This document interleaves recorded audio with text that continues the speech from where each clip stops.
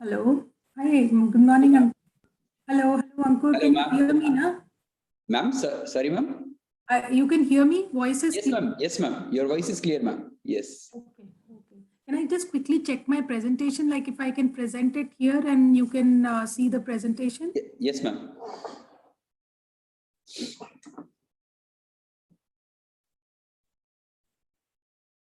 Yes, ma'am. It's visible. Yeah.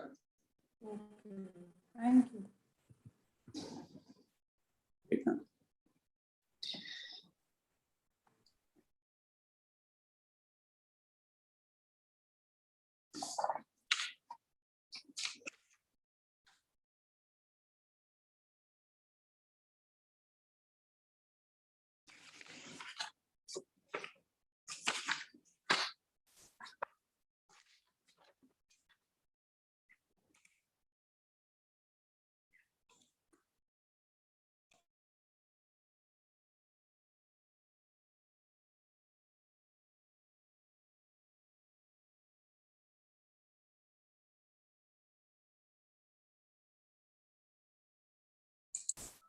Ankur, can you hear me? Hi.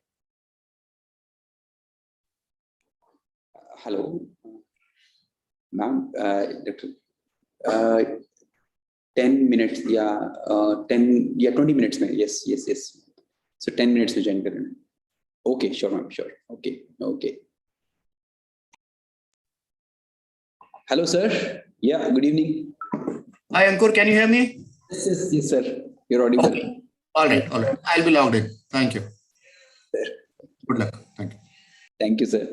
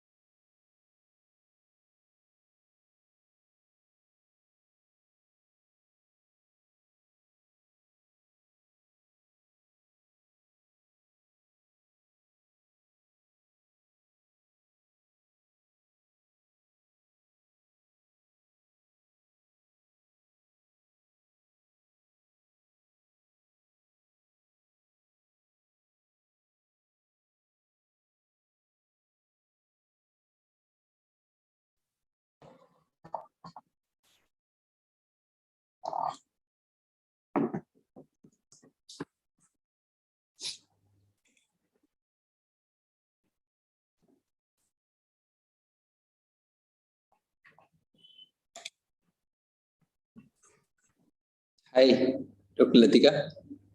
Yes, I think live stream has started already, no? Yeah, probably. Yes. So it must be morning there in UK, isn't Yeah, it? Okay. it is 10:15 a.m. Okay. Right.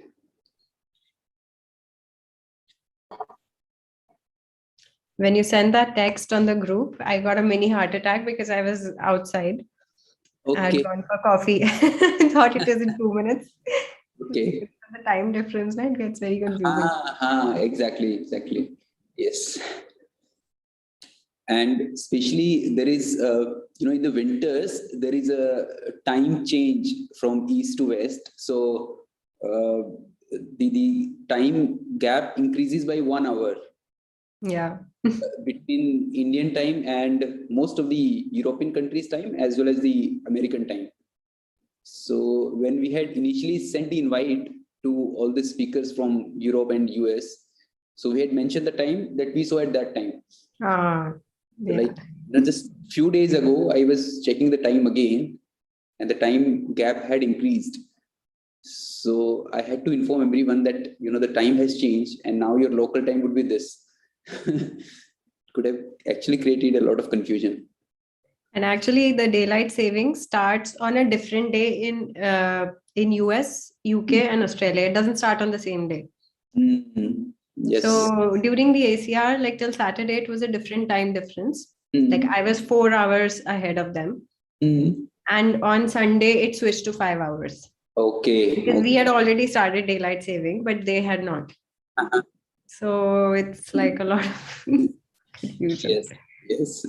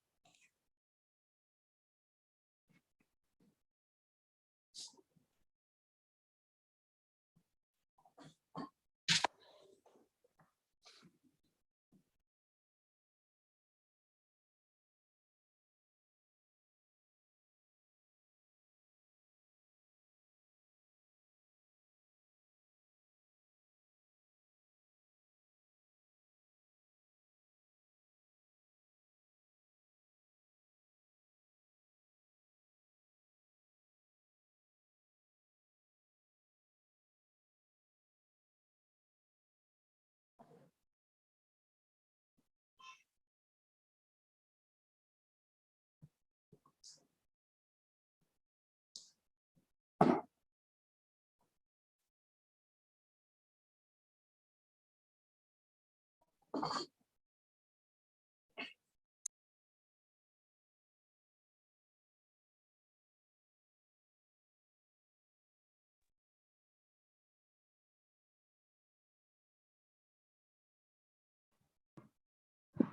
Vignesh. Hello, sir. Hello, everyone. Good, good. How are you? I'm fine, sir. Hello, Dr. Saji.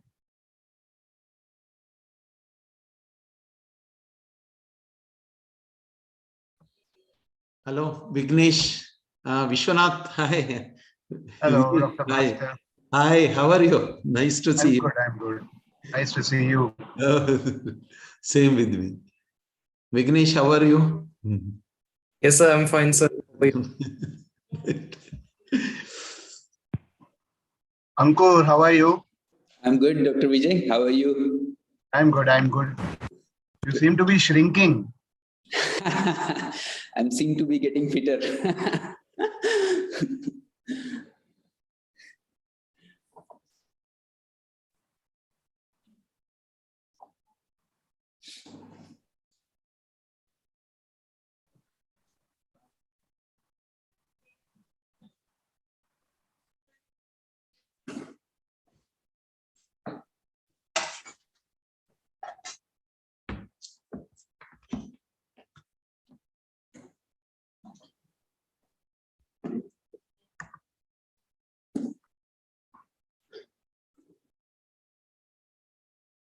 Shweta, can we start? I think it's 4 now. Sure, sir. Okay. Good evening, everyone. So we are on day 2 of the 4th annual conference of Indian Society of Kawasaki Disease. So on day 1, we had a very interesting discussion on various aspects of Kawasaki disease, mainly on the diagnosis and etiopathogenesis and on various aspects of echocardiography. So day 2 is full of more excitement. We are going to have a discussion mainly about the management and the long-term complications. So we are going to start our first session with the clinico-pathological conference. And for this, I'll invite the 2 chairpersons. So the first is Dr. Ritambra. Dr. Ritambra is a professor in the Department of Histopathology at PGI Chandigarh. She is as faculty for more than 24 years now, and her areas of interest are renal and transplant pathology and gastrointestinal pathology. The second chairperson for today is Dr. Vignesh. He's an associate professor of Allergy and Immunology Unit, Advanced Pediatric Center, PGI Chandigarh, and he has several honors to his credit. So I will request both chairpersons to take over this session. Thank you. Okay. Thank you, Ankur. So, good evening, everyone. So we are here on day 2 of the 4th annual conference of Indian Society of Kawasaki Disease. So the first session for now is going to be a clinical pathological conference. So for the clinical protocol discussion, we have Dr. Latika Gupta here. She is a rheumatologist and immunologist and clinician scientist working as assistant professor at SGBJ Lucknow, but currently based out of Wolverhampton, UK. She is a dedicated researcher with more than 150 publications with a H-index of 15, with a special interest in myositis, women's, and digital health. She also serves as the chair of social media for AppLab. She recently founded Myositis India, a patient support group for this rare disease. So she is here to present the clinical protocol of a young patient who has developed chest pain and difficulty in breathing. Over to you, Dr. Latika. Hello, warm good morning to all from UK. It's still 10:30 a.m. here and very cold. Thank you, Dr. Vignesh, for inviting me here to present this. Truly honored to be here. So getting on to the case, we have this 14-year-old young boy who was admitted way back in 2014 on the 14th of July and succumbed to his illness within 2 days. So this young boy presented with complaints of chest pain for 1 day and shortness of breath also from 1 day. And on investigating further, he seemed to be asymptomatic until a day before and had sudden onset left-sided precoidal chest pain. So the pain was severe in intensity with a tightening or squeezing feeling and associated with marked sweating. It did not seem to be pleuritic. It increased with exertion and even associated with lying down, decreased with rest, but was also associated with shortness of breath, almost NYHA class 3, and orthopnea, suggesting a cardiac origin. Later in the day, he also reported vomiting, which just contained undigested food particles and 1 episode of watery stools. History was unremarkable for fever, cough, syncope, joint pain, sore throat, trauma, or any kind of drug intake. And he did report a previous history of dog bite nearly 1.5 years ago, for which he was vaccinated appropriately. And he's a student, no other significant personal history. He's the first child of a non-consanguineous marriage. Second female child is also well and healthy. So he proceeded to examination. He was conscious but slightly disoriented and had remarkable tachycardia with a low volume, regular pulse, and all peripheral pulses were felt. PP was on the lower side, 90/60 in the right arm, and he was tachypneic.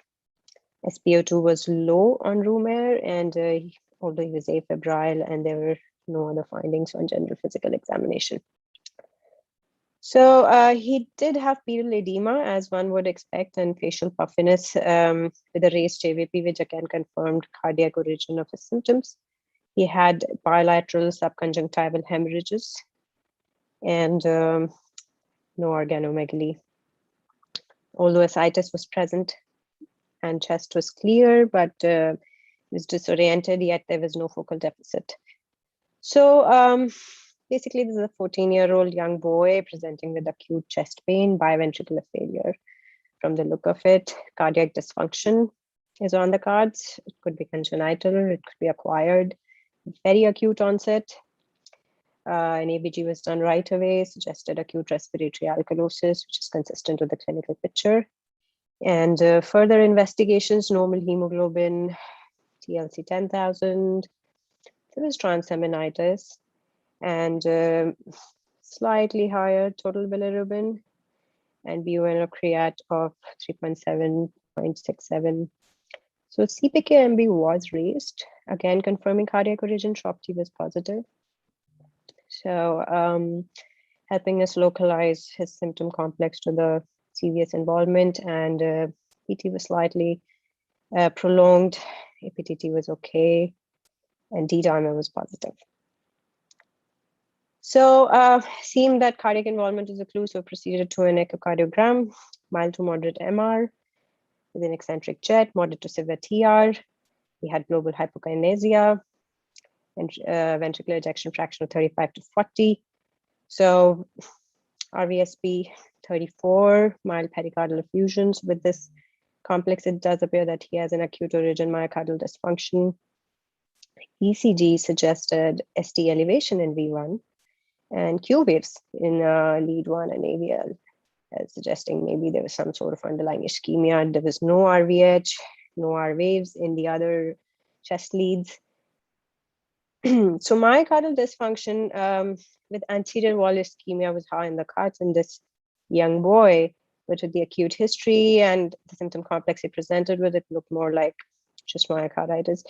And CTPA was done, cytosolitis, visceroatrial, ventrico arterial concordance, and pulmonary artery was almost the same diameter as the aorta, or maybe more. So pulmonary hypertension was probably present in this young boy, and he also had dilated right-sided chambers with bilateral pleural effusion. So significant component of right-sided failure. And cardiac sections also showed a ballooned out right atrium, and the left atrium was morphologically normal, but LVH was present. and there was minimal pericardial effusion. So there was clear evidence of pulmonary edema, but there was no coarctation, no shunt, no pulmonary thromboembolism, which would be high on the cards given a prominent right-sided failure, no enlarged lymph nodes, no nodules, no consolidation. On day 2, further rise in transaminases was noted, and bilirubin was also on the higher side, and the BUN went up. LDH was very high, 2,200, and PT continued to be prolonged. APTT also continued to be normal. So transaminitis, possible component of tissue necrosis, pre-renal AKI, and an ultrasound was also done. Nothing except moderate ascites. By day 3, this young boy looked more ill and continued to have transaminitis and high bilirubin and BUN. And coagulopathy worsened. Now PT, APTT both were prolonged. Seemed that multiple organ dysfunction was setting in. On ABG as well, from acute respiratory alkalosis moved to a compensation with persistent and worsened hypoxia. And with the MODS, he was progressing on to coagulopathy, maybe DIC. This was his chest X-ray, pre-terminal, rotated, supine or good firm, but we see extensive pulmonary edema and cardiomegaly. And now by day 3, ECG suggested right bundle branch block. So clearly changes had progressed. Now in a 14-year-old who comes with chest pain and biventricular failure, myocarditis would be very high in probability, and infection is what we would think of, viral illness being the first possibility, bacterial maybe, but not typically. Autoimmune causes may present with this picture, but then with the acute onset, again, it would come much lower down. You could think of lupus, vasculitis, something like APS, but there's no coagulopathy in him, literally. No thrombosis. So myocarditis with a short history, elevated cardiac enzymes, ECG changes, it did remain a very strong possibility. Pulmonary myocarditis can have a similar presentation, can have various causes, and it's practically impossible to pinpoint a specific cause. Now, this boy had predominant right ventricular failure, which is odd for a myocarditis because it would be typically biventricular, but not so prominent in the right side. So it makes us wonder if it is an acute and chronic event. But the child literally played football the previous evening. So even if he had an underlying heart disease, it would have been fairly well compensated. And maybe this acute event caused decompensation. Now, this child also had borderline leukocytosis, edema, ascites, subconjunctival hemorrhages, transaminitis. So a possibility of leptospirosis could be considered, but then there was no fever. Initially, there was no renal involvement. The absence of fever would be a very important finding here, as we know leukocytosis is an acute phase response, which can occur in multiple conditions. So it can also occur in non-infectious conditions like myocardial ischemia, and we have salient pointers towards that in this child. So further workup, cultures were sterile, Vital was negative, RK39 was also done, extensive infection-associated panel, everything was negative. Even viral serologies were in the negative, leptospira serology was negative, rickettsial serology was also tested for and negative. As part of autoimmune workup, lupus rarely may present with these kind of features, but it would be very odd to just start suddenly and come on like this. Yet, for the sake of completion, ANA was negative, blood pressure was normal, symmetric peripheral pulses, no thrombosis anywhere. APS, again, very unlikely, CTP was not suggested. So, child with acute onset respiratory failure, which was attributed to cardiac cause, supportive care was given and sequentially he required vasopressors and subsequently also required ventilation. So as we saw that his ABG worsened, initially he was given antibiotics, later injection heparin and IVIG were added. and antibiotics were upgraded on day 3. By day 3, he started developing fever with worsening hypoxia and DIC. He also threw a seizure, probably hypoxia related, for which levetiracetam was loaded. Despite all supportive care, he was hypertensive and succumbed to his illness nearly 3 p.m. So looking at the other side, we've looked at the myocarditis, which does seem to be a very strong possibility in this young boy. But then we do have pointers towards myocardial ischemia. And he had chest pain, precordial chest pain, which is very typical, and ECG evidence with elevated cardiac markers. So although global involvement, it would favor myocarditis technically, ischemia would be more focal. So we are clear that this boy had myocardial dysfunction, possibly ischemia. He did develop MODS, which was a terminal event. But what's the primary disease in him? We're not very clear about that. So myocardial ischemia is very rare in children and adolescents. And aortic stenosis would be a possibility, but it was not there on echo. And cardiac coronary abnormalities, congenital anomalies, these have to be considered, or an acquired coronary abnormality. So yeah, we are in a KD conference, so we have to keep that differential. So L-kappa is one of the possibilities usually, but seen in infants, only 10 to 15% will present later on, although they can have these kind of ECG changes.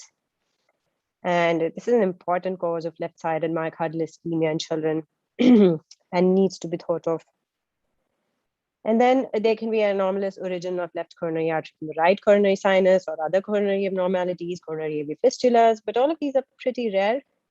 Although this child also does seem to have something odd, and they do not present so acutely unless there's a thrombotic occlusion, and usually you'll have a continuous murmur, which this child did not have.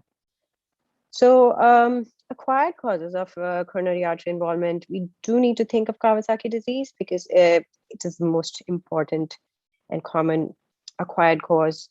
An incomplete KD can occur. And then there could be coronary arteritis from other causes like lupus or PAN,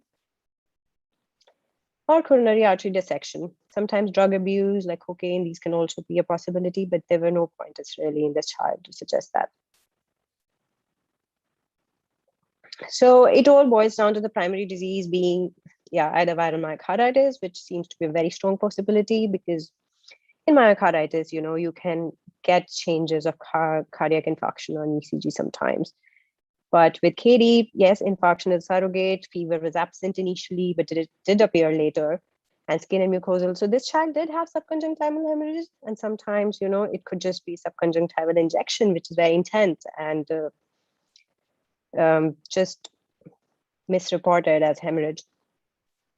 And then ECG was suggestive of MI, and echo was suggestive of global dysfunction, which can again be seen in KD. But myocarditis can masquerade as acute coronary events. We all know that it can lead to elevated muscle enzymes, diffuse ECG changes can occur, and global hypokinesia is also seen in myocarditis. So looking at the KD aspect of it, the single most important cause of myocardial ischemia in children technically, and a past history of KD can be easily mistaken as a viral illness. And up to 25% of untreated children with KD will develop coronary artery abnormalities. Giant coronary aneurysms with complications like thrombosis, stenosis, and rupture, these are very well known. This possibility needs to be always considered in such a child.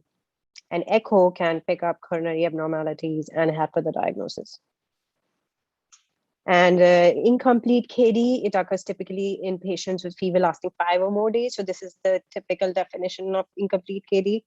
And with 2 or 3 of the classical findings, exanthema, conjunctivitis, changes in the extremities, oral mucosa, lips, cervical lymphadenopathy, it is difficult to define its real incidence because of the patchy nature in which it occurs. But in a retrospective report of nearly 242 Japanese children who were treated at a single center over 9 years, 10% had incomplete KD. So that's a massive number.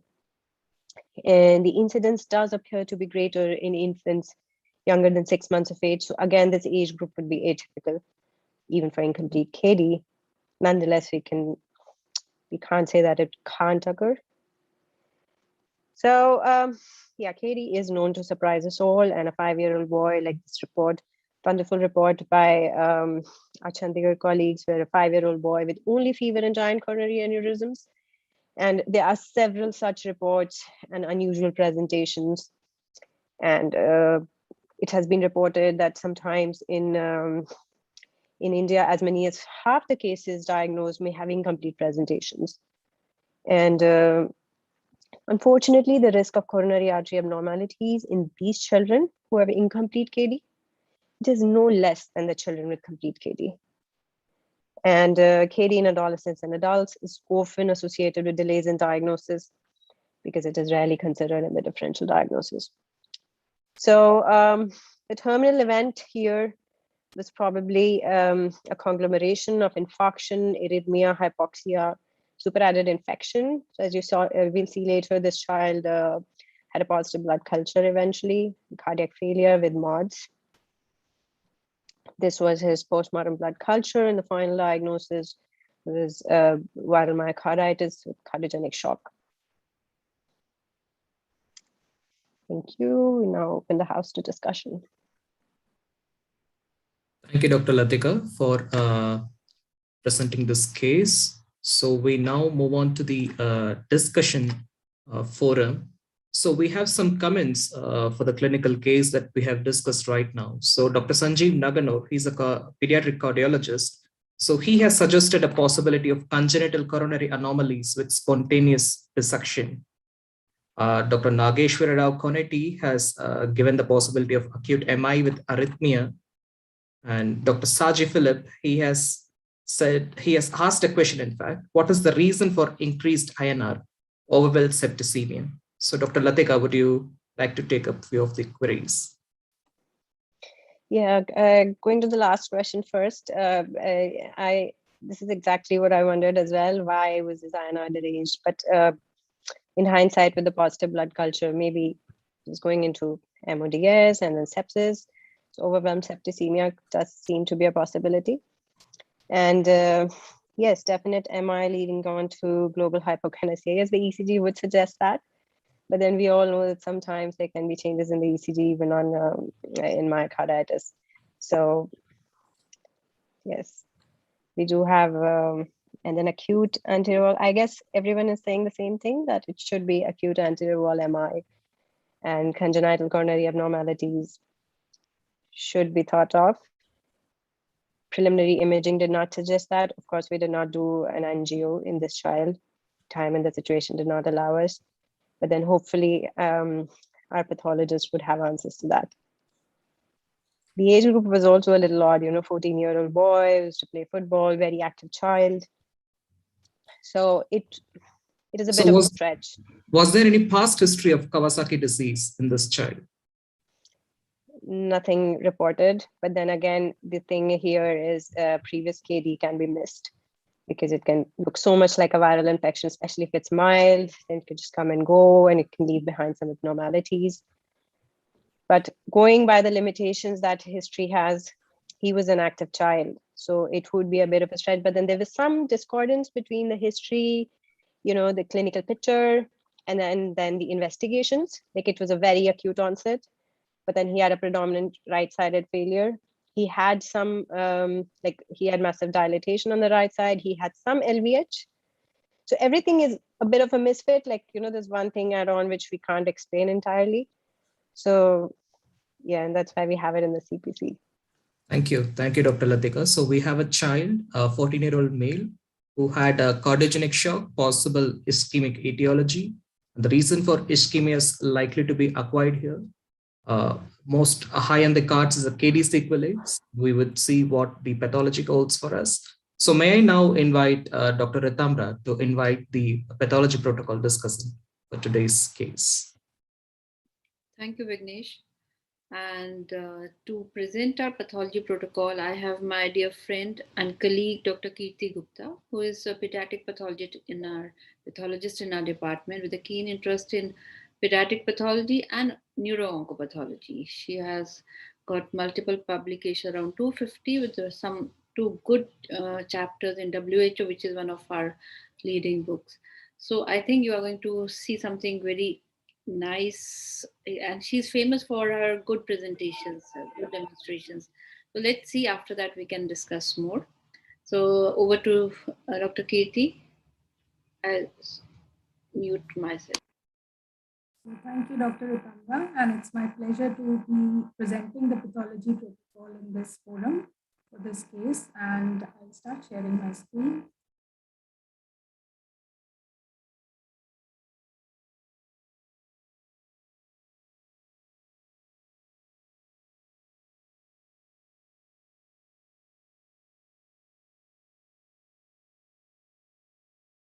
Okay. So this was a partial autopsy on this 14-year-old boy who came with a acute history of a very short history of fever. And partial means that we did not examine the brain. And externally, the prosectors noted that he was thin built, and there was presence of pleural effusion with, I'll just switch on that. Presence of pleural effusion with about 500 ml of straw-colored fluid, and the pericardial cavity had similar 50 ml of straw-colored fluid, and the pericardial cavity was within normal limits. So I'll start with the organ where the seat of the major etiology was, that is the heart, and this is the heart as we see it from the anterior surface, and this is the epicardial. There is no epicardial fat. The pericardial surface is very dull, and we can see that the anterior surface is formed by both the left and the right ventricle, and these are the two auricles, the right and the left auricle. And this heart had a very curious anomaly that it was bifid. The cleft was about 1 centimeter, and this was a very isolated anomaly. There was no associated underlying anomalies with this heart. And besides this bifid heart, so this is from the posterior surface. We can again see that the pericardial surface here, which is dull. And moving further on, so this is the opened up right atria and the right ventricle. So the right atria we can see here, it is dilated. This is the tricuspid valve, which is normal, and this is the right ventricle. So this is the closer view of the right atria. We can see that the right atrial endocardium appears a little sclerosed. This is the tricuspid valve, which is normal. This is the right ventricle. So we have opened it up along the right ventricular surface, and we can see the papillary muscle here and the pulmonary trunk and the pulmonary valves here. So the endocardium over the right ventricle was discolored, and so the discoloration was also seen along the papillary muscle. So this discoloration is like a hemorrhagic discoloration, and this is along the closer view. We can see that the right ventricular wall measures 0.6 centimeters, so there is mild hypertrophy. And we can, on a closer view, we can see the discoloration along the papillary muscle and also along the endocardial surface over the right ventricle. So these are the auricles. The auricles were very firm to feel, and on opening, we could identify that there is a thrombus within one of the auricle. Now, moving on to the left side, this is the left inflow tract, and we can see the left atria here, which is essentially normal. This is the aortic valve, which is, so it was actually cut in a way that we can see both the atria. The atria is here, the left atria here, and the left ventricle. And this is the mitral valve, which was normal. And so we can see here that the endocardial surface over the left ventricle, which appears relatively sclerosed. It is very discolored and sclerosed. And if we see here, the wall of the left ventricle, it is very hemorrhagic and discolored in its almost transmural thickness. So starting from the inner to the outer surface, it is very hemorrhagic and discolored. And we can compare it, I should just show you in a closer view. So this is the discolored, the myocardial wall of the left ventricle. And you can compare it with the normal looking, like a normal color of the left ventricle. And this is definitely discolored. So these are the slices of the liver, of the heart, starting from the apex going up to the base. So we can see the left ventricle here and the right ventricle here, and we have sequentially sliced it. And we can see here that there is extensive discoloration of the myocardial wall of the left ventricle and also of the right ventricle, but the right ventricle is relatively a little less discolored.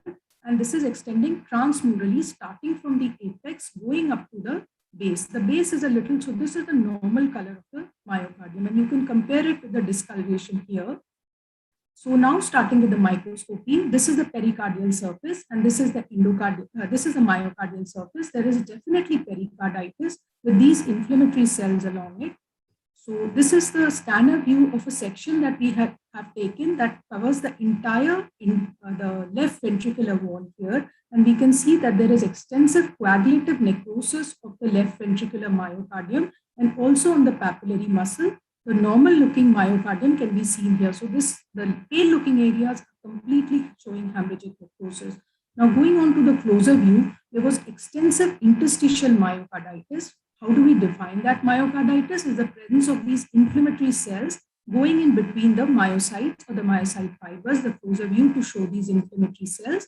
And if we look closely, these inflammatory cells were entirely composed of neutrophils, and they are dissecting in between the myocytes, they're causing myocyte destruction. And here we can see that there is hypereosinophilia of the myocyte fibers, the neutrophils destroying the myocytes, and this is the edema that is coming up with the destruction of the myocyte. The higher magnification that shows the myocyte here, this is the myocyte nuclei, and the neutrophils here destroying the myocytes with separation of the fibers and edema coming in. Another view to show the same. This was extensively involving the left ventricular wall and also the right ventricular wall. Another view to show another area to show you the extensive edema and the neutrophils coming up. So there was less inflammation of inflammatory cells of lymphocytes and histiocytes, but predominantly the neutrophils. Other areas to show the same. And the IHC markers that we did were to identify or to type the inflammatory cells, which included CD68, which highlights the histiocytes and a little bit of macrophages. So CD20 highlights the lymphocytes, and we can see that predominantly there were very few lymphocytes. And the CD3, again, very few lymphocytes, it was largely the neutrophils there. Now, in areas where the inflammatory infiltrate was less, we can see that there is extensive coagulative necrosis of the myocytes, the loss of myocyte nuclei. We can hardly, so it's almost appearing red. There is hardly any nuclei there. And this is the border which shows the preserved or little inflamed myocardium, and the myocardium that shows this bit is the myocardium that shows coagulative necrosis with loss of nuclei here, and we can here identify the nuclei.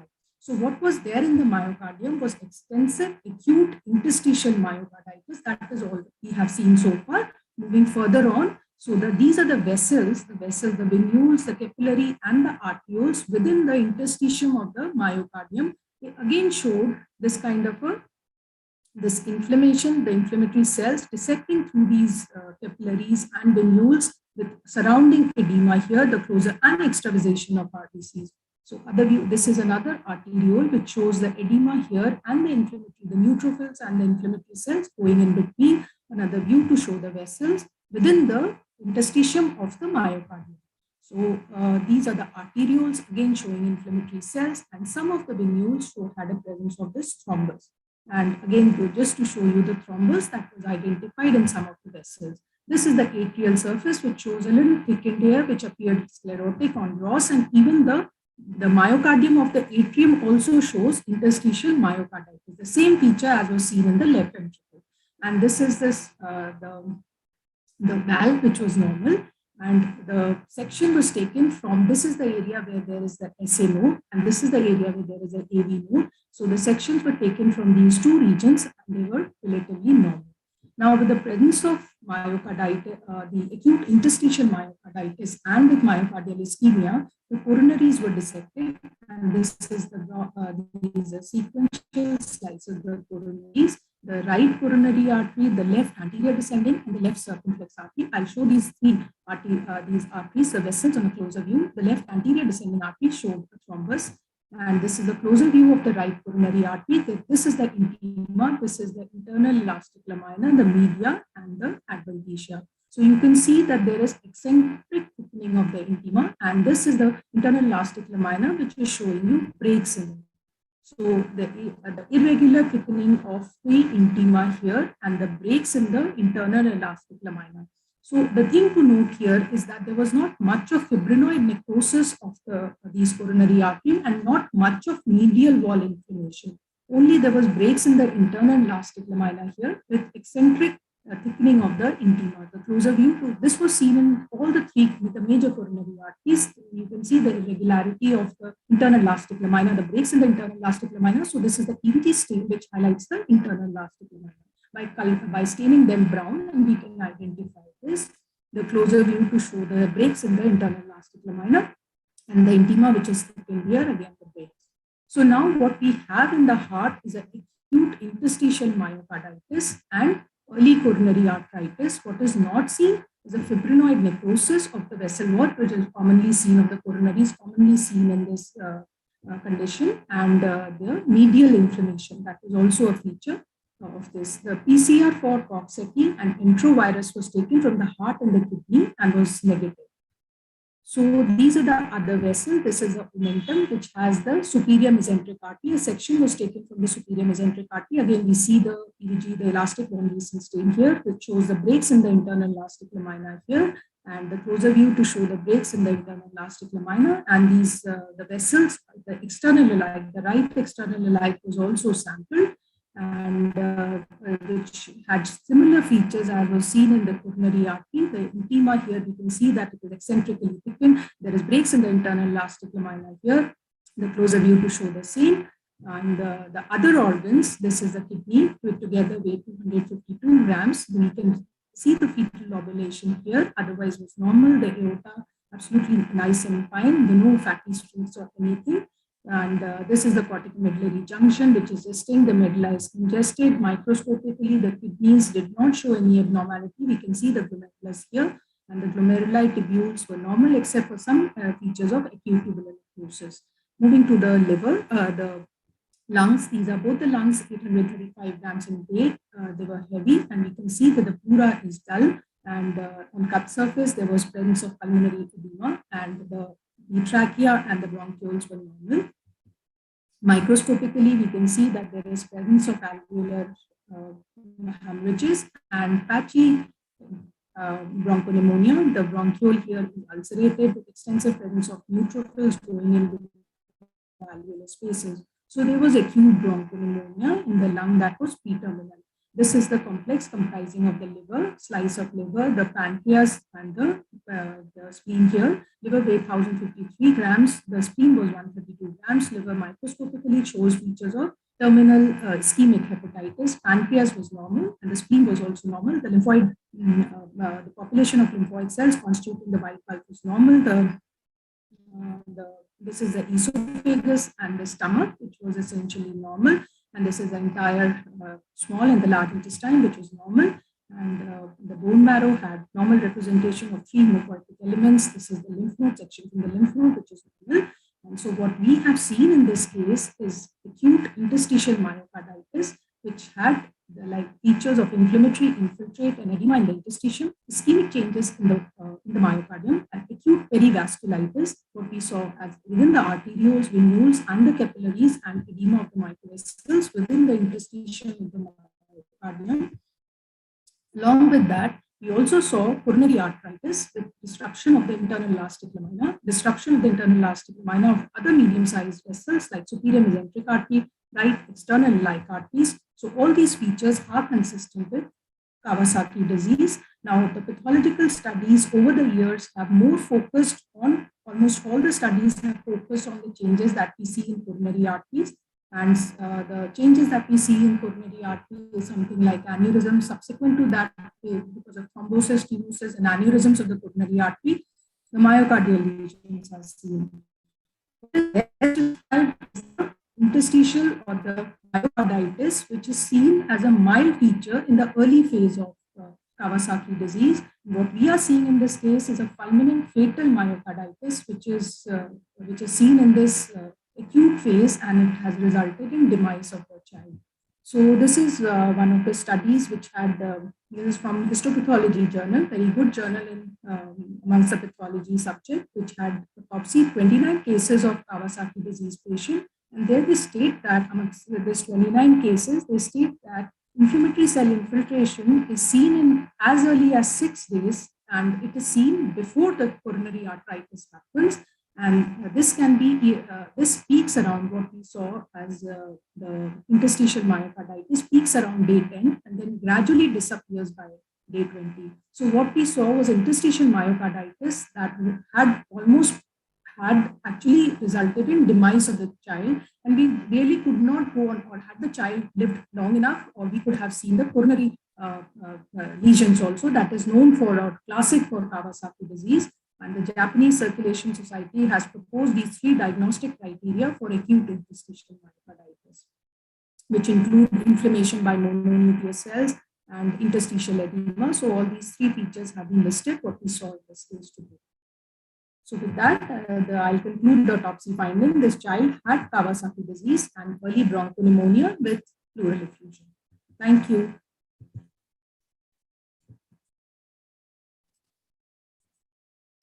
Thank you, Dr. Kirti. That was, in fact, as usual, a wonderful presentation. I don't see any comments related to pathology in the chat box, except for that there are many congratulatory remarks in the chat box. Dr. Ankur is saying that myocardial changes suggest both myocarditis as well as early ischemia, possibly due to KD, which probably was there a long time back. So that myocardial ischemia would have resulted in fibrosis, I believe, rather than just what we saw in this case was more of edema and kind of a loss of nuclei, which is kind of a very early change. I don't think there was any impact of chronicity in this case. So that is how we go about picking up these Kawasaki diseases. Since there are no more pathology related comments in the chat box, anybody wants to make any comment, they are most welcome. Or else, if you permit, I can show some more pictures related to other Kawasaki disease which we have picked up on autopsy. Vignesh, what do you think about? Yeah, please go ahead, ma'am. Okay, so Kirti, can I share my slides? Sure, go ahead. I have stopped sharing my screen. Okay. So, okay. I'm sorry about the audio. I thought the audio was working fairly fine. I could have joined Ankur in the department, but I guess I didn't know that they were presenting from the seminar room. And on Saturday, my department's router was kind of got corrupted. So I just had a thing to present it from home. And I hope the audio was not that bad. No, it was audible, and there was little, what you say, some background disturbance, but it was nicely audible, no issues.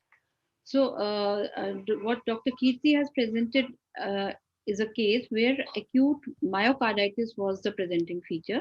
But we have over these 20 years, 3 more cases where the patients were relatively little old. And as she was mentioning, once this myocarditis kind of it settles down, then coronary arteritis, which is one which can carry on, and the telltale evidence of those are picked up in relatively older patients. So here what I have shown you is there are 3 cases which were 30, 21 and 28 years old. And if you see their presenting symptoms were, one second. If we summarize their presenting symptoms clinically, they had put them as being, I'll come to that. One was febrile illness, another one was again had fever with edema, and third one had some respiratory symptoms with presence of difficulty in breathing. On investigation, and one important point was which was present in 2 out of 3 cases, and one was not done, was raised evidence of these enzymes indicating a myocardial damage, and inflammatory markers were raised. So these 2 markers on investigations probably could help as a clue, whereas all ANCA associated and other serologies which we take in for other kind of vasculitis were negative. So, as I was mentioning, the clinical diagnosis varied from small vessel vasculitis because this patient had gangrene of foot and some discoloration of hands. This one has only a pyrexia of unknown origin. That was the clinical diagnosis. And this one had mainly hypertension and some difficulty in breathing. On CT abdomen, first case had some evidence of narrowing of mesenteric and celiac arteries, whereas the third one had some evidence of bronchiectasis. Echo did show evidence of hypokinesia and ejection fraction, lowering of ejection fraction in these two cases where it was done. So what I mean to say is some lab features to suggest cardiac abnormalities with raised ESR and CRP, and evidence of myocardial ischemia in the form of hypokinesia were probably the clues in these cases, which could have maybe helped during life to get picked up. So I'm just showing you the morphology in these cases. So this is case 2, where we see these are the coronaries which have been dissected, and you see the abnormal shapes of these coronaries. They are ectatically dilated, and on morphology we did see evidence of break in internal elastic lamina, and these were the ones. And then once we see coronary arteritis, we try to look at other medium-sized vessels, and here you see this mesentery, where we had evidence of occlusion even on CT, did show a complete occlusion with marked intimal heaping up. So these are some of the changes which are not seen in polyarteritis nodosa or other kinds of medium vessel arteritis. And additionally, all the changes were of in the same age. There were no acute, subacute, or chronic changes in different vessels which were examined, which is a feature to suggest presence of KD rather than polyarteritis nodosa. Third case also had some evidence of myocarditis, and look at the arteries. The coronary arteries are completely blocked by this kind of a proliferation, and they show you broken elastica. So obviously the coronaries do give us a clue.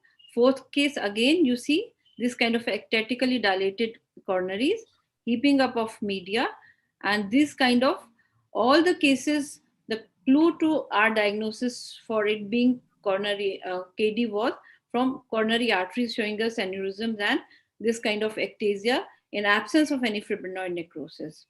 So from these three cases, what we have learned over the time is that it is the coronary, though we in life we cannot sample them, it's not something we should be seeing more often, but from these autopsies we can take a clue that raised inflammatory markers, presence of any myocardial damage markers in the form of TROP-T or pro-BNP and all these. And if CT angio shows us aneurysms, and if there is presence of hypokinesia, these might be clues towards Kawasaki disease, especially the incomplete Kawasaki diseases where they don't come up with the classical presentation, and especially when the patients are relatively older than 5 years, when it might be difficult otherwise to make a diagnosis of Kawasaki disease. Vignesh, am I right in saying so? Yes, ma'am. Yes, ma'am. So there was one question in the chat box, whether sepsis can explain the degree of myocarditis in this patient. There was no evidence of sepsis, Kirti, on autopsy. Correct. So sepsis, except there was just myocarditis. There was no evidence of any sepsis on autopsy. We see that in the liver as well as cholestasis and inflammatory cells, neutrophils within the liver. So that was not seen. And spleen may also show a septicemic look, but that was not seen. It was just the seat of inflammation. Everything was just in the heart.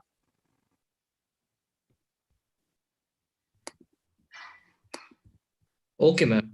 Thank you very much. Ma'am, I think the time is up now. So we now have to move to the next session. So ma'am, can we close the session now? Yeah, sure, Vignesh. Thank you, Kirti and Dr. Latika, for a nice discussion.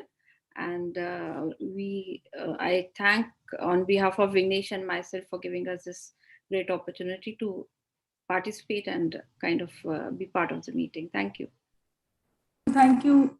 Thank you, Dr. Latika, Dr. Ritamra, and Vignesh. Thank you very much. Dr. Ankur too, and Dr. Sujit Singh, sir, thank you very much. Thank you all. Bye. Bye. Thank you, ma'am. Thank you, chairpersons, for organizing this session, and thank you, speakers, for giving these excellent talks. So that is one spectrum of KD, that we may get to see occasionally, in forms of autopsy when we miss the diagnosis of KD, which is not unusual. I mean, we have seen in the yesterday's talks also that diagnosis, missing the diagnosis of KD is very often, and I think with these autopsies, you get to learn a lot about these diseases. So I think now we move on to the next session, and it's a panel discussion on echocardiography, and we all know echocardiography, how important echocardiography is for in the diagnosis and management of Kawasaki disease.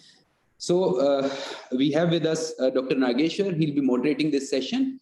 So Dr. Nageshwar Rao Kuneti is working as a pediatric cardiologist at Rainbow Children's Heart Institute in Hyderabad. And he has been involved in managing all complex heart defects in children. He is at present he's a vice president of Indian Society of Kawasaki disease, and he pioneered retrograde transcatheter closure of VST and developed newer devices. So over to you, sir, for moderating this session. Thank you very much, Dr. Ankur. It's indeed my great pleasure to be part of this program and moderating this session. Today, we have 4 panelists here. Dr. Sanjeev Naganur, Dr. Devadatta Mukhopadhyay, Dr. Aruna Bhatt, Dr. Rakesh Pilania. Dr. Sanjeev is a pediatric cardiologist. He is assistant professor PGI, Chandigarh. And he did DM from Sri Chitra Tirunal Institute, where I studied DM from Sri Chitra Tirunal. And also he did a fellowship like me from Westmead Children's Hospital, Westmead. And he has been working as an assistant professor cardiology at PGI Chandigarh. He has got 25 indexed journal publication to his credit. The other panelist, Dr. Devadatta Mukhopadhyay, she's also a pediatric cardiologist. She did a pediatric cardiology fellowship from UK. And now she's in Calcutta, Vice President, Pediatric Intensive Care Society, Calcutta. And also she is a governing body member, West Bengal Echocardiogram. Her areas of interest are Kawasaki disease, MISC, and fetal echocardiogram, apart from pediatric cardiology. And we have another wonderful pediatric rheumatologist, Dr. Aruna Bhatt from Narayana Health City, Bangalore. She did MRCPAH and from UK, and subsequently fellowship from Australia. She has been working as a pediatric rheumatologist in Narayana Health City, Bangalore. We have our friend Dr. Rakesh Kumar Pilania. He's a pediatric clinical immunologist and a rheumatologist from PGI Chandigarh. He has several of his credit, Young Investigator Award in the last Kawasaki Travel Award. And also he has got more than 80 publications of peer-reviewed journal. So today we'll have a little bit of background why we need to have this. You all know that Kawasaki disease is a clinical disease. However, everybody is obsessed to have the echocardiogram to see coronary involvement.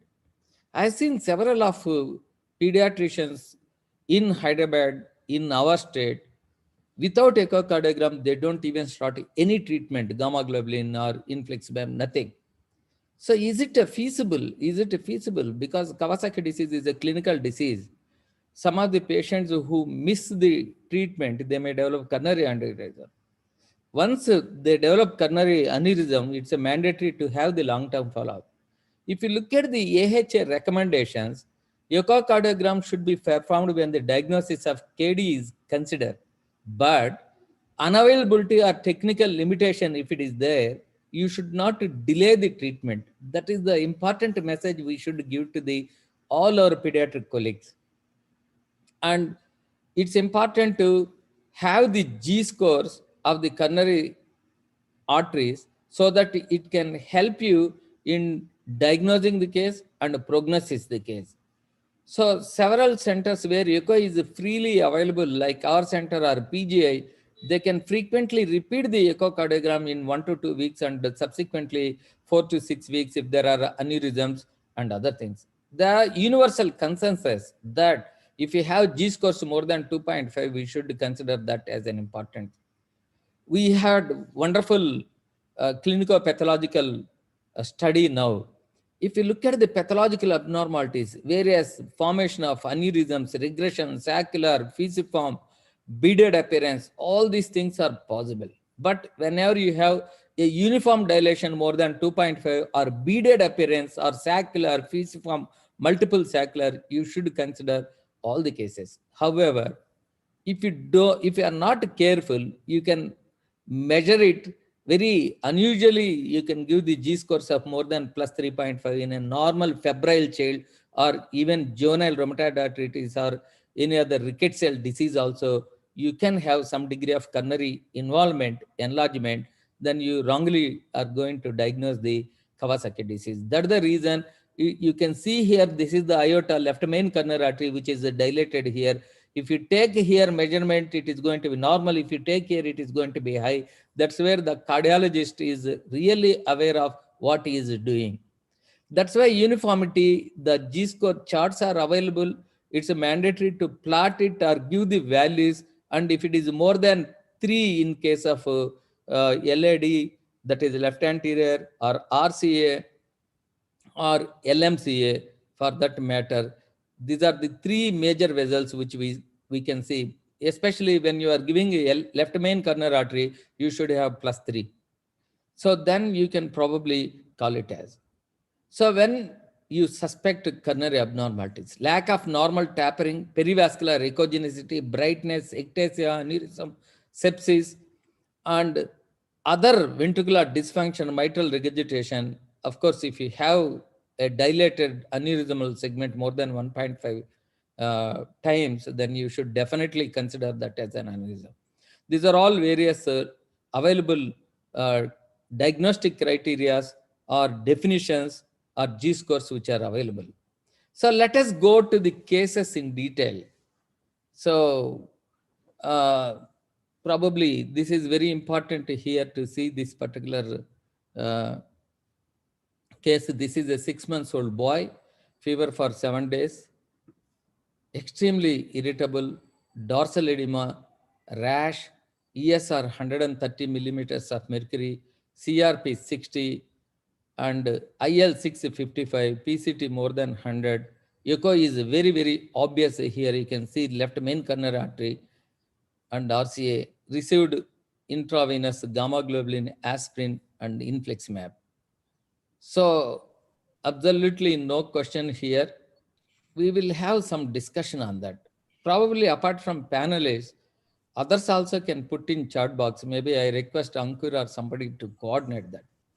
So Dr. Sanjay, did you see the case now? Yes, sir. I have seen. Yeah, I think since you are also coming from my parents' institutes and parental institute, I'm very happy to see you today. So can we have some discussion on this? Please tell the details of transducer, how you are actually practicing in PGI, and how to standardize the protocol of imageology to assess the KD.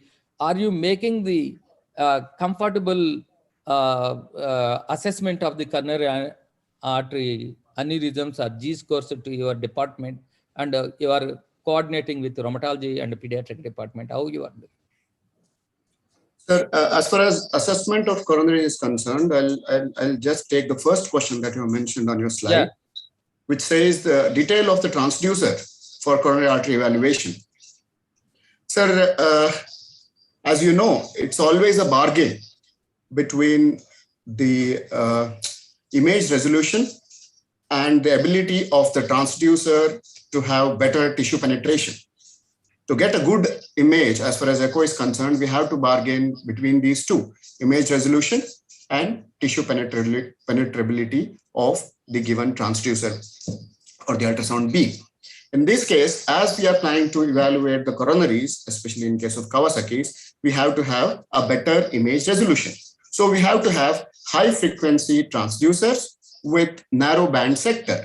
As we know, higher the frequency, better is the image resolution, but at the cost of poor tissue penetration. So in a thinner, smaller child, high frequency transducer are always handy, whereas in an older child or adolescent for that matter, we have to have better penetration. So we'll have to have a little bit lower frequency transducers so that we can have a better image. In this case, the advantage of narrowband sector is it will further improve the image resolution, especially the lateral side of the images. So in a nutshell, we have to have a high frequency transducers with narrow band sectors to have a better resolution as far as coronary arteries are concerned while we are evaluating the Kawasaki disease. So the recent concepts of harmonic imaging, which works on the principle of resonance characteristic of tissues, which further improves the resolution and reduces the artifacts, further helps us to delineate the coronaries better so that we can minimize the errors and artifacts while we measure, especially the diameters and the dilatation or aneurysms for that matter. Wonderful, wonderful. So what are the different echocardiographic views? Because can we actually request our pediatricians, they can screen by themselves to see the coronary arteries? Is it possible? Can we train? Is it possible? Yes, sir. I'm happy to share with the panelists as well as the other audiences today that our pediatric rheumatology team, the trainees as well as the consultants like Ankur, Rakesh and all, they are very well trained to screen the coronary arteries, myocardial function, and what are the basics requirement as for the first week of the Kawasaki.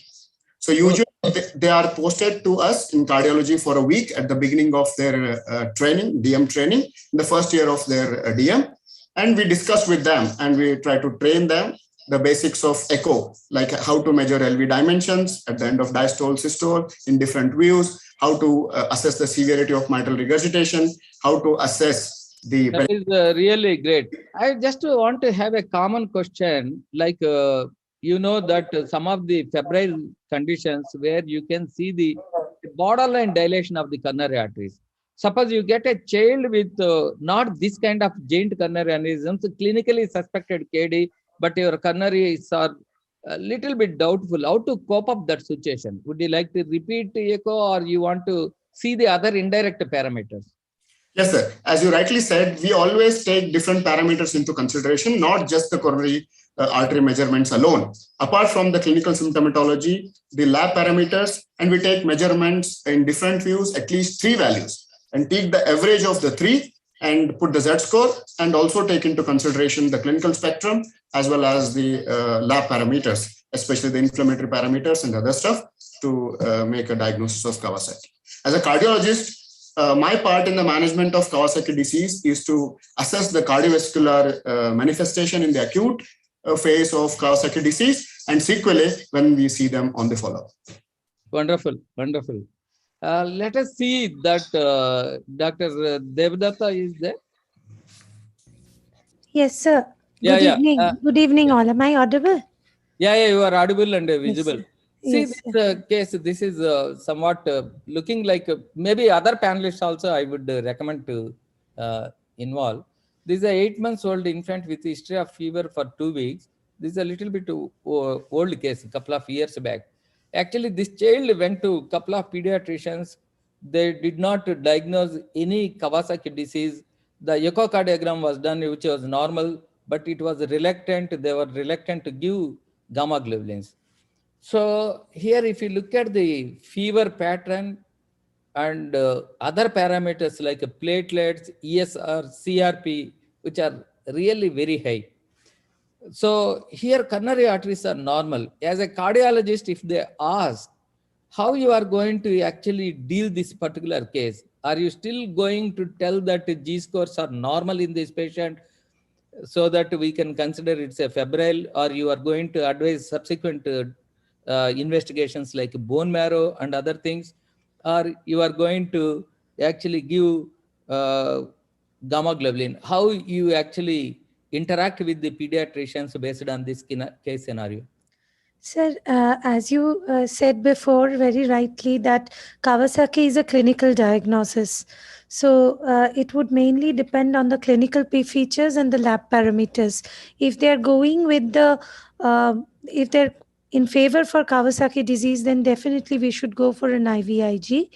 However, I think the role of echo becomes very, very important not only to rule out coronary aneurysms, but also in the cases of prolonged fever and in those cases with infants with incomplete signs, like those with fever with only maybe a little erythematous buccal mucosa, a little maculopapular rash.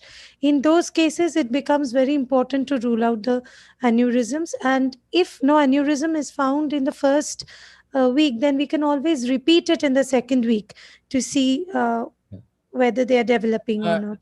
Dr. Aruna, are you there, Dr. Aruna?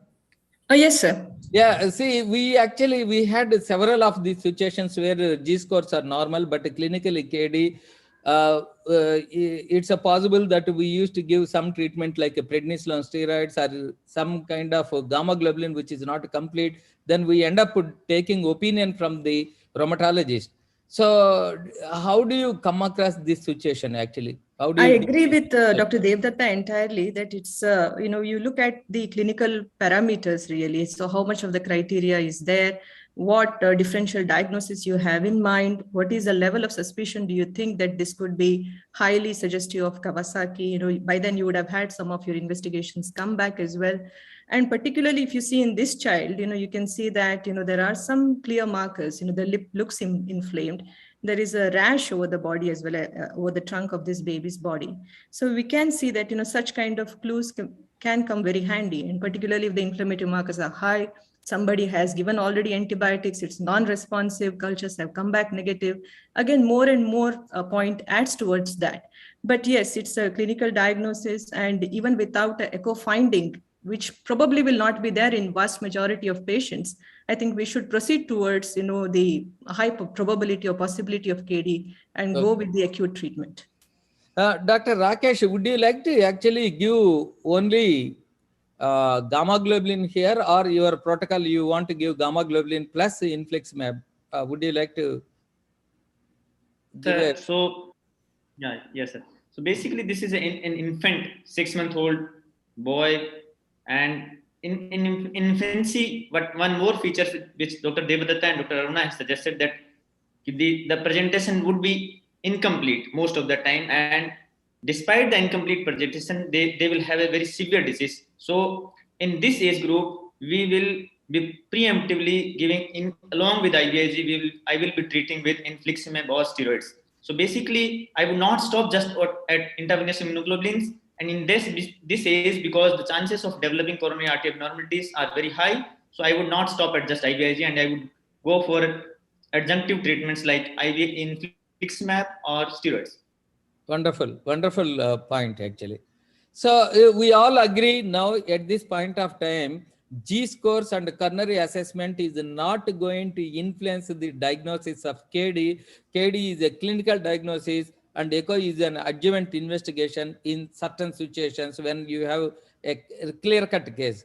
So that's wonderful. So let us see, Dr. Aruna, I would like you to see this case. This is a 16-month-old child presented with a fever for 2 weeks, irritable, congenital and oral congestion, received intravenous gamma globulin and high-dose aspirin on day 8.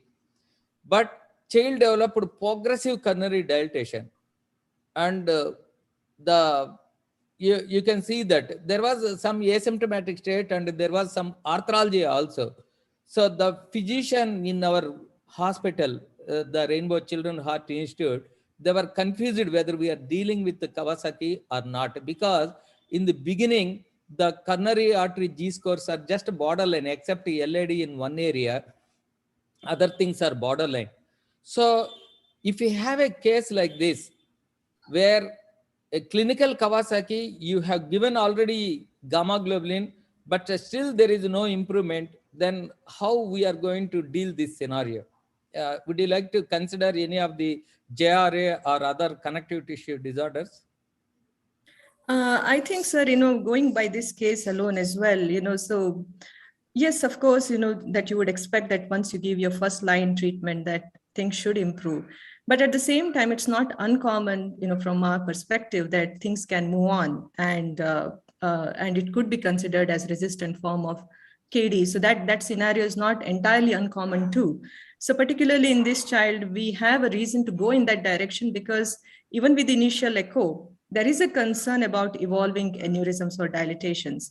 So that should be a ground enough to consider that, yes, this is probably going to go in that direction, and step up, our treatment in that direction. So that would be my first point to make. Okay. I think that's a wonderful answer. Dr. Devadatt, are you there? Yes, So sir. what Yes. are your actual practical problems when you are doing echocardiogram in small children who are irritable? I have not seen any child who is cooperative while doing echocardiogram with the history of clinical features of Kawasaki. So how do you come across this situation? How you manage? What is your protocol of echocardiogram, sedation, those things? Totally agree with you, sir. We do have to, like as a routine, we do have to sedate the child, because even a millimeter point, something millimeter difference can make a huge difference to the Z scores, and also to our measurement itself. Usually, we do give pedichlor. If the child is otherwise hemodynamically stable, then we do give syrup pedicloral about half an hour before the procedure, before doing it. And but there is the disadvantage of echo lies in the fact that definitely there is some inter and intra observer variation, and we cannot assess the distal part of the coronaries. Okay. And yes, So, and yes. yeah, please go ahead. Please continue. And sir, like if there is somewhat dilatation, we cannot view the distal segments. And if there is, again, if there is any thrombus or any stenosis, that also in young children, it becomes very difficult to delineate. And I totally agree with you that these children are highly irritable, and it's very difficult to do in an unsedated or conscious child. Our protocol is we'll give pedicloral, as you said, that 50 to 100 milligram, but it is not always possible. Even if you give pedicloral, it's not possible. That's why we started now giving either nasal midazolam or intravenous midazolam, okay. and then do the study. Dr. Sanjeev, Dr. Sanjeev, Sir. suppose you have a situation that your colleagues ask you echocardiogram. You have a borderline situation where it can be Kawasaki. It is you are not sure about your echocardiogram data or clinical parameters. How often you repeat the echocardiogram? A child with 4 days, 5 days of fever, referring you early KD suspecting, and you found a normal coronaries. How often? What are the indications? Can you please elaborate to inform to everyone? Sir, if we are not sure of the coronary status, for that matter, cardiac status in the first go, as far as echocardiography is concerned, we tend to repeat it if we find anything abnormal before discharge itself. If we don't think anything is significantly abnormal, say mitral regurgitation is borderline, or pericardial effusion is more than 4 millimeters, or we are finding evidence of early pulmonary hypertension, or there is slight aortic regurgitation with borderline aortic root dimensions, or coronary artery being Z score of say 2.5. Okay. So we need to repeat before discharge. If there is no major concern as such, then we repeat the echocardiogram 2 weeks post treatment, so that we can understand the coronary status as well as non-coronary cardiac status on the first follow-up visit. Oh, thank you. That's really wonderful. Dr. Rakesh, can you please suggest the pediatricians who are practicing outside, don't take a PGI, because we cannot replicate PGI in the country everywhere. I have a center in 200 kilometers from here. Similarly, Dr. Aruna, you are in Narayan Health City. You have a lot of satellite centers. So I don't think that we should call every child suspected to here. So what is your actually message to the pediatricians who are practicing outside? Dr. Rakesh can take it first. Yes, sir. So just to add on the question which has responded by Sanjeev Naganur sir also. Okay. So during the acute phase, before 1 week of illness, most of the time we will not see the coronary artery abnormality in a child with Kawasaki disease. So if we are doing echo before a week, we can't say that there is no coronary artery abnormality. And during the acute phase, if there is a child is febrile, that inflammatory markers are increasing, we have to repeat echocardiography every alternate day almost, as per the AHA 2017 guidelines, because the changes would be very subtle, and that if we'll do the Z score, and then maybe the Z score may give an idea that there is some increase in the diameters of the coronary artery involvement. So during the acute phase, when there is an inflammation, we have to do echo very frequently, and that's why it is required that echo should be in-house where we are managing the Kawasaki disease in children. Coming to your questions regarding the suggestion to pediatrics who practice in remote area. Yes. So basically, as you highlighted, sir, in first line that Kawasaki disease is basically a clinical diagnosis. So diagnosis of Kawasaki disease is based on clinical, and we have to treat the Kawasaki disease, should not wait for echocardiography. For echocardiography, probably we have to concern the pediatric cardiologist or someone who is experienced in doing an echocardiography in children with Kawasaki disease, because all the cardiologists will not be as experienced for that, and probably I would not say that they should not refer to a they center. should not wait and they should commence that. Yeah. So, Dr. Aruna, see this. This is the child who had KD and loose stools treated with infliximab, IV gamma globulin steroids, and this is the coronary artery. And you see the series of echoes done here. Yeah. So I am sure that you also treat a lot of Kawasaki disease. So when you come across children with this, what is most dangerous? Is it having a giant aneurysm, fusiform aneurysm, or saccular aneurysm? That question arises first. Yes, certainly. I mean, going by the diameters alone, then giant aneurysm is more of a concern because it's crossed, certain limits, and where it's destroyed, pathologically certain important structures in all the three layers mainly. So, which by nature is hardly reversible. And not only that, it's not only at a risk of rupture, but more commonly than rupture, it is a thrombosis, and further complications due to thrombosis, which is a cause for real concern. So in the order of worrying things would be the ectasia, dilatations, ectasia, fusiform, saccular, and then, the giant which is form of a saccular itself. So this is how I would take it, from my understanding as a pediatric rheumatologist. Fantastic. Sanjeev, what the natural history of these aneurysms? You must be following, you must be having some cohort of patients with the coronary aneurysms. So what is your experience and what is your suggestion when you have a coronary aneurysm? Sir, to be honest, I don't have much experience of following the coronary artery aneurysm over decades. 2-3 years, I would say the coronary artery aneurysms, which are medium in size, they tend to persist and progress, whereas the aneurysms of smaller size, they tend to remain the same or they tend to come down in its size. So Rakesh can correct me, the pediatric rheumatology team has got a vast experience of following patients with coronary aneurysms. As a cardiologist, I do not have much experience of seeing the patients after a decade or beyond that. Okay, I think Rakesh, would you like to answer that, since your department started much earlier than the pediatric cardiology there?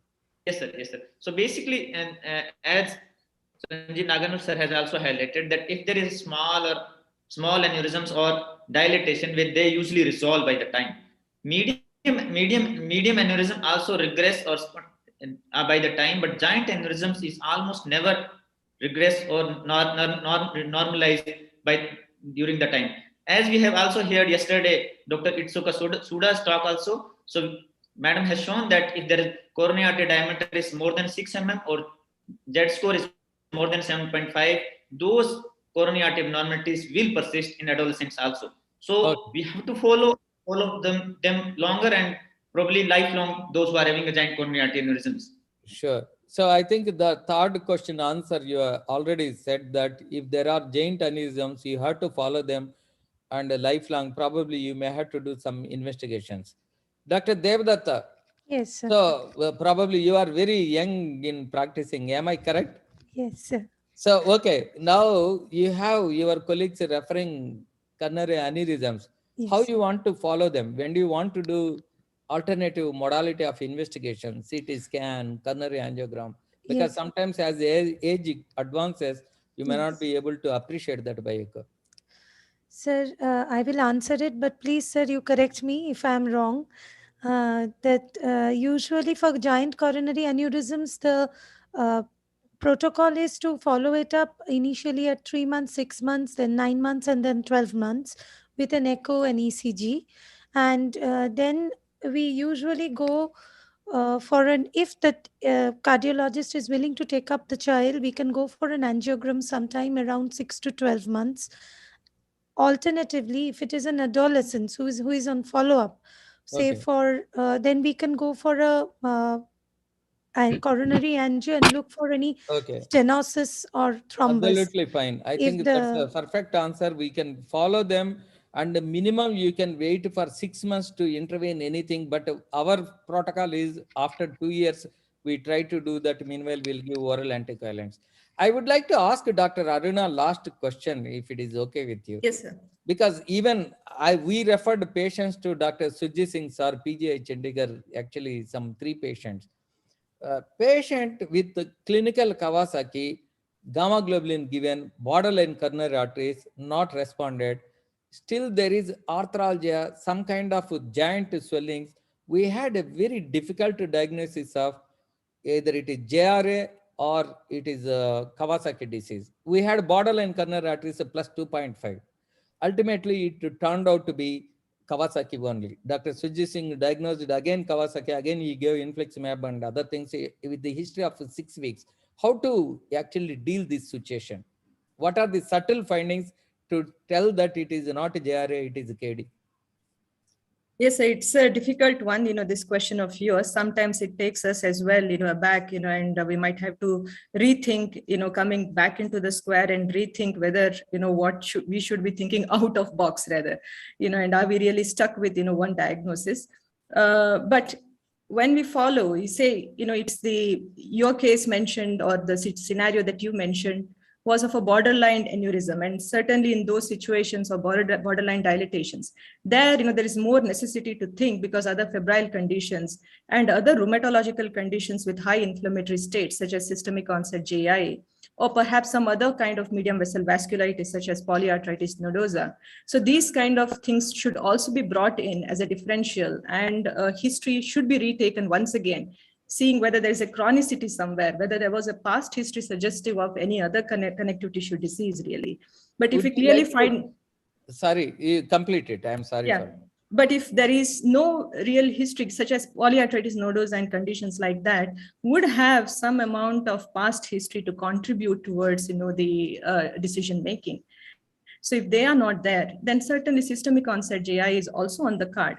But progressing on the line of treatment of KD is not going to really take us away from treatment line of systemic onset JI anyway. So we should first take it up as a severe KD and go and follow that path, and then keep an eye out, for other rheumatological conditions. So I totally agree with you. Taking history again and re-examination is very essential. Would you like to take opinion from your colleague? Suppose I am senior in my department, but I am taking opinion several times from my juniors. I don't have any hesitation to take. I think that's a I wonderful learned thing, this sir. art from Yes. Dr. Sujit Singh. He said that I take from my junior colleagues. Yes, sir. Yes, I have myself, called up Dr. Surjit Singh on many occasions, so I do not hesitate to call my colleagues, some of my Rakesh, what is friends. your message on this? Then we'll close the... Yes, sir. So I think, you're right. Conditions, that we deal with, particularly in rheumatology, are quite abstract, and we need,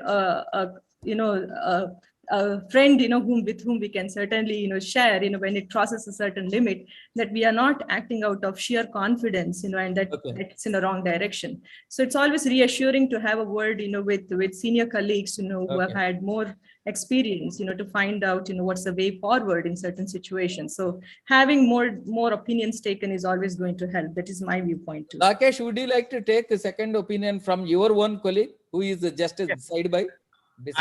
Always, because this in rheumatology it is a team effort basically, and we can diagnose. Devadatt is telling something. Devadatt. Sorry to interrupt, sir. I have a question I wanted to ask in this forum. Actually, this is the last question. We have to wind up because. Sir, actually, from yesterday's lovely talk, we understood that from Dr. Sudha that no, even though on follow-up in the slightly older children and all, even though the Z scores and the coronary arteries appear normal in echo, but when they did a angiography, it was found that many of them were stenosed and there were significant changes in the angiogram. So is there any role of exercise stress test even in those children who have a resolved coronary artery aneurysm or maybe just a small aneurysm? Is there any role of a exercise stress test? This is a very good question, Devadatt. If there are documented coronary aneurysms, once it is mandatory to have one kind of alternative investigation. If you don't have a borderline coronary arteries, it's better to do stress test. If you have aneurysm with stenosis, if you do stress test, sometimes you may produce. What is the age group you are doing? You should not do exercise test lesser than 7 years of age group. Sanjeev has got some question. I think Sanjeev, you quickly answer. Yes, sir. So as far as I also have a question or sort of idea for the people who treat Kawasaki disease, especially the pediatric cardiologists. One is as how we do for some other purpose, the Doppler assessment of coronary artery. Yes. So it's usually less than 7 meters per second, right? So in adult population or coronary artery disease population, they say more than 1.5 meters per second is an indicator of possible stenosis in that particular artery. Absolutely. If you get the Doppler, that is a fantastic actually. Yeah, I'm trying that, sir. I want maybe next Kawasaki symposium, we may request you to show that and come with some abstract also. We will try on that, sir. Whatever information I'll share with you all. Okay. I think we have to wind up because it's too late. Wonderful. Thank you, Dr. Aruna, Dr. Devadatt, Dr. Rakesh, and Sanjeev. It's a wonderful discussion. The messages came from this particular panel discussion. Kawasaki disease, once again, emphasize it's a clinical diagnosis. Echo is going to be an investigation which supports your diagnosis. If it is not available, you should not hesitate in giving treatment. Echo is going to be useful when there is aneurysm for the prognosis and longitudinal follow-up. And whenever you have doubt, you should take opinion from your own colleagues. So that's what the messages we got, and it's really very good. And rheumatologist and pediatric cardiologist, everybody interacted in this form. Thank you very much, Dr. Ankur, and you extended our time for 10 minutes. I really would like to wind up here. Thank you, sir. Thank you. Thank you, sir. Thank you, sir, for moderating this excellent session, and thank you all the panelists for having a excellent discussion about this very difficult topic. I think it's even difficult for cardiologists, not only for rheumatologists, to dissect the finer aspect of echocardiography in Kawasaki disease. So it's time to move on to the next session, and along with Dr. Bhaskar, I'll be co-chairing this session. So I'll introduce Dr. Bhaskar. He is the head department of pediatrics, chief pediatric infectious disease division in Manipal Hospital, Bangalore. And he's managing editor of Pediatric Infectious Disease Journal. He's also coordinator of IAP ID Fellowship. And he has several publications and many honors to his credit. His special interests are vaccinology and Kawasaki disease, and he's an executive board member of Indian Society for Kawasaki Disease. So, sir, welcome to this session. Sir, thank you. Yeah. Yes, sir. Yeah, I'm there. Thank you, Dr. Surjit, Ankur, and the whole team for giving me an opportunity to chair with the young and energetic Ankur who is a co-chair for this session. We are discussing today the resistant or IVIG resistant or refractory Kawasaki disease, which is a nightmare of pediatricians where the fever recurs or persists after 36 hours. In these situations, we always have a dilemma. Should I give a second dose of IVIG? Should I give steroids? Should I give infliximab? Should I add IVIG with the steroids? Or when it persists, should I go for salvage therapy? When should I go? There are many scores or predictors are available, which is the one which is going to help me in the managing and diagnosing these cases. How do I optimize the scoring system? These are the few questions always haunting on all of us. To answer these questions and confusions, we have an eminent pediatrician and a master in Kawasaki disease from Japan, none other than Dr. Hiromichi Hamada, who is the professor and chairman of Department of Pediatrics at Graduate School of Medicine, Shiba University.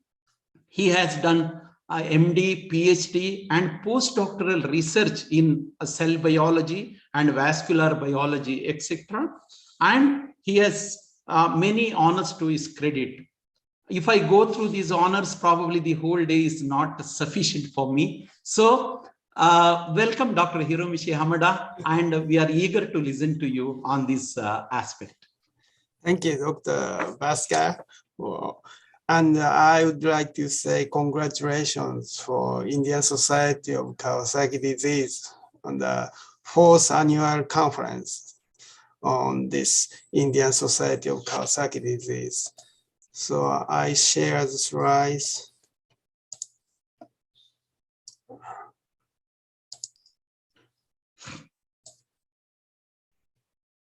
My name is Hiromichi Hamada from Japan.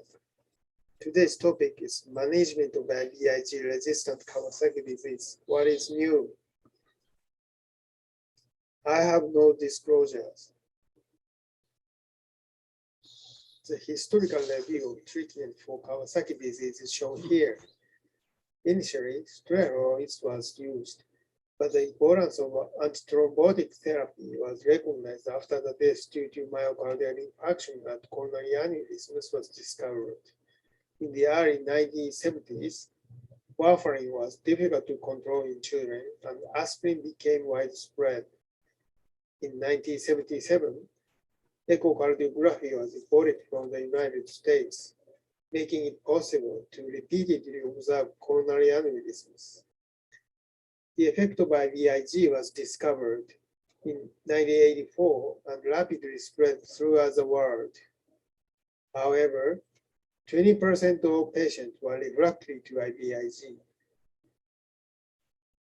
Since 2008, understanding of the immunologic reaction in host with KD, clinical research for new treatment was conducted from the viewpoint of modulation of immunologic reaction in host with KD. In 2020, revised acute KD treatment guideline in Japan is shown here. Today's topic, second-line treatment. You can see 4 treatment options. Second IVIG, prednisone, intravenous methylprednisolone pulse therapy, and infliximab. There is no patient criteria for choosing these 4 treatments. In India, I hear that in some institutes, infliximab is the first choice for IVIG-resistant KD. However, some centers would use a second dose of IVIG. Other centers use corticosteroids. The newest national survey for KD in Japan, 2019 to 2020, says 20% were resistant for the first IVIG. 22.6%, including recurrent fever cases, received second IVIG. This result shows that second IVIG is a standard therapy for IVIG-resistant KD patients in Japan. Alternative therapies for the second or third treatment is shown here. Steroids 6.8%, infliximab 3.0%, cyclosporin A 2.2%, and plasma exchange 0.1%. 4%. Japanese phase 3 study for infliximab for IVIG resistant KD patients in 2017. 2 arms, infliximab versus IVIG on the second-line treatment was done in Japan. The primary endpoint was fever reduction, and 77% patients with infliximab got a febrile, compared with second-line IVIG, 37%. The number of patients was small, so there are no statistical differences. In real world, many doctors prefer infliximab, and the frequency of its use is increasing. Disadvantage is that few experience of using infliximab for infants and young children, risk of urination disorder, susceptibility to infection are concerned. The results of post-marketing surveillance of 291 KD patients was shown. Adverse events, which was acceptable. No case for urination disorder or severe infection. In this study, changes in Z-scores for coronary arteries from beginning of infliximab infusion to 56 days after was shown. Here you can see Z-scores in the 4 segments seem to be similar during infliximab treatment. Recently, US study compared with 2 groups of infliximab versus secondary IVIG for IVIG resistant KD patient was published. Here you can see infliximab therapy gave shorter duration of fever, reduced need for additional therapy, and shorter hospitalization compared with secondary IVIG. In the United States, hemolytic anemia by IVIG is suggested as a problem, and the author says that infliximab therapy gave less severe anemia. They reported Z-scores at baseline and study compression, as well as the incidence of Z-worst change over 0.5 during treatment. Before and after treatment, infliximab increases the rate of coronary artery enlargement, while IVIG decreases it. There is a concern about the effects of infliximab on the coronary arteries in this study. Recently, researchers in China have published meta-analysis reports for treatment of refractory KD. Here I show in direct comparison meta-analysis of treatment options for patients with refractory KD. Infliximab, IVMP, and second IVIG showed no significant difference in the preventing counts. In the right panel, the rate of treatment resistance seemed to be good in infliximab and similar between second IVIG and IVMP. Other meta-analysis said infliximab significantly increased fever resolution to IVIG doses and IVMP. In this study, clinical significance of differences in coronary artery outcomes between second IVIG and IVMP is significant, and it was similar between second IVIG and infliximab, but patient number is small and it remains unclear. In left panel, adverse events in IVMP is electrolyte and serum glucose abnormalities, hypertension, hypothermia, bradycardia, GI bleed. One reported transient nerve palsy as a severe adverse event. In the right panel, adverse events in infliximab was infusion reaction and hepatomegaly. This figure shows the risk of hepatomegaly. Suggested recommendations and their evidence levels in Japanese and AHA guideline are summarized up here. There is no standard therapy for IVIG resistant KD, but evidence of infliximab therapy has been accumulated in these 3 years. More data for infliximab effect to coronary arteries are required. In Japan, adjunctive therapy in the first line is popular for patients with predicted IVIG resistance. Sano, Egami, and Kobayashi scores are reported, but they do not always work well in other countries. Several scores are reported from China.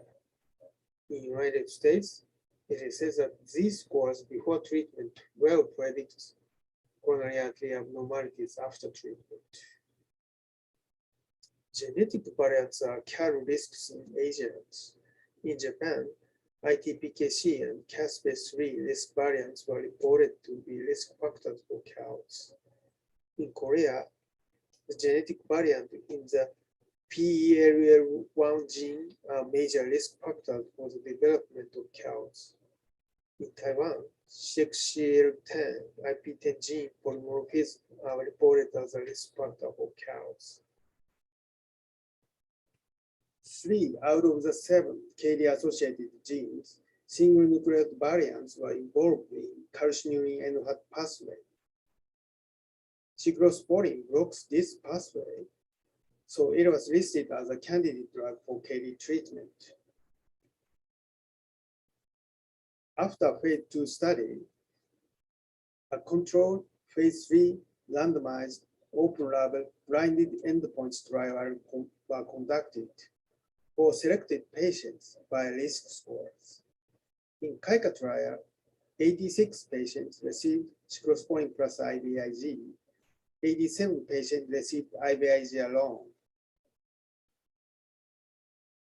Treatment protocol is shown here.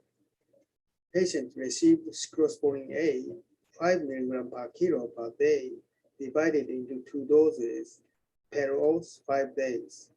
If patients do not get defibrillescence, second IVIG is done during cyclosporin treatment. If patients get a febrile, there is no extension of hospital stay. There is no need for IV line if general condition is good. Sufficient increase in blood concentration even orally. Disadvantage of this treatment is that cyclosporin is not familiar for general pediatricians. There are few data for vaccination. We have not had vaccine-related adverse events on cyclosporin for KD. Primary endpoint was the incidence of coronary artery abnormalities in 12 weeks, evaluated by echocardiography. The incidence, 14%, was significantly lower in IVIG plus cyclosporin group compared with IVIG alone, 31%. In secondary endpoint, incidence of non-response to fast treatment, which was evaluated at 48 hours after the start of the fast treatment, 17%, was significantly lower in IVIG plus cyclosporin group compared with IVIG alone, 37%. This shows maximal Z-score in each patient in IVIG plus cyclosporin and IVIG alone group. You can see cyclosporin can reduce incidence of coronary artery abnormalities with Z-score over 3.0. Red points show patient diagnosis as having coronary artery abnormalities by the Japanese classical definitions. There are still many treatment options for Kawasaki disease, and we do not have any tools for choosing the best treatment for each patient. Here I show interesting relation between patients' genetic variants and treatment outcome in KAICA trial. In 15 patients with ITPKC or Cas3 risk variants who received cyclosporin plus IVIG, no patient had coronary artery abnormalities.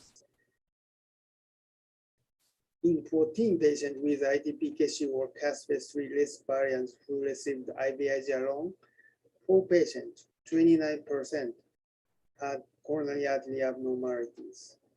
We are planning a pharmacogenetic clinical study to confirm this result. I again show the revised acute KD treatment guideline in Japan.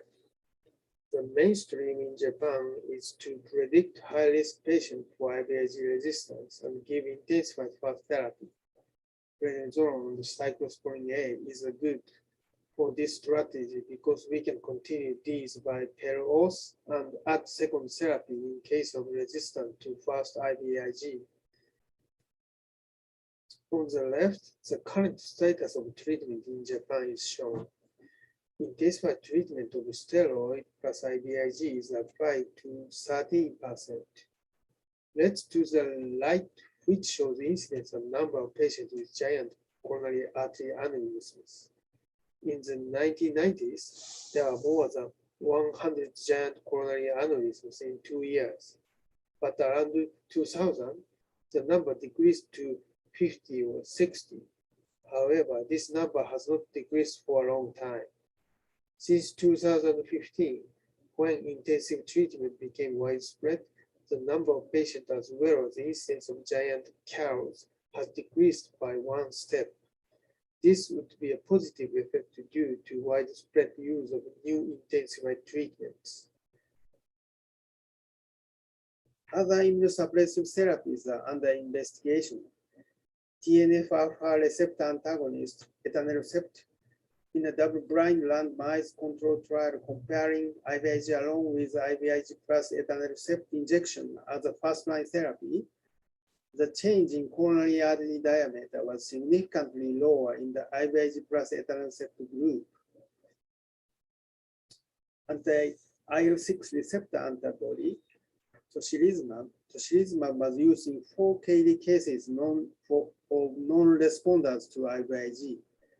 Although fever resolution was achieved in all cases, 2 are reported to develop giant coronary aneurysms. IL-1 receptor antagonist anakinra, a phase 1/2A study of the safety and efficacy of anakinra, ANAKID trial is underway in the United States. Methotrexate treatment of IVIG-resistant KD resulted in rapid defibrilescence, improvement of clinical symptoms, and normalization of acute phase reactant in a retrospective study in Korea.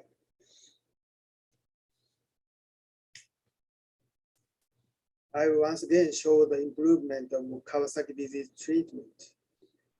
Understanding of the immunologic reaction in host with KD, immunomodulative therapies such as steroids, cyclosporine, and infliximab have accumulated evidences.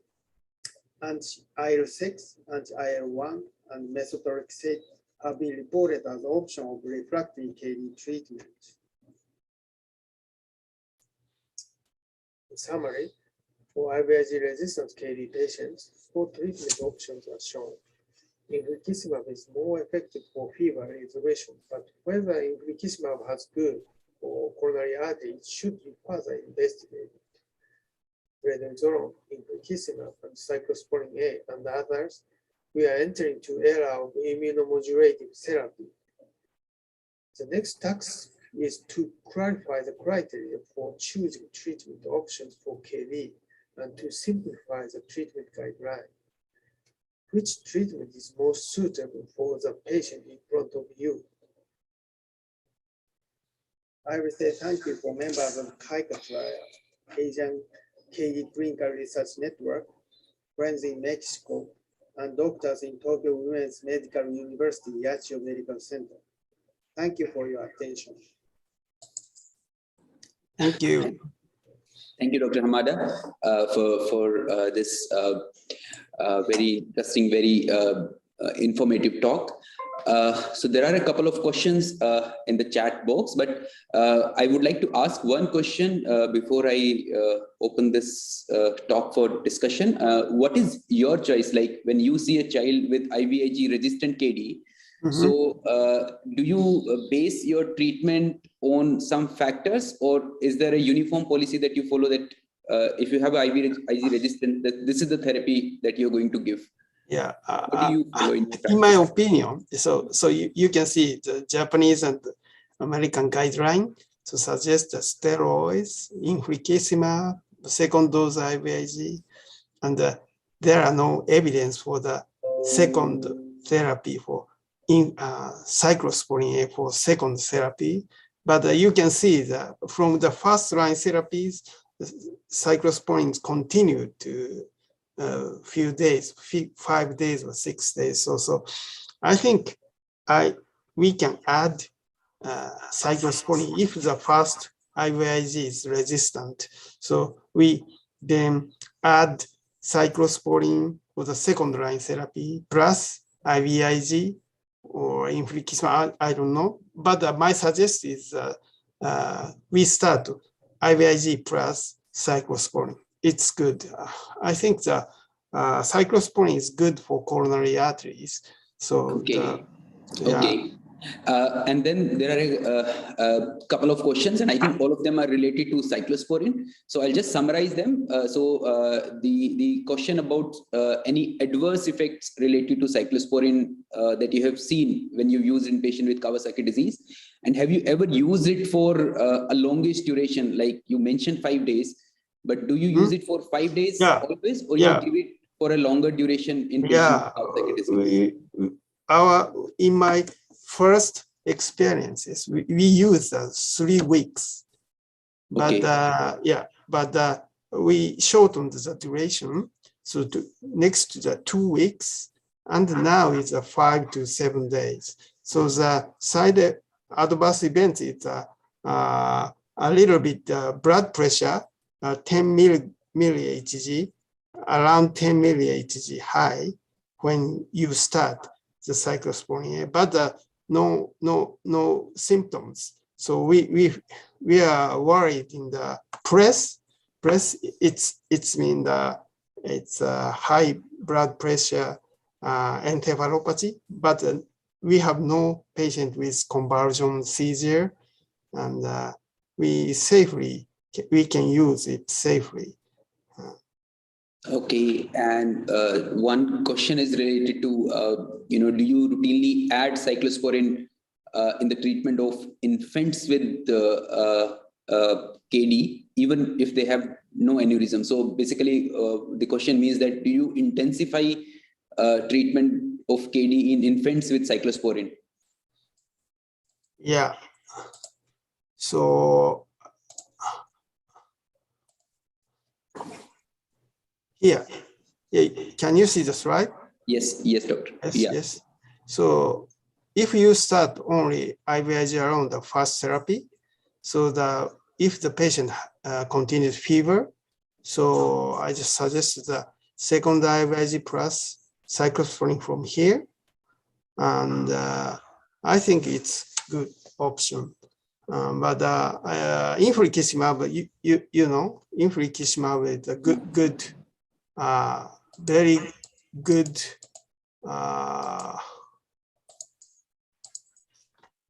very good resolution of fever.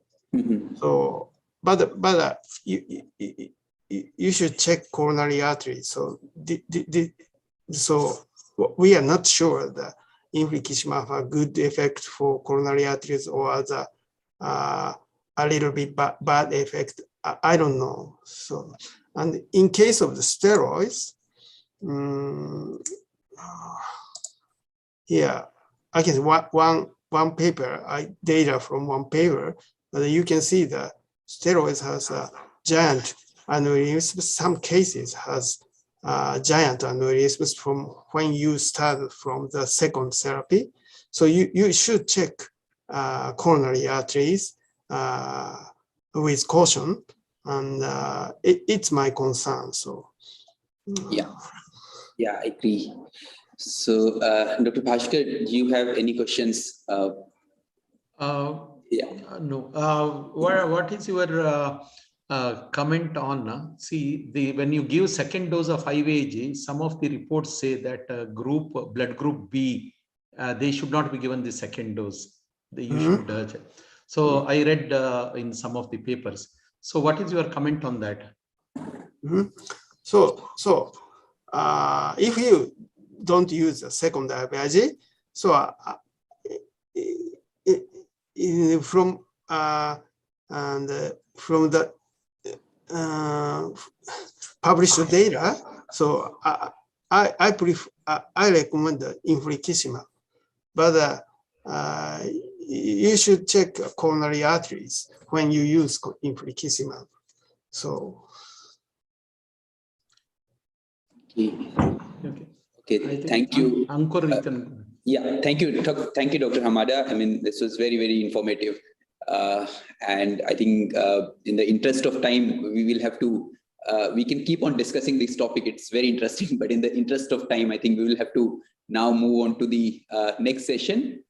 Thank you, Dr. Hamada, for joining us today, for giving this lecture. Thank you so much. Thank you. Thank you, Doctor. Thank you. So I think now we move on to the next session, and for this session, I would like to invite Dr. Tapas and Dr. Vijay Vishwanathan to chair this session. So Dr. Tapas is professor and head Department of Pediatrics in RG Kar Medical College, Kolkata. And he has several honors and publications to his credit. And he's a treasurer at present for Indian Society of Kawasaki Disease. And Dr. Vijay Vishwanathan is a consultant pediatric rheumatologist at Jupiter Hospital, Thane, Apollo Hospital, attached to Apollo Hospital, Navi, Mumbai. And he also has several honors and credits to his honors to his credit, and he is an executive board member at present for Indian Society for Kawasaki Disease. So over to you, Dr. Saji and over to you, Dr. Tapas and Dr. Vijay. Okay, good evening, everybody. To me, with Dr. Vijay Vishwanath will be the co-chairperson. He's from Mumbai.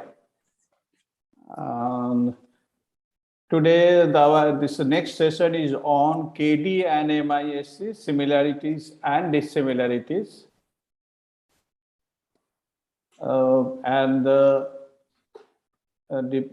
Dissimilarities, the speaker is Dr. A.V. Ramanan.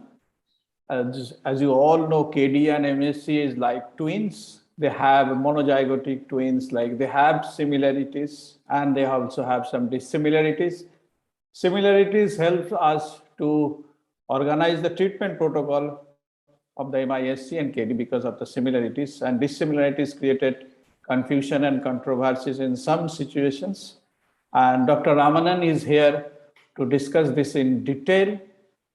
And Dr. Ramanan is well-known pediatric rheumatologist, and this part of well-known figure in the Pediatric Rheumatology Society of this country and abroad. He needs no special introduction to the current audience. However, for the newcomers, Dr. Ramanan is professor of pediatric rheumatology at Bristol University. He is the joint lead for research and consultant pediatric rheumatology at Bristol Royal Hospital for Children. Dr. Ramanan has plenty of awards. He received awards and grants. And he also has a publication, more than 200 publications in his credit. He had numerous book chapters covering variety of topics in the field of rheumatology. Is the co-editor of Rheumatology and the associate editor for the Archives of Disease in Childhood. And interestingly, he is an important member of recovery trial related to COVID-19 infection. So, Dr. Ramanan, please take over the charge of the next 20 minutes. Dr. Ramanan, please. Dr. Ramanan, please unmute yourself. You'll have to unmute. Dr. Ramanan? Dr. Ramanan? Yeah, I'm yes. just, yeah. I had a bit of, 1 second, sorry. Okay, can you see and hear me fine? Yeah. Yes. Thank you very much for that kind introduction. So I thought this was a challenging topic. Firstly, I'd like to thank both Dr. Ankur and Dr. Surjit for asking me to speak. It is something which we have faced in the last couple of years, and I suspect most of you know more, if not most or all of what I'm going to talk about. These are my disclosures. I do sit in the steering committee of the pediatric recovery trial, which looks at both MISC therapeutic treatments as well as primary COVID in children. I was part of a steering committee of tocilizumab for COVID in India, as well as baricitinib globally, and I've been an advisor to Roche and Lilly. So let's jump straight in. What we know, or what we have understood so far, is that MIS-C, or multisystem inflammatory syndrome in children, seems to be a combination of defects in both innate and adaptive system, immune system, and that probably has some mimics to Kawasaki in that it seems to have a predilection for affecting children, particularly under the age of 18, although there are age differences which we'll touch on. So there may be some involvement of aspects of the autoinflammatory syndrome in the inflammasome, but there may also be recruitment of the adaptive immune system in terms of the T and B cells. So we think there may be a genetic predisposition in a predisposed host with the SARS-CoV-2 infection, and probably there are other variables such as viral load, repeat viral infections, but there are certainly features which are very similar to Kawasaki, while there are some very different as well, and we'll go on to those. So before we do, most of you now know this extremely well. There are multiple case definitions of MIS-C, but the one I like most is the one which is very simple and clinical. So in any child where there is a high seroprevalence of COVID in the community, or where there is a lot of COVID in the community, any child presenting with fever, with high neutrophils, low lymphocytes, high CRP, with or without single or multi-organ dysfunction. And once you have excluded other causes, which you always have to suspect, and most of these children, we now know about 80 to 90% will be PCR negative, but they will be COVID antibody positive. Their predominant clinical manifestations will be with abdominal pain, which is a significant difference with Kawasaki. In KD, it's only the older children who will have abdominal pain. And interestingly, MIS-C is more common in the older children. And then there are a host of features which are common, which I'll come back to. Hypotension is a very unique feature for MIS-C, which isn't seen in Kawasaki. And then there are some laboratory parameters which are very characteristic of MIS-C, and these are a very high CRP, high D-dimers, low lymphocyte count, and a raised LDH. And we'll come back to all of these. So what do we have as similarities clinically? The similarities are both have fever in common, but that's a very non-specific clinical feature which is seen in a host of conditions. A polymorphic rash is common to both, again, very non-specific. Non-purulent conjunctivitis can be seen in both, but in our experience seems to be more prevalent in Kawasaki than it is in MIS-C.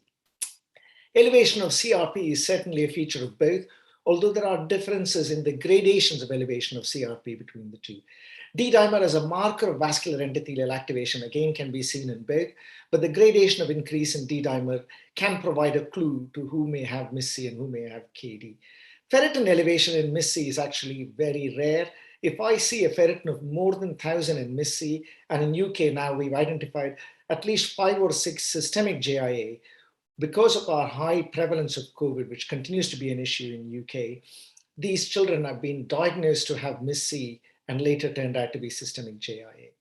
But the differences are that the significant elevation of troponin and BMP. Now, some of you might say, we don't check these in Kawasaki, and if we check these, would these be high? And we have been in the last 2 years, and we found that these cardiac-specific markers seem to be more elevated in MIS-C than they are in Kawasaki. GI involvement is a huge diagnostic factor which will enable you to discriminate between KD and MIS-C. GI involvement in KD is less common, whereas GI involvement is almost always seen in MIS-C patients.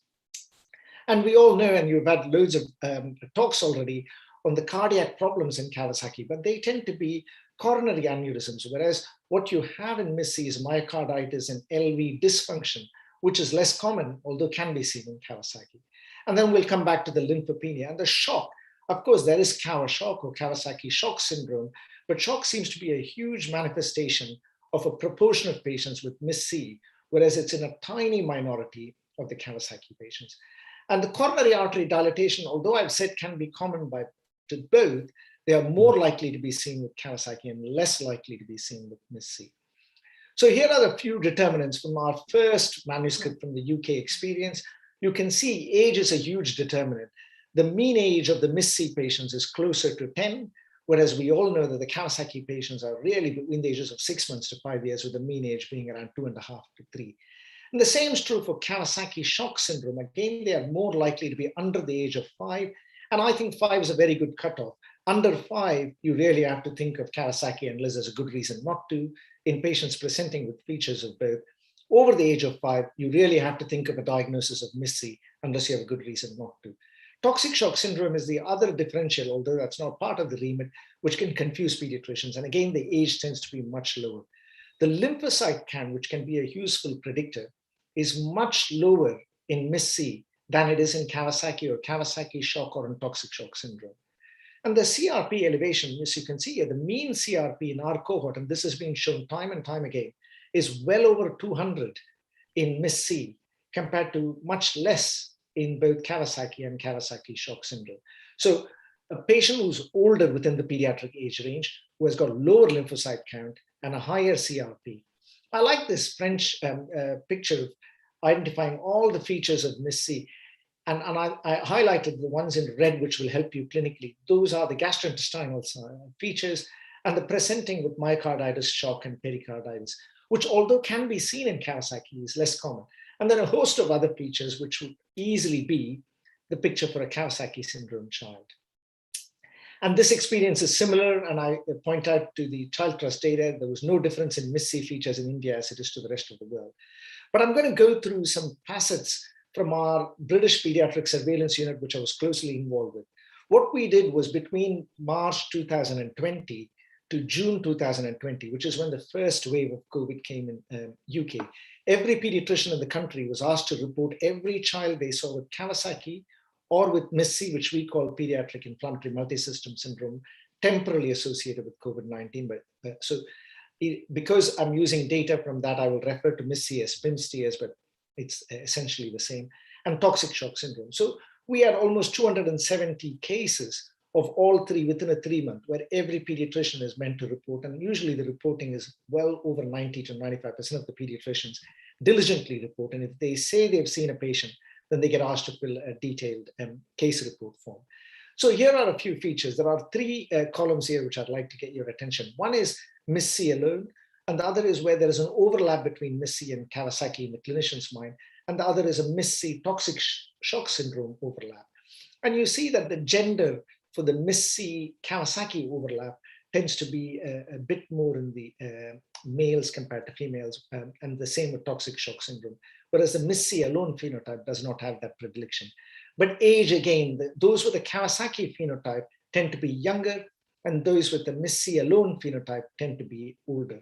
But most interestingly, the ones with the MIS-C phenotype presenting with shock or without shock tend to have a much higher BMI, or almost bordering on obesity. So their weight is 2 standard deviations above normal at about 15% with MIS-C compared to just Kawasaki. So there is something to do with adiposity, fat stores, high BMI, and risk for getting MIS-C, at least in the UK cohorts. We also noticed something else, which we don't know if it's genetically determined or if it's socioeconomic variables. There was a disproportionate representation of those with Indian, Pakistani, Bangladeshi origin in those who developed MIS-C. Now, we previously shown in epidemiological studies that even Kawasaki seems to have a higher risk in UK for those of Asian background, and Asian in UK is usually used to refer to those from the subcontinent. So, but it could also be that this risk is seen in those of Black African and Caribbean origin, could be due to socioeconomic variables, could be because they're living in households with multiple members and repeat viral exposure, or could be, which is the most tantalizing prospect, that there is a genetic predisposition among those of the Indian subcontinent region for both Kawasaki and for MIS-C. But the key is that those who are presenting with toxic shock phenotype and MIS-C have a very high proportion of being admitted to PICU, almost 70%, whereas for the Kawasaki phenotype, it's only a third of them. Inotrope requirement is much higher for the MIS-C shock patients compared to the Kawasaki patients. And we then used a statistical technique called latent class analysis to divide them into these 3 classes: MIS-C alone, MIS-C with Kawasaki phenotype, and then MIS-C presenting with shock.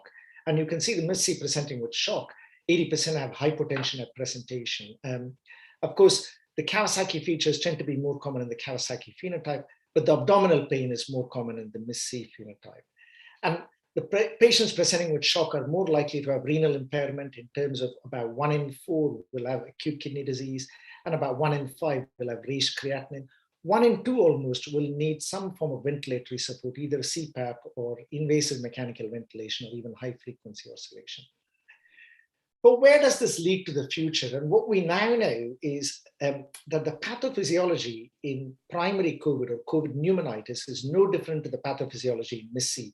So some of the therapies we use in treating adult COVID, we can use in the very sick children with MIS-C as well as in the very sick children with COVID pneumonitis. And this is just showing the different immune mechanisms which underplay. And the previous lecture by Dr. Amado was very interesting to me because that's the question which we need to answer. What do you use to treat refractory KD? And because KD is so steeped in history, it's so difficult to change the paradigm because nobody wants to do anything different to what is the standard of care, which means doing trials become very hard.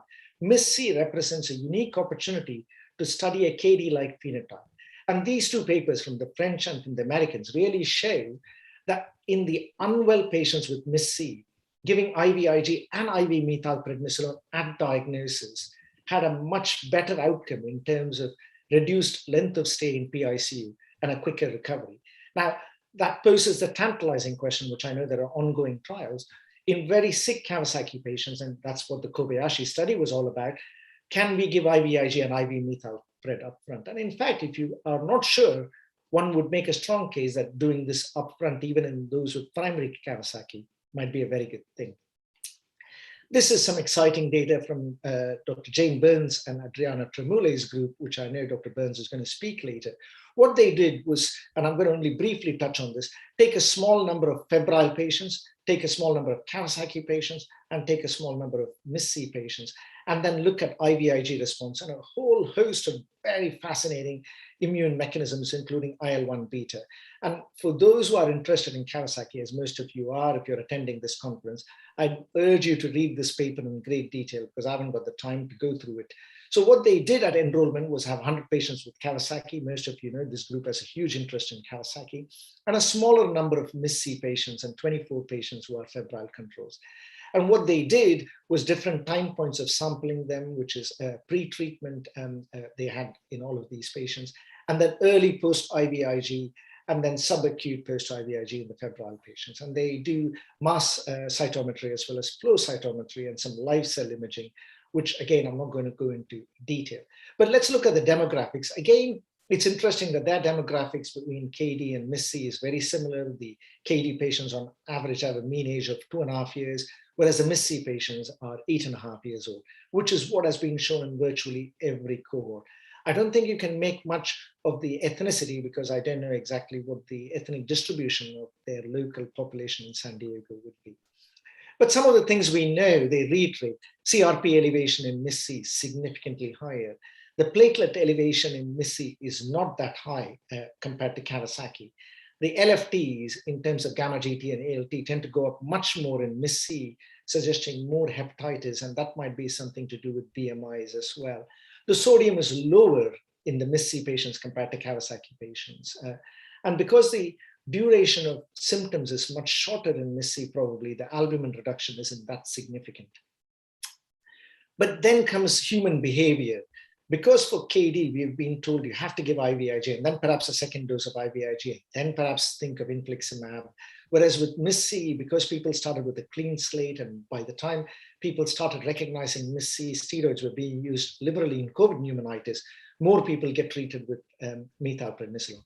Look at the LV function, which is slightly different to what the rest of the world is saying, that they see a lot of LV dysfunction in both their Kawasaki and in their MIS-C patients, which is disconcerting. But for me, this is the key. Some of their basic science work is really interesting. So these round dots are KD patients who are pre-IVIG. These are the KD patients post-IVIG, showing that the IL-1 beta expression in the cells is significantly reduced post-treatment, making a strong role for IL-1 beta in Kawasaki, which underlines the philosophy of this group doing the Anakinra trial, as the previous speaker alluded to. These square boxes are the MIS-C patients. Again, dramatic resolution post IVIG in terms of IL-1 beta and looking at the IL-1 beta expression. The colored boxes represent the KD and the MIS-C patients who have got biologics such as infliximab in the case of KD, or infliximab plus other drugs, including steroids, in the case of the MIS-C patients. But really what they're showing is that IL-1 beta treating with IVIG and with steroids or biologics in both may play a role in the pathophysiology, which leads one to say what I started with, that the KD phenotype and the MIS-C phenotype are no different, except for one pivotal thing. In MIS-C, we have the unique opportunity of knowing what the trigger is. We know that the trigger is a virus, which is the SARS-CoV-2 virus. Whereas in KD, we agonize endlessly what the trigger is. I think there may be speakers talking about the role of different fungal pathogens. You've seen the work of cloud seeding, again done by different groups, including Xavier Rodo's group. But what we don't know in Kawasaki is, in the predisposed host, what is it that makes some of these children trigger to have Kawasaki? In MIS-C, we clearly know that there is a genetic predisposition, or people are increasingly identifying it, but the trigger is explicitly identified as a SARS-CoV-2 virus.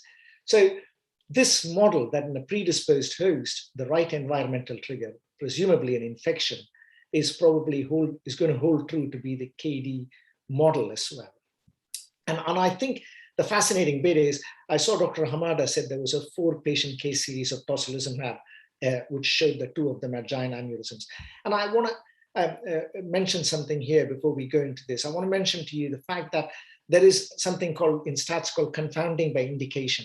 If you choose your worst patients and you give them steroids, or you give them infliximab, or you give them tocilizumab, and they develop coronary aneurysms, you don't know if it's because the patient selection. So until we do randomized controlled trials where we randomly allocate patients, we cannot make much out of a 4-patient case series or any observational data. The IL-1 beta data I showed you provides a lot of significance, because you may not be aware, this paper was only published a few weeks ago. This is looking at adults with COVID-19 pneumonitis who were randomly allocated on a 2:1 basis to anakinra. And they identified these patients using a biomarker. The best bit of Dr. Hamada's talk is about the precision therapy.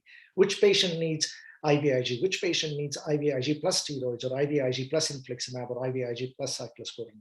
And that's going to be where the future is going to be. So here they used serum uroplasminogen activator as a biomarker. In high levels of those patients alone were randomized to get placebo or anakinra.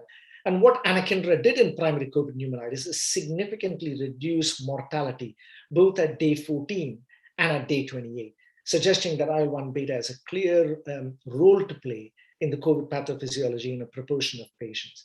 We all know about the role of tocilizumab. I'm not going to recap it. You have the REMAP-CAP study and then the recovery study. The recovery study includes 2,000 patients in tocilizumab arm, showing clearly that on top of dexamethasone, for every 25 patients treated with tocilizumab, you will save 1 additional life. And you have the own Indian data led by Dr. Avinder Singh Soin from Medanta, suggesting the same, that in severe patients, adults with COVID-19 pneumonitis, tocilizumab has a role. And then this is the good part of what I was involved with the WHO, which is a huge meta-analysis suggesting in 10,000 patients from 27 trials, IL-6 blockade in adults with COVID clearly reduced 28-day mortality. You may ask, why am I showing you this? What I'm asking you to do is not to throw the baby with the bathwater in saying that tocilizumab is not an effective drug. It may be, unless we do the trials. Just because there was a 4-patient trial or a 4-patient retrospective study or even a report in which 2 patients got giant aneurysms does not mean we throw this drug out. And then there is the excitement of JAK kinase inhibitors, which are oral, a bit like cyclosporine was suggested. But these not only have proven anti-cytokine effects in that they have an action on IL-1 beta, as well as in TNF and interferon gamma and alpha. And we now have published showing the randomized double-blind placebo-controlled trial of baricitinib in the treatment of adults with COVID-19 pneumonitis. This was a placebo-controlled trial, unlike even recovery trial. And what it shows is whether you take background steroids or not, 80% of the patients got steroids, adults with COVID-19, baricitinib reduced mortality, both in those who took steroids and didn't take steroids. And not only that, baricitinib, an oral agent, was also having efficacy in those who are ventilated or on ECMO. And here it's showing for every 6 patients you treat with baricitinib, in spite of steroids, if they are on ventilation or ECMO for adult COVID, you will save 1 patient if you treat with baricitinib. So, and this mortality effect is observed at 60 days as well. Maybe we need to broaden our horizons. Maybe we need to think about looking at JAK kinase inhibitors, and a group like the Indian Society for Kawasaki Disease. I'd urge you to do these basket studies where you take Kawasaki patients, randomly allocate them to either IVIG alone or IVIG plus steroids or IVIG plus tocilizumab or IVIG plus JAK kinase inhibitors. I know you can't do anakinra because it isn't available. So that we know the answers. And I think given the population and the strength of this group, you might achieve this, which is exactly what we try and do in MIS-C in UK for the recovery trial. So we take patients with MIS-C and we say, you either get randomized to nothing, standard of care, or IV methylprednisolone 10 per kilo 3 days, or IVIG 2 grams as a single dose. And if the physician thinks you're unwell, or after the randomization, any length of time, they think they need to escalate treatment, then you get a 2:2:1 randomization to either tocilizumab or anakinra, or no additional treatment. And although the primary outcome remains like in adults, mortality, we know mortality in children is very rare. So we're using key secondary outcomes such as duration of hospital stay, or the death or need for mechanical ventilation or ECMO, and a host of other things such as acute kidney injury or need for renal replacement therapy or thrombotic events or cardiac events. So let me stop there, and I hope I've given you a whistle-stop tour of the differences, the similarities, and what the future holds and what we can learn from this pandemic and MIS-C. Thank you very much. Thank you very much, Dr. Ram, for a very incisive talk on trying to sort out the mystery between KD and MISC, and then also touch upon the Indian behavior aspect of it. I would just like to ask one question because that's important considering the behavior of many pediatricians. The MISC, which left every expert baffled, now every amateur in the country is an expert. And now almost every single Indian kid is antibody positive. So somewhere the margin between diagnosing a KD versus everything is an MISC to the practicing pediatrician. So, and then to add to the trouble, it's 2 mg per kg or 10 mg per kg or 30 mg per kg. Now, my question is, where do you see the 2, 10, 30 non-genomic, genomic doses of steroids in the post-COVID era? And what would be your advice to the pediatrician vis-a-vis tocilizumab versus steroids? And obviously, how do we decide what doses of steroids, 10 to 30? Sorry for the long question. No, it's a good question. I'm sorry that I'm not going to give you crystal clear answers, because I'd like to say that we need to have the evidence, but I'll give you a bit of insight. As you rightly alluded, pulse methylprednisolone, whether it's 10, 20 or 30, works in a very different mechanism of action to oral steroids. And then comes the question, why use pulse and when do you use 1 to 2 milligrams? And this is particularly complicated because I think the American Academy of Pediatrics and the American College of Rheumatology guidance is to use 1 to 2 milligrams per kilogram, whereas we in recovery in UK use 10 milligrams. We resorted to 10 milligrams because in March 2020, when the pandemic hit us, most of the patients were presenting with hypotension. So I think a lot of this will be factored by our clinical experiences, or colored by our clinical experience. Our experience of MIS-C in the first 3 months was children presenting very unwell with hypotension, needing ventilation. So we thought these patients needed IV steroids because that's how we've been trained, and you could question that. But we also realized that there are patients who are much milder, but for trial purposes, we couldn't have 3 different formulations. We couldn't have 10 per kilo, 2 per kilo, because then the sample sizes required would be huge, and there would be a lot of confounding if we come up with steroids do show, so I think if the patient's mild to moderately ill, then 2 milligrams per kilogram oral should be fine. If the patient, in my opinion, this is a personal opinion, presents with hypotension or unwell and need a lot of circulatory and or ventilatory support, then I would prefer to give 10 per kilo of IV methylprednisolone.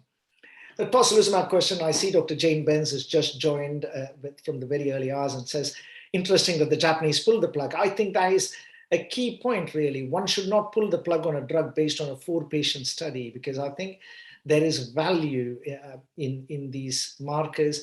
And it's a bit like lots of anecdotes, and anecdotes do not make medicine. They may make good discussions, but they do not make medicine. So we need to consider all these possibilities. And I threw the mix of the JAK kinase inhibitor, just as Dr. Ahmad threw cyclosporin at us, which I think if my only worry with cyclosporin is, will a couple of days of cyclosporin be enough for us to get levels for it to act? 3 weeks maybe, but 5 days would leave me a bit circumspect until I see more trial data. So for biologics, I'd say watch this space, but I think what MIS-C has done is provide a unique experiment for us to try and understand some aspects of Kawasaki, because they have a lot more in common than that which sets them apart. I think Sagar has a question. All of us have probably started, at least in the last couple of years, the KD numbers have come down. So he probably wants to suggest and ask if COVID is actually the trigger for KD, or it's the non-COVID bugs that might be the reason to be thought about. Well, very hard to answer these questions because human behavior has changed so much in pandemic. If we believe that Kawasaki is triggered by infections acting as superantigens, then people staying indoors and being more careful might explain some of it. It could be that a lot of MIS-C that's been diagnosed as MIS-C is actually not MIS-C, but KD, and it doesn't make a difference because the therapies are fairly similar in the way clinicians use them. And which I said is so true, that you go through a phase of not recognizing MIS-C to calling every child who presents with fever as MIS-C. And certainly in UK, we are seeing maybe the MIS-Cs, the Kawasaki's, which are misdiagnosed as MIS-C, we don't ever recognize them because they all get better with IVIG and or steroids. Whereas we have certainly picked up 5 or 6 systemic JIAs, at least in our own hospital, which people called as MIS-C and gave them IVIG and steroids and sometimes even anakinra. So it takes about 3 months before they declare themselves. So the jury's out. We'll have to wait and see if the KD number reduction is due to changes in human behavior, or is it truly some sort of biological phenomena. One question from Dr. Satish Kumar. What are the treatment options for MIS-C presenting like Kawasaki phenotype with persistent fever? Echo is normal and acute phase. Well, we have a simple, more simple answer to that. If you're under 5 in UK, our recommendation is any child presenting under 5 who has persistent fever, treat them as you would treat Kawasaki. Any child presenting above the age of 5 is when you really bring the diagnosis of MIS-C. And that's more so in our context because even as we speak today and last week, we still have about 40,000 cases of COVID for a population of 65 million positive every day. So we still have a lot of COVID in the community, and bulk of our COVID is actually in the pediatric population because they are not the ones who are not vaccinated or the last ones to be vaccinated. So if there's a lot of prevalence, then under 5 treat as Kawasaki, over 5 consider the diagnosis of MIS-C and treat them as MIS-C. And if they present with persistent fever, we tend to say that it's perfectly reasonable in the over 5s to consider IV methylpred, and as much as you want to consider IVIG. We'd like in UK at least to ask every one of them to be randomized to the trial so that we can answer the question. I think we could go on and on. Ankur is hinting that we are running short on time. Oh, then it's just stop it. So thank you very much, Ankur and PGI team and the society for giving me and Dr. Tapas the opportunity. I hand the stage back to you. Thank you very much. Thank you, Dr. Ram. Thank you, Dr. Ram, Dr. Vijay. Thank you, Dr. Ramnan. Thank you, Dr. Ramnan, for this excellent talk. And I know we can go and have discussion on this disease. It's so interesting, but in the interest of time, I think we'll have to move to the next session. And thank you, chairpersons, for organizing this session. Thank you so much. So we now move on to the next session, and this will be chaired by Dr. Saji Philip and Dr. Manful Singhal. So Dr. Saji Philip, we all know he's the main force behind this society. So he's the founder of the society, and he's based in Kerala, and he's a fetal and pediatric cardiologist. Dr. Manful Singhal is a professor of radiology at PGI Chandigarh, and he has several publications and awards to his credit. So over to Dr. Saji and Dr. Manful. Please take the proceedings of this session. Yeah, thank you to Dr. Ankur and the team behind this fourth Indian Society of Kawasaki Disease for arranging an excellent programs and topics. Sorry for some changes happened in the topic. Very good evening to Najib. I hope you had a good breakfast. Yeah, I'm so happy to join with my co-chair, Dr. Manful, and very interesting topic we are going to listen, and all the delegates are eagerly to listen your topic on long-term complication of Kawasaki disease, diagnosis, follow-up, and management. Dr. Najib, you know, is a well-known person, and no need of much introduction. But for the delegates, I would like to introduce him. He is an American board certified senior pediatric cardiologist, and he was the pediatric cardiologist from 1998 in the University of Montreal, Quebec, Canada. And also he was an honorary fellow in pediatric interventional catheterization, that is in British Columbia Children's Hospital. And from 2017, he is a professor of pediatrics, University of Montreal. Moreover, that he took a lot of interest in the research in KD. In his research, he focused well on the epidemiological aspect as well as on primary and secondary prevention of coronary pathology, secondary to KD complications. Dr. Najib, you're welcome to this fourth International Kawasaki Annual Conference, and please proceed to your topic on long-term complication of Kawasaki disease. Thank you very much. Thank you very much for the presentation, Sergi. Thank you for the organizers and for everyone to listen to me today on this topic. Yeah, of course, unfortunately, we are not in present. We are behind our screens. I wish I could have done a handshake to everyone and greet everyone in person, hopefully next time. And obviously in 2024, in the 14th International KD Symposium, we see everyone on site again. So for this topic of covering everything from diagnostic to management, it's quite a long shot, but still there's a lot to know, a lot to talk about the coronary artery complications following Kawasaki disease. I have no conflict of interest, anything substantial to declare. So in general, I'm going to cover the contextual overview of KD, coronary artery vasculitis pathophysiology. And I would like to put this in context. KD, coronary artery, aneurysms and complications, because this is different from atherosclerosis. And then there are some particularities about the KD, coronary artery ischemic events, as well as how should we manage the acute coronary artery syndrome following Kawasaki disease. We know that the clinical criteria of KD have been set forth since 1967 by Dr. Kawasaki, but if we look at it, it took almost 40 years or 35 years to shift from the classical form of KD and comprehend how important it is to diagnose incomplete cases. It took 35 to 40 years, and this is not something to underestimate. Also, the therapy of KD, it started off with corticosteroids, then with aspirin. Then they shifted roles. Now IVIG is the first in line. Again, it took many years to distinguish between the 4 to 5 day regimen treatment up until the high dose 2 gram per kilo treatment in 1990, 1991.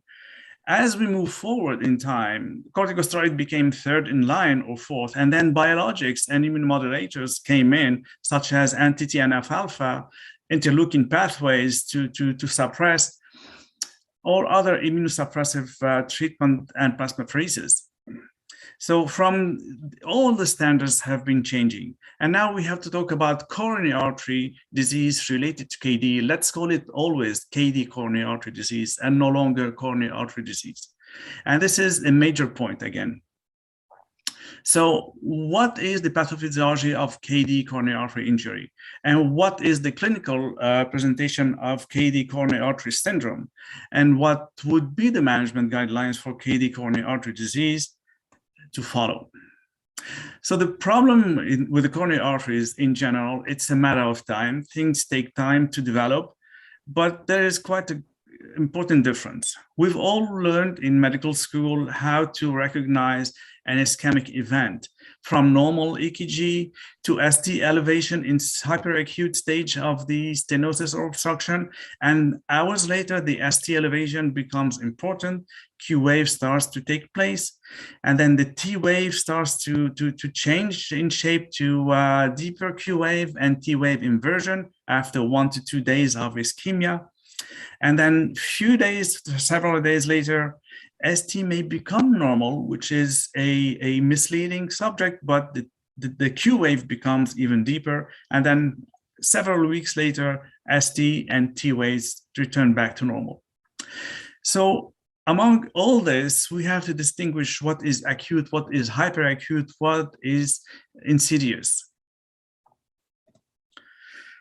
If we look at atherosclerosis on the left-hand side and KD coronary artery injury on the right-hand side, on the left-hand side, we see that it takes so much time for collagen fiber, LDL, cholesterol to take place in the subendothelium of the coronary arteries. And then things develop over time until it reaches a critical point.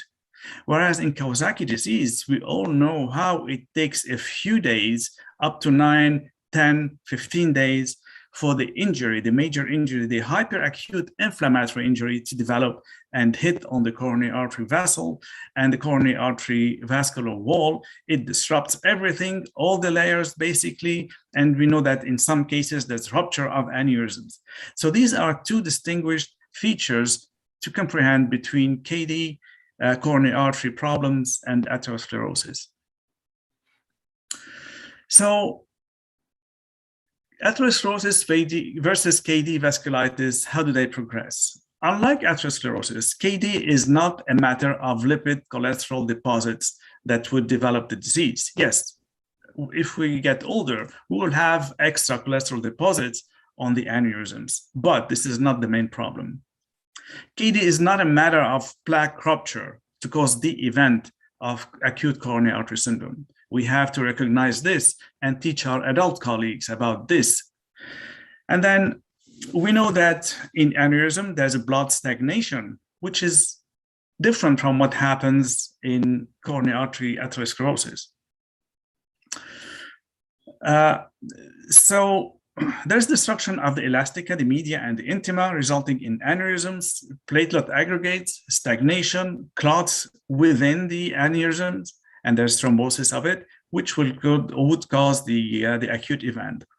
There's also luminal myofibroblastic proliferation, which is the near intima. It is similar to what happens when we put a stent in the adult coronary artery. There will be proliferations of myofibroblastic tissue. But there's also destruction of the intima, very acute and very extensive in KD, which means that there is no longer nitric oxide secretion in situ, and therefore the expansion, the vasodilatation of the coronary arteries post-KD could be disrupted very quickly and very early in the disease.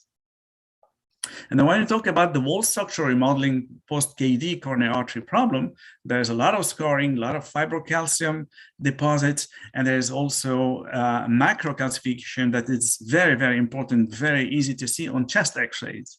And there's also chronic inflammation in situ.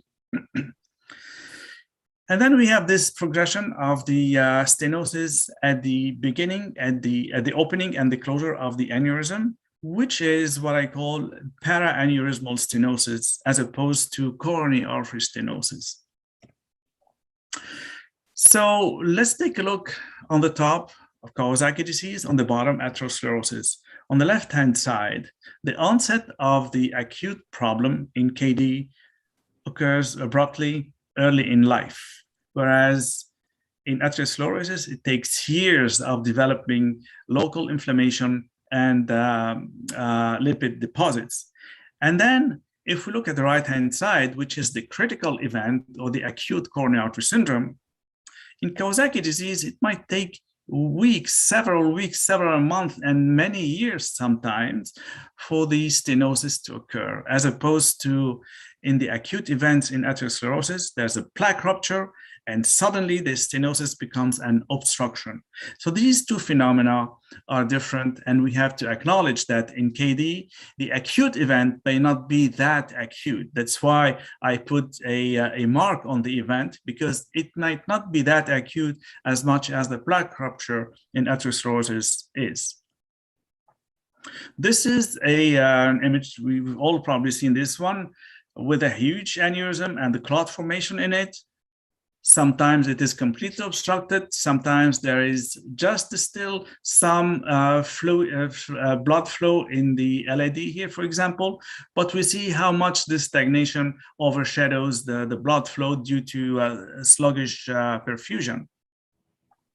There's also something distinctive in KD, which is the hyperacute and very fast myofibroblastic proliferation. It is extremely rare, but there are case reports where kids have succumbed to the disease within 2 to 3 months after the acute event because of this hyper proliferation of myofibroblastic tissue. So these are very extreme rare cases of very sudden development of coronary artery stenosis and obstruction. We've all learned that the larger the coronary artery aneurysm, the more likely acute events would develop in the future, but it takes time. And we've learned also that coronary artery disease scores more than 10 are the highest risks for these events to occur, whereas medium coronary artery aneurysm may not end up with an acute event, at least in a 20 years of follow-up. Now, we don't know what might happen in 40 and 50 years compared to people who never had any aneurysm. But beyond the size of aneurysms, there's something very important, that is the opening or the end of the aneurysm that might occlude. So no matter how much we give antithrombotic therapy or anticoagulant therapy, no matter how much we can give, if the stenosis should occur, there will be clotting and there will be obstruction. And the other thing is this cascade aneurysm on the right-hand side, where from one to the second to the third aneurysm, the flow dynamics are more sluggish to more sluggish, and probably the risks of clot formation in these cases are higher than the tubular ones on the left-hand side. We've seen it all. We've seen huge aneurysms that will return to what we call normal, but normal size. This does not mean that these vessels have normal function. We've also seen very severe stenosis with complete occlusion and very rich collateral vasculature. We've seen also complete occlusion with kids who are doing well and not even complaining of any chest pain or shortness of breath, probably because of the potential of young hearts and children to develop collateral vessels as opposed to the adult and the elderly. There are so many ways we can intervene besides medical therapy. We can aspirate or suction the thrombus from the coronary aneurysm. We could dilate the lesion. We could use a blade dilatation, which is balloons with a blade on it. We could use rhodoblators sometimes when there's very heavy calcification, and Japanese literature have said it straightforward. If the stenosis is more than 50% of the circumference of the coronary artery, it is very likely that we'll be trapping the stent and not being able to expand it. So there is some sort of recommendation where rhodoblators should be used prior to stent deployment. Also, we've learned from the Japanese great experience in bypass grafting that using staphylos venous graft is probably not a good idea because they might thrombose in a high proportion. Up to 60% would thrombose in after 6 to 7 years after the graft, as opposed to internal thoracic artery graft, which have much better longevity in these bypass grafts, including kids under 12 years of age. Still, the freedom from cardiac events after bypass surgery is not the greatest. We've seen that cardiac events could occur in 35 to 80% after 25 or 10 years of follow-up after surgery, but also reintervention might be necessary in about 15 or 25% of cases. Now, should we do percutaneous or surgical? At least for the moment, it seems that the bypass surgery is the best option because of less reintervention and less secondary or secondary cardiac events. But probably one of the problems is that we have not used, in most cases, at least in the past, medicated stents as opposed to bare metal stents.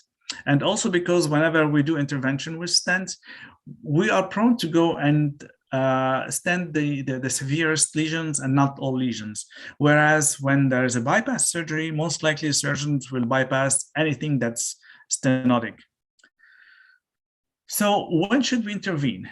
Certainly, we have to intervene before it's too late, before a lethal ischemic event would occur, before lethal arrhythmia could occur, before subendocardial ischemia becomes transmural, and we get into this, before ischemic event becomes an infarction. So there's difference between ischemia and infarction.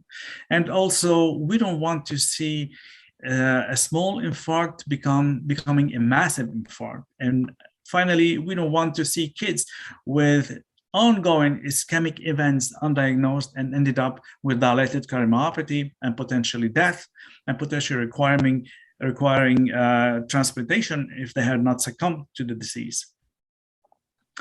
Should we do preemptive testing, preemptive imaging for early diagnosis? Probably yes, but then what? We don't really know what to do with it. We've seen a lot of imaging that shows us like a perfusion scan at exercise shows some underperfused areas. We look at coronary angiography. We see probably a stenosis. We have done early interventions. Kids have done well, but many people have done just observation and medical therapy, and kids have done well for so long. So even if we do early preemptive testings and imaging, we still do not know when to intervene. Look at this picture. This is a typical acute coronary syndrome with acute chest pain, a lot of grasping, a lot of tension on the chest, irradiation to the jaws, to the arms. But I want to look at this because I also want you to forget about this. This is typical for the adult atherosclerosis plaque rupture. It is not typical for KD, coronary artery acute coronary event. In EKG, there's difference between, in acute coronary syndrome, there's difference between ST elevation MI and non-ST elevation MI. And I think we need to concentrate on this. Most likely in the adult, the ST or STEMI, ST elevation MI, is a typical presentation with some percentage of patients who develop with non-ST elevation. We have to acknowledge what the difference is. From a normal EKG, when we start with an ischemia, there is subendocardial ischemia, T wave goes negative, ST depression, not ST elevation, starts. As we move forward with time and the stenosis become more severe or more complete, then there is ST elevation. This is transmural ischemia, and there is big injury and Q wave of the infarct. This red line here between the top and the low is probably a cutoff line between the typical KD problem, KD coronary artery problems, which is subendocardial ischemia, and the typical adult type acute coronary event, which is a transmural ischemia and infarction. And this is what it means. On the lower line, we can see the coronary artery and the perforating coronary artery vessel, which does not go up to the endomyocardium. In other words, the endomyocardium is very vulnerable. When there is ischemia, It is the endocardium that starts to become ischemic. This is why we see non-ST elevation myocardial infarction before it gets to the complete infarction, transmural infarction. And this is probably what would happen in KD patients. In other words, the EKG might not be typical of an acute event in children post-KD coronary artery. So when the occlusion is not complete, on the left-hand side, it is complete, it will lead to ST elevation. But when the stenosis or the acute stenosis is still not complete, there is most likely non-ST elevation. And therefore, reading the EKG is very important. And this is something we have learned and we have to teach, and we have also to share knowledge with our adult cardiology colleagues, because they most likely expect that KD patients with coronary artery aneurysm would behave like the adult acute coronary arterism, which is not the case. On the left-hand side, there is a partial stenosis. It is significant but partial, and it might remain partial in acute KD coronary artery syndrome. And therefore, there is non-ST elevation, probably ST depression. T-wave could be altered. And the ischemia is subendocardial. Troponins would be elevated, but we have repeat within 3 hours and 6 hours and probably 12 hours if there are symptoms suggestive of, but not really convincing. But in cases, they could be normal, so we have to repeat the troponin levels in the blood. So in most cases of non-ST elevation myocardial infarction, there is no Q-wave infarction, which is very good because the myocardium is viable. Whereas in ST elevation coronary artery syndrome, troponins are elevated, more elevated, and in STEMI, most cases would end up with Q-wave infarction, which is a total loss of the myocardium, non-viable in many, many cases. Intervention has to be very fast as soon as we have high index of suspicion of non-ST elevation and certainly of ST elevation MI. Probably the thing in children is that throughout the years of this aneurysm being there and the chronic stenosis being developed, as these kids with the young myocardium, young vascular tissue of the coronary arteries, they are able to develop collaterals much better than the adult. Also, when the stenosis is insidious, there is latent slow stenosis in KD, the event is much smoother as opposed to a sharper acute plaque rupture in the adult. There's a nice publication in Heart from British Society of Lifetime Cardiovascular Management of Patients with Previous KD. It's a very good read. I certainly cannot detail it now, but it repeats the STEMI versus non-STEMI presentation. But again, they really stated very well that EKG and troponins may be normal if there is a coronary occlusion. And that is probably the stasis of the collaterals, but also because of the insidious stenosis going on in these kids. Above all, also, the symptoms are typically not typical. Let me repeat, the symptoms in KD, coronary artery acute event, are typically not typical. And therefore there is this elderly person who's holding his chest or her chest because of this acute pain. I've seen kids who woke up at night, vomited, they were a little bit pale, and then they spend the next part of the night very well. They went to the ER. Doc said, well, there's nothing. They did EKG and troponin. They were normal. Send them home, just kids. And ended up with complete occlusion. And I can at least record 2 or 3 cases like that. So please remember that non-specific symptoms could be presenting symptoms in these kids like irritability, pallor, vomiting, and not the typical acute chest pain holding, grasping you. So we should always initiate workup, be persistent, consistent with it. Repeat the EKG within a few hours. Repeat the troponins. Do an echo. Make sure there's no big clot occluding. Make sure there's no dysfunction, new mitral regurgitation developing.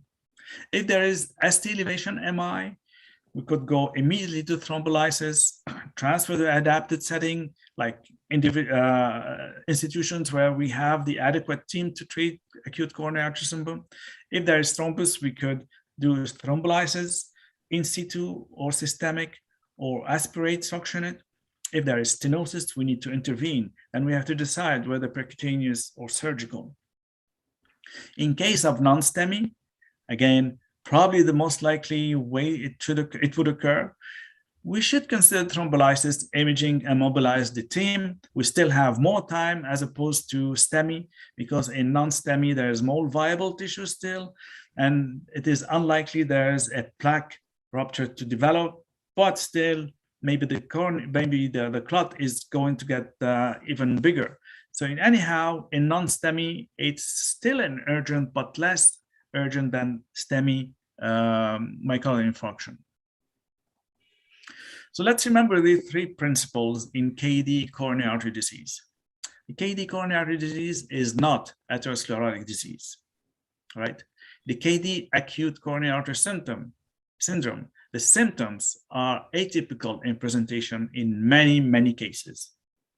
And finally, there's little evidence-based knowledge specific to KD coronary artery disease and event management, but any coronary artery, acute coronary artery event should be taken very seriously and take the advantage of the early diagnosis and serious management. Then we can improve patient outcome. Now the question, or the big question of monitoring the asymptomatic child with coronary artery aneurysm. What is the best monitoring strategy of these patients? What are the most preferred testings to do? And when to test? We still don't know yet. Even if we look at the Kawasaki disease scientific statement, there are a lot. There's a big list, big chapter, and also a big table of suggestion. But what is the feedback from doing this, or how much have we improved cases by following these recommendations is still yet to be known. So should we test for myocardial viability? Should we test for coronary artery patency, for exercise tolerance, or for exercise or ischemia-related arrhythmia? These are still huge questions unanswered. What are the best therapeutic preventive measures? Again, we don't know. We give statins, we give beta blockers. We don't know if they work well, but we hope they do. Bypass surgery versus percutaneous intervention or pharmaceutical reperfusion thrombolysis. I mean, there's a lot of debate. Obviously, when it happens well, when it works well, we're happy, but we still have to get to some trials in the future. And lately, we have published with the American Heart Association, the falling through the cracks, the current gap in the healthcare transition of patients with KD. I think one main importance is that we need to learn from adult cardiology. They need to learn from pediatric specialists with KD, and we're trying to do this and take it to the summit. And finally, I would like to thank everyone for listening to us. Dr. Adriana Tremoulet and myself, the presidents of the 14th IKDS 2024, would welcome any questions between now and then, and we'll open a forum to take your opinion of the upcoming 2024 IKDS. Thank you very much.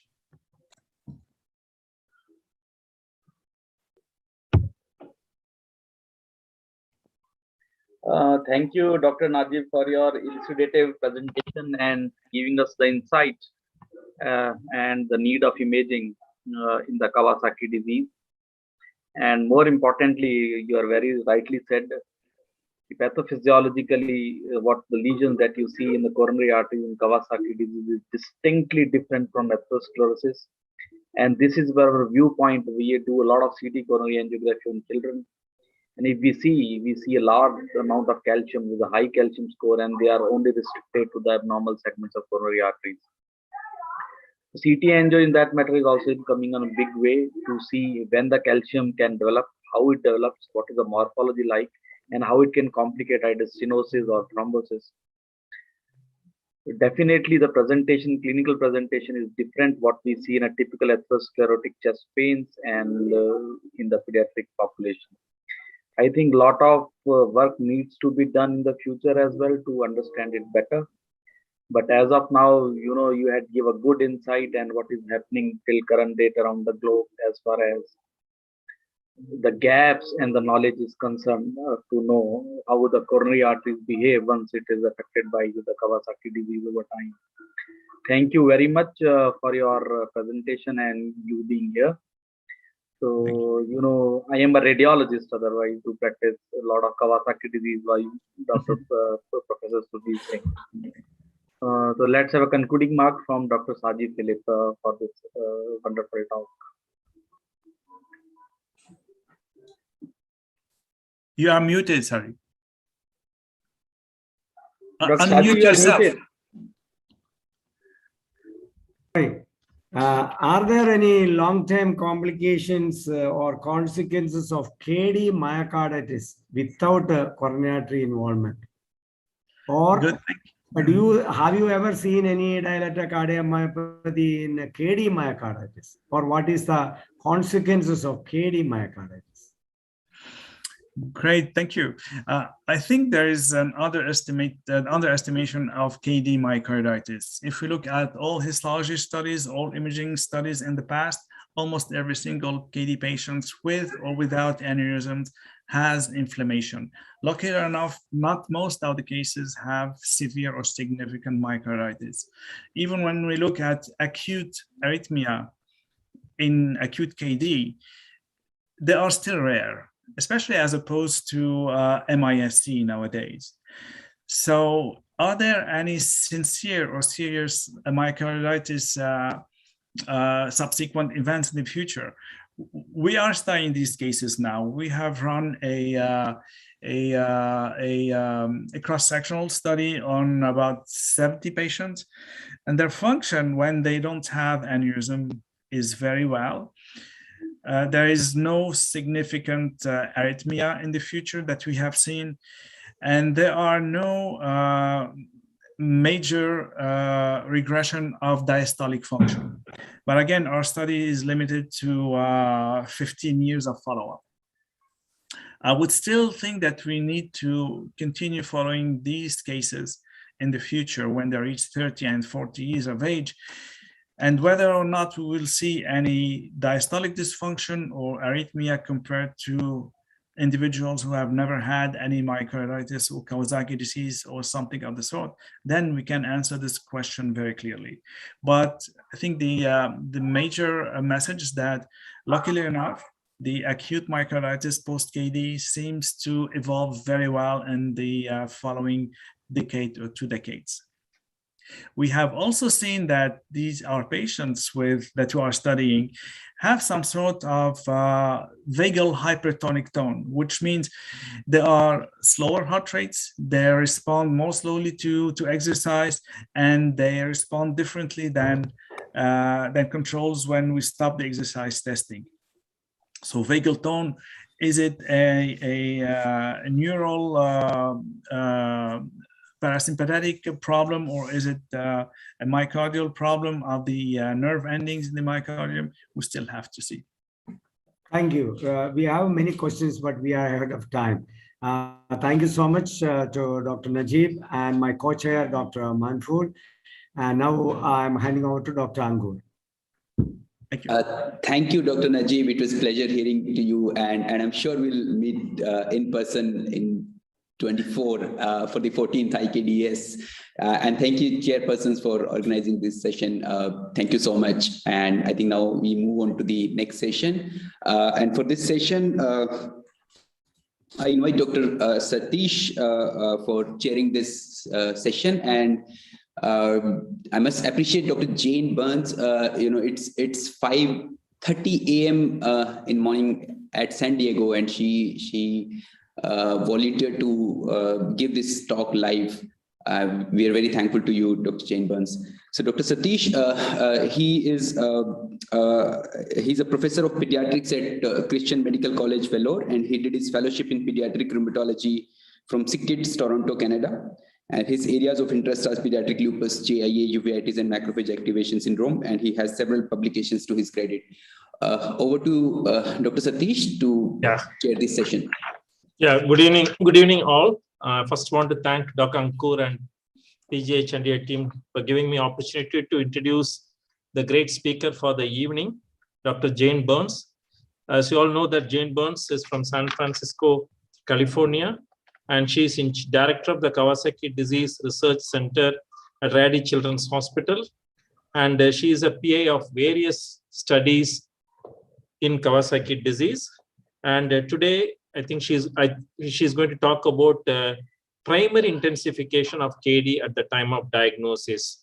Do we need intensification along with IVIG for all children with KD or children who have coronary artery dilatation at the time of diagnosis, or if you predict IVIG resistance at the time of diagnosis? So we will wait and hear from Dr. Jane Burns. The stage is yours, Dr. Burns. Thank you. Thank you very much. I will share my screen.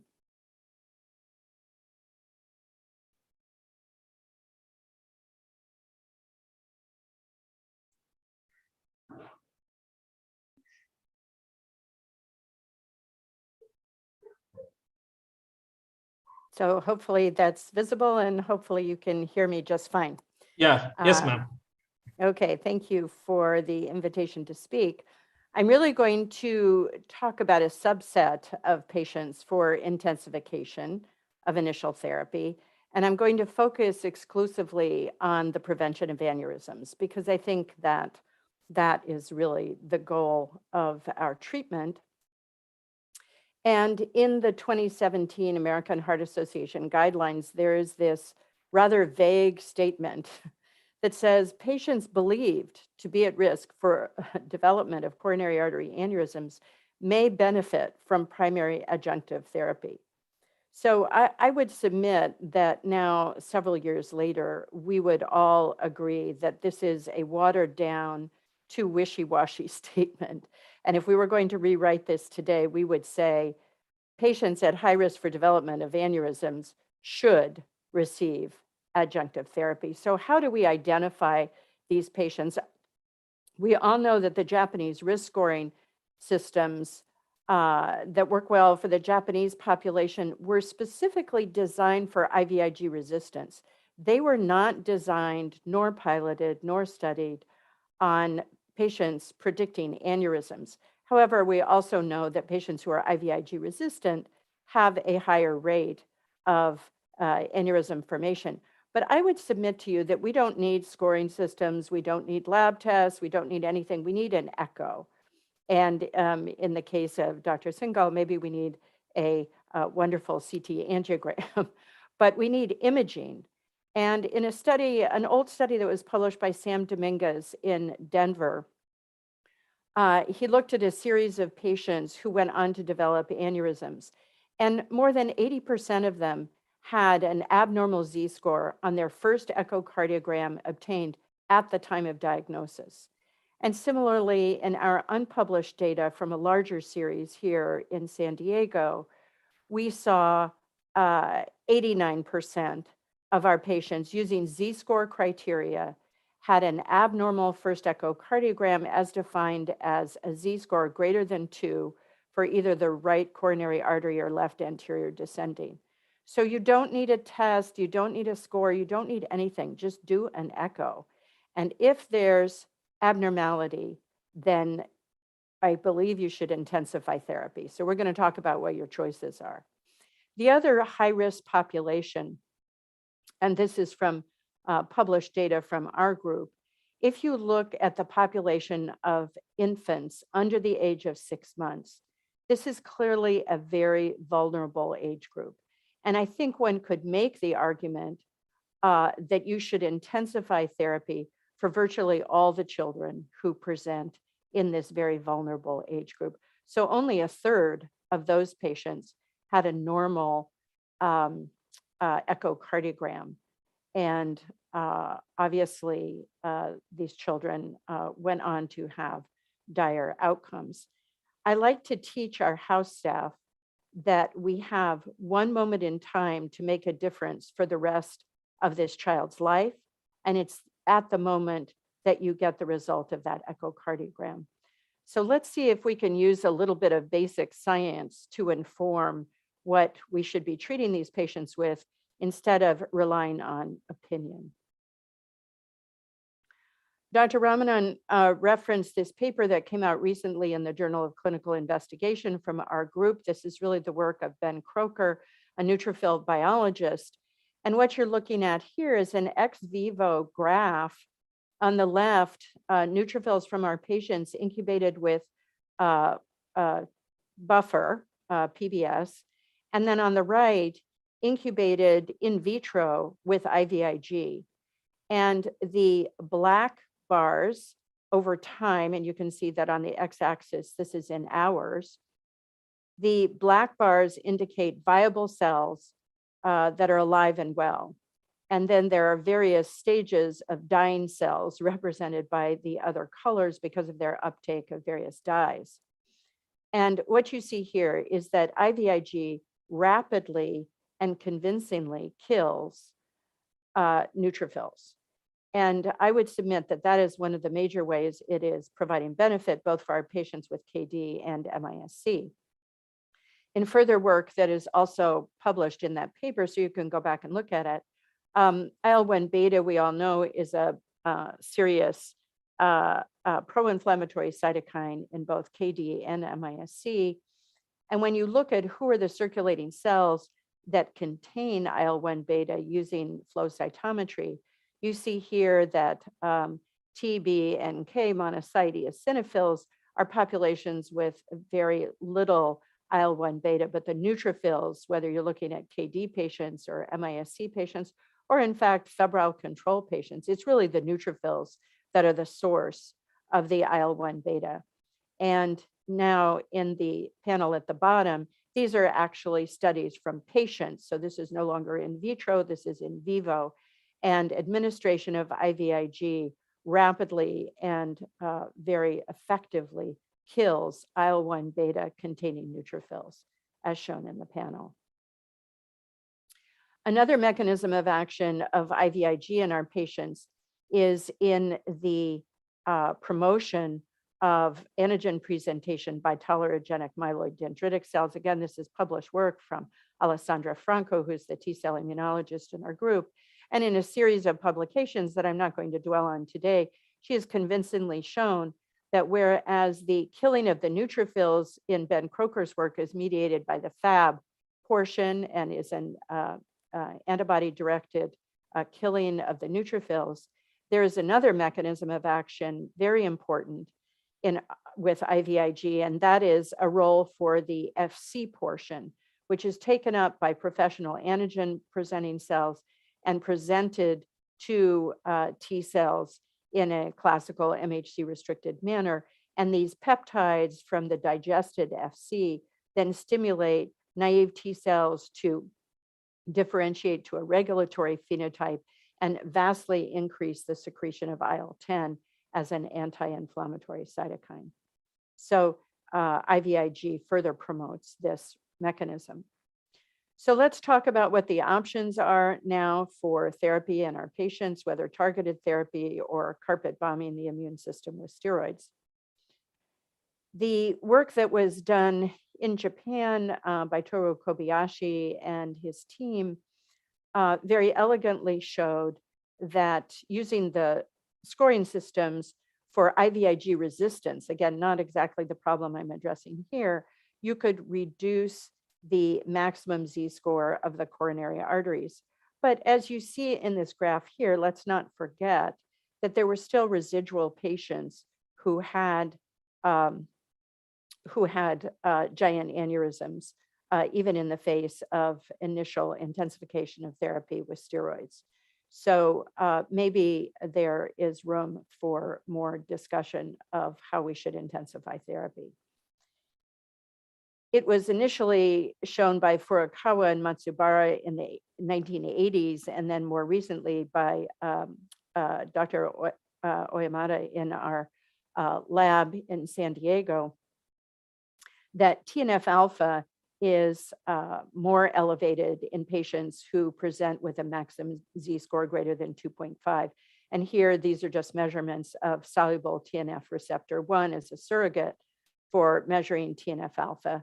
And again, higher levels, and it correlates nicely with the Z-score. So higher the Z-score, higher the levels of TNF alpha.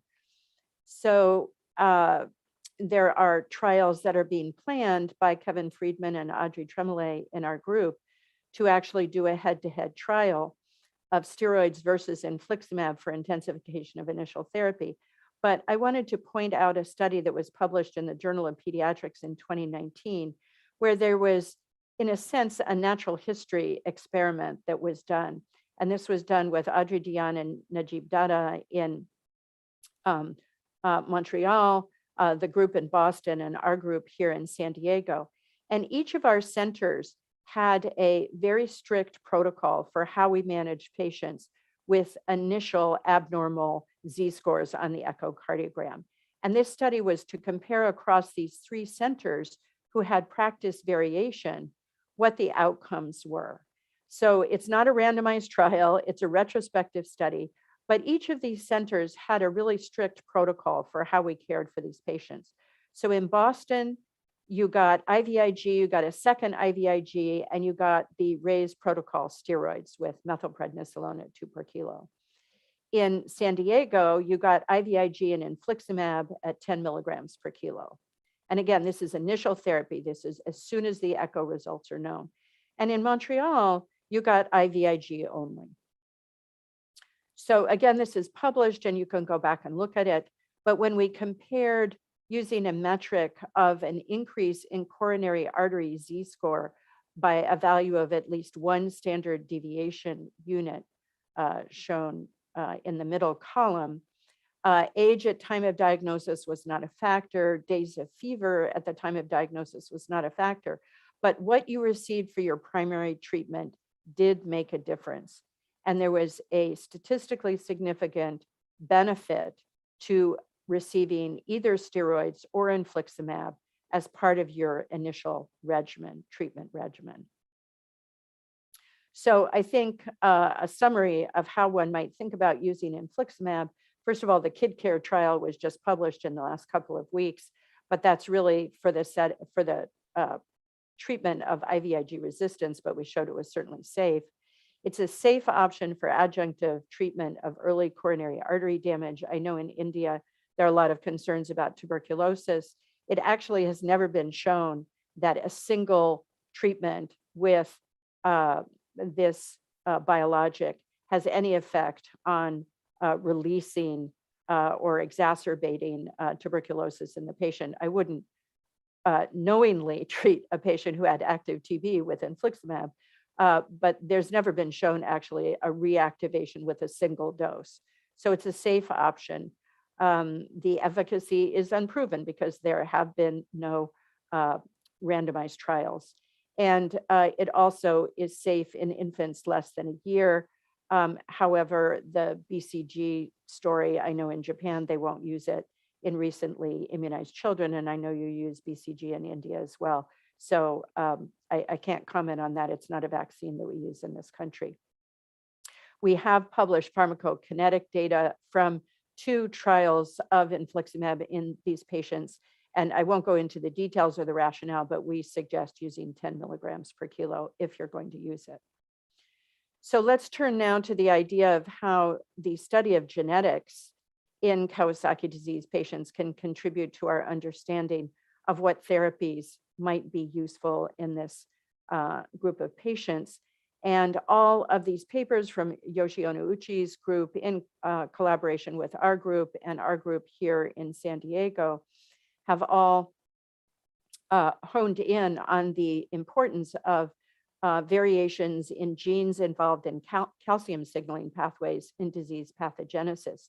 And you can see here in the light blue that this then goes on to suggest treatment options for our patients, that the group of drugs, the statins, block both myofibroblast proliferation as well as the specific sodium channel, the SLIC8A1 sodium calcium channel. And cyclosporin clearly blocks the calcineurin pathway. So these are drugs that we should think of when considering intensification of therapy. This really elegant work by Anne Rowley's group, published some time ago, actually took tissues, fresh tissues of the coronary artery from autopsy cases of Kawasaki disease and then looked at gene expression. And there was a very prominent signature of genes from CD8 cytotoxic T cells. So T cell signature was really important in the coronary arterial wall. And we know that cyclosporin is a very specific inhibitor of activated T cells. So it's a calcineurin inhibitor. It works on a variety of T cells. And if you wanted to inhibit specifically cytotoxic T cells, it would be the drug that you would reach for. The KAIKA trial was published in Japan, and they're now getting ready to launch a second trial of cyclosporin. I have to say, I mirror Dr. Ramanan's comment that the use of cyclosporin for 5 days seems to me underdosing. We do use cyclosporin for our patients. It's our third line drug after infliximab for our aneurysm patients, but we use it for a much longer period of time. We use cyclosporin until the CRP is less than 1, and then we begin a very gradual taper that goes over about 3 weeks. We have had no complications at all of this kind of short-term cyclosporin therapy. And I would submit that if you're going to use cyclosporin, you should use it in a way that's a little more appropriate, I think, for the mechanism of action. So we've talked about the importance of IL-1 beta, and of course, data from our group was the first to publish the importance of IL-1 pathway transcripts in a large microarray study that was done, and now this has been validated in RNA-seq experiments. But you can see here the red circled genes were highly elevated in our Kawasaki disease patients looking at whole blood RNA transcriptome. And so it was an obvious appealing target for our therapy. And then subsequently, the Arditi lab has done beautiful work using the Lactobacillus casei cell wall model in mice, and again shown that knocking out IL-1 beta as well as IL-1 alpha resulted in protection of the coronary artery in their mouse model. And they've gone on to do additional very elegant work, again, highlighting the importance of the IL-1 pathway. So there are a number of options for how you can inhibit this pathway. Most people have chosen to go with anakinra, although we now have interest in using canakinumab just because of the ease of administration and also a vagary of our healthcare system in the United States, where we cannot get funding for outpatient anakinra in our patients. We can only use it in a study setting. So the idea behind using anakinra was that it would block the IL-1 receptor and therefore targeted both IL-1 beta and IL-1 alpha, and we thought that was desirable. So this is a picture of the NLRP3 inflammasome and trying to cut off the generation of IL-1 beta at the source. So a phase 1/2a dose escalation trial of anakinra for infliximab treated patients with an abnormal initial echo was initiated both here and in collaboration with Mary Beth San at Boston Children's Hospital. And that study is now in press in the Journal of Pediatrics. It's been completed. 22 subjects were enrolled. It was a dose escalation study. And I can just show you a little bit of the data there. In our center, we intensify therapy immediately with infliximab. So all of our patients were treated with both IVIG and infliximab. And if they entered into the trial, then they additionally received anakinra. And here you just see a few of the pro-inflammatory cytokines that we might look for pre-treatment, and then at 48 hours post-treatment. In red are the patients who also received anakinra. In black are the patients who received only IVIG and infliximab. And you can see there's really no difference in these groups. So the full change was not significant across any of these cytokines. And I want to remind you, at the beginning of the talk, we looked at the incredible effect of IVIG on killing IL-1 beta-laden neutrophils. And maybe anakinra is just icing on the cake and not really what we need. Again, this is from the paper that's about to appear in the Journal of Pediatrics, but not published yet. Again, a phase 1/2a trial. This was not powered for looking at coronary artery outcomes, but these were blinded echo readings by a central echo lab. And you can see with the different dose levels, red is the lowest dose level, green is the highest dose level. Everybody more or less got better by 6 weeks, but there wasn't an obvious signal that anakinra, the addition of anakinra, was doing something dramatic in these patients. So I wanted to touch on some of the basic science work that we've done with the vascular biology group here, John Shi and his lab, looking at the mechanism of action of atorvastatin in acute Kawasaki patients. So we know that endothelial to mesenchymal transition is a bad thing in our Kawasaki disease patients. And Dr. Dada showed you some of the myointimal proliferation end scenarios that are obviously devastating for our patients. But in all patients, this mechanism of myofibroblast transformation is ongoing. And we would like to halt that. There are very well-established markers for what we call endo-MT, endothelial to mesenchymal transition. And in an experiment that we did ex vivo, so we took Kawasaki serum from patients prior to treating them, we incubated them with cultured endothelial cells, and we looked at mesenchymal markers for the transition to myofibroblasts, and we looked at endothelial cell markers of healthy, happy endothelial cells with intact homeostasis. And you can see that the sera from KD patients developing aneurysms was the worst for promoting endothelial to mesenchymal transition, and none of the endothelial cells had a phenotype of being healthy and happy in the culture dish. We went on to look at what the pathways were that were involved. And again, these are published data in our circulation research paper.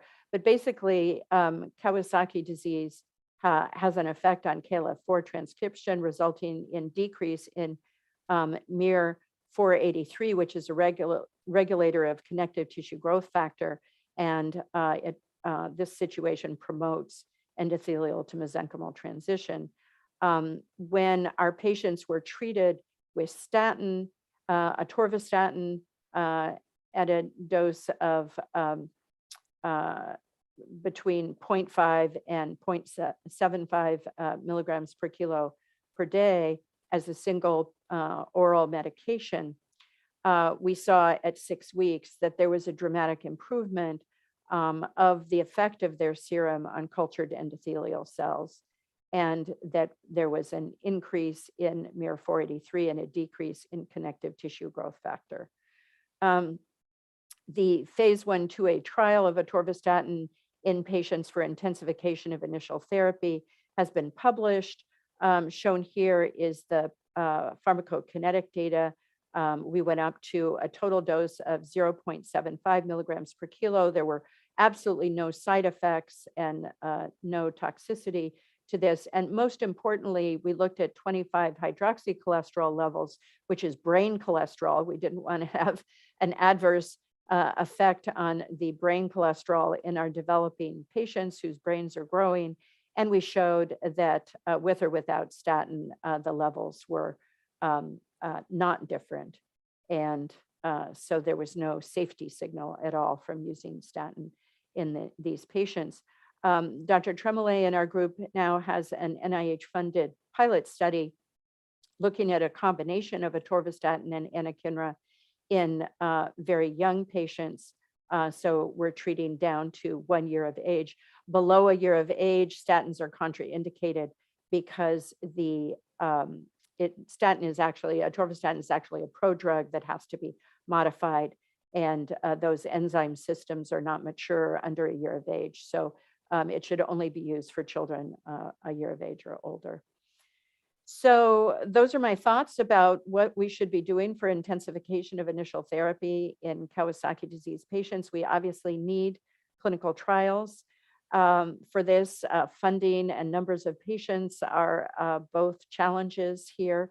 And I want to acknowledge the work of our wonderful group at the Kawasaki Disease Research Center in generating these data. And I'd be happy to take any questions. Yeah, thank you, Dr. Burns, for an exciting talk. A lot of work done on Kawasaki disease. So I just want to summarize all the questions in view of time. So two things from a take home from your talk. As a delegate, I want to ask you, which are the children specifically who needs primary intensification at the time of diagnosis?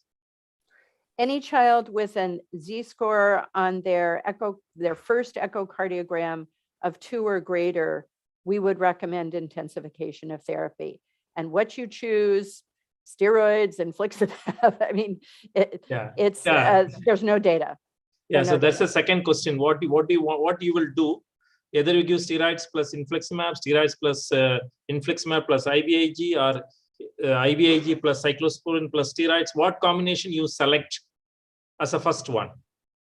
So I can tell you what we do at our center, but again, now we're dealing with the realm of opinion, right? So the answer is there is no answer. What we do in San Diego is we immediately, as the IVIG is running in, we'll be getting our first echocardiogram. And when we see that there's a Z-score for the RCA or the LAD 2 or greater, we then immediately follow the IVIG infusion with infliximab at 10 milligrams per kilo. We'll then repeat the echo either every day or every other day. And if we see continued progression, we add cyclosporin. We do have a clinical trial ongoing, a phase 1/2A trial of the combination of atorvastatin and anakinra.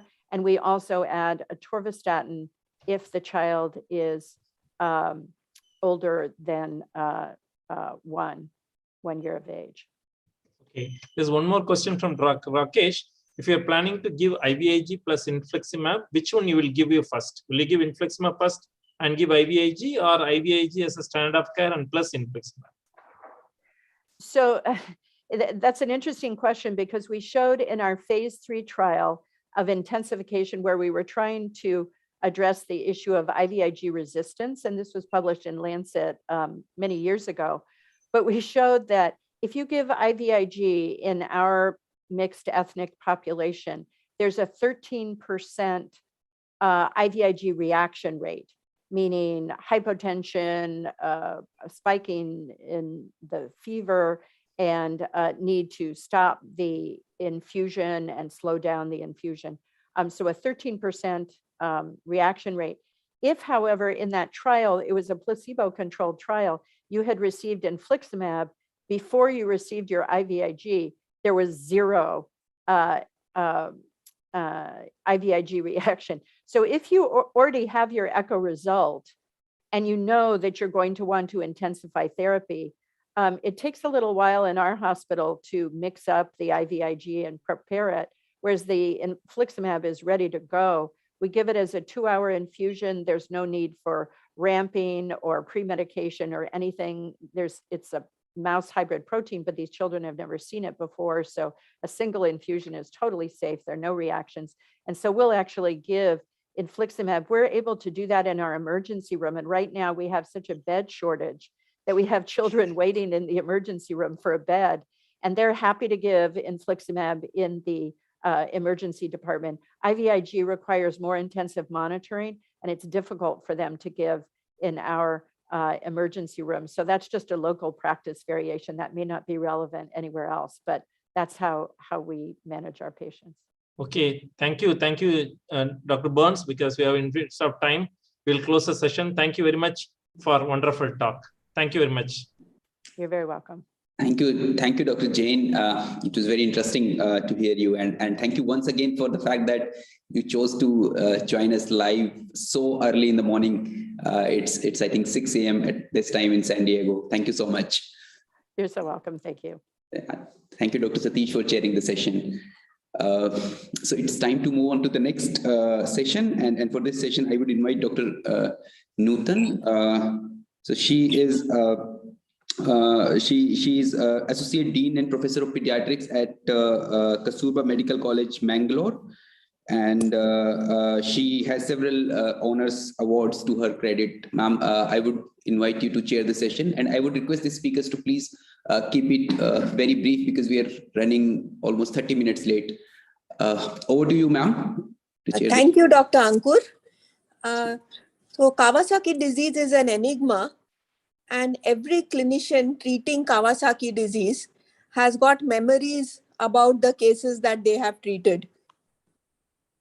The memories can be due to the condition of the child at time of diagnosis as well as the management.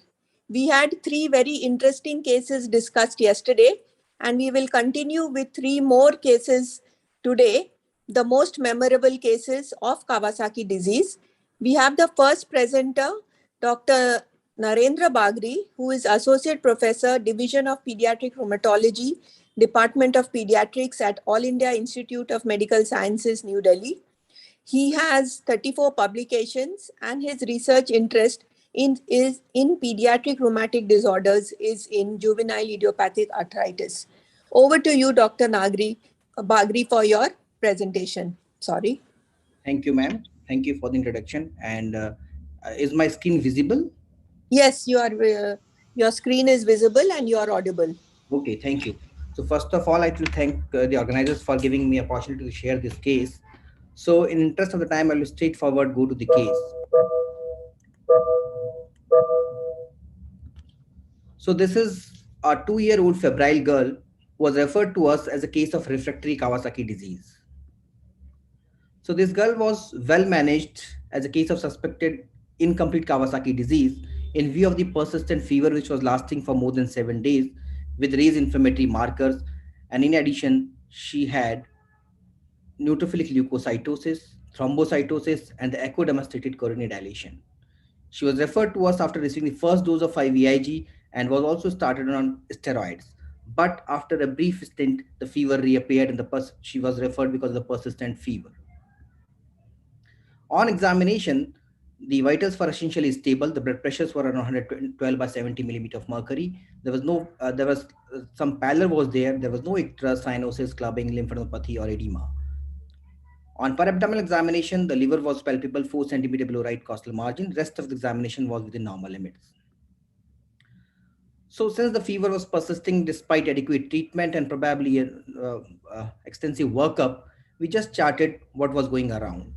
So this girl had a persistent fever, but the duration of fever was slightly longer. It was persistent for more than 4 to 6 weeks or so.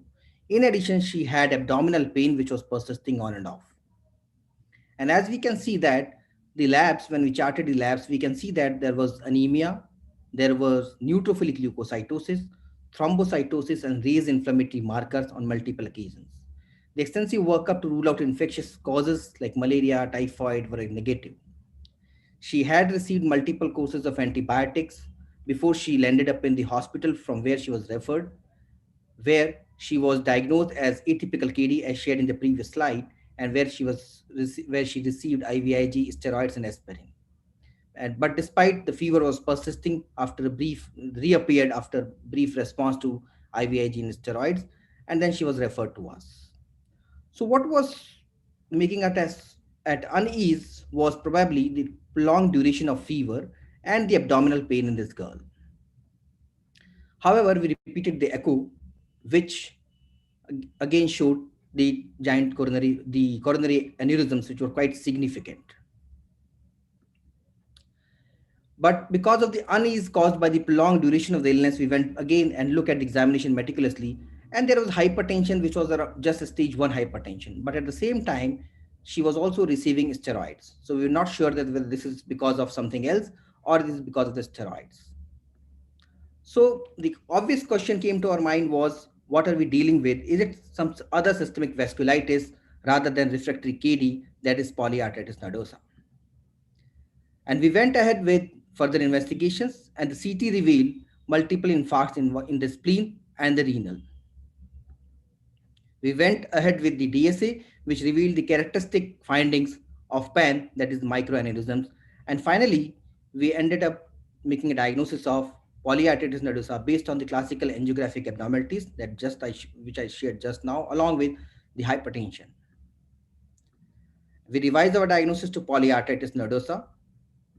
Subsequently, we subjected her to IV cyclophosphamide, followed by MMF for maintenance doses. We again pulsed her with methylprednisolone, and the steroids were gradually tapered. Following which, she showed response in terms of fever and abdominal pain subsided. The inflammatory markers also subsided, and thankfully the coronary sizes also returned to normal on follow-up. At the last follow-up, she is doing well, afebrile, and the coronaries are also normal. So we just had a I will just take you through a quick review of the childhood PAN and the KD overlap. So childhood PAN, we all know that is a systemic vasculitis, which can involve medium and small vessels. However, the coronary involvement in childhood PAN is quite rare in contrast to KD. There are a handful of cases which we could retrieve about the childhood PAN and the coronary involvement, and we can see that the coronary involvement, including giant coronary aneurysms, have been documented in childhood PAN, in addition to the renal and the hepatic infarcts, which are the classical of childhood PAN. This very interesting figure that I found in a case report published in Arthritis few years back, where the dilemma of differentiating the Kawasaki disease and PAN has been discussed.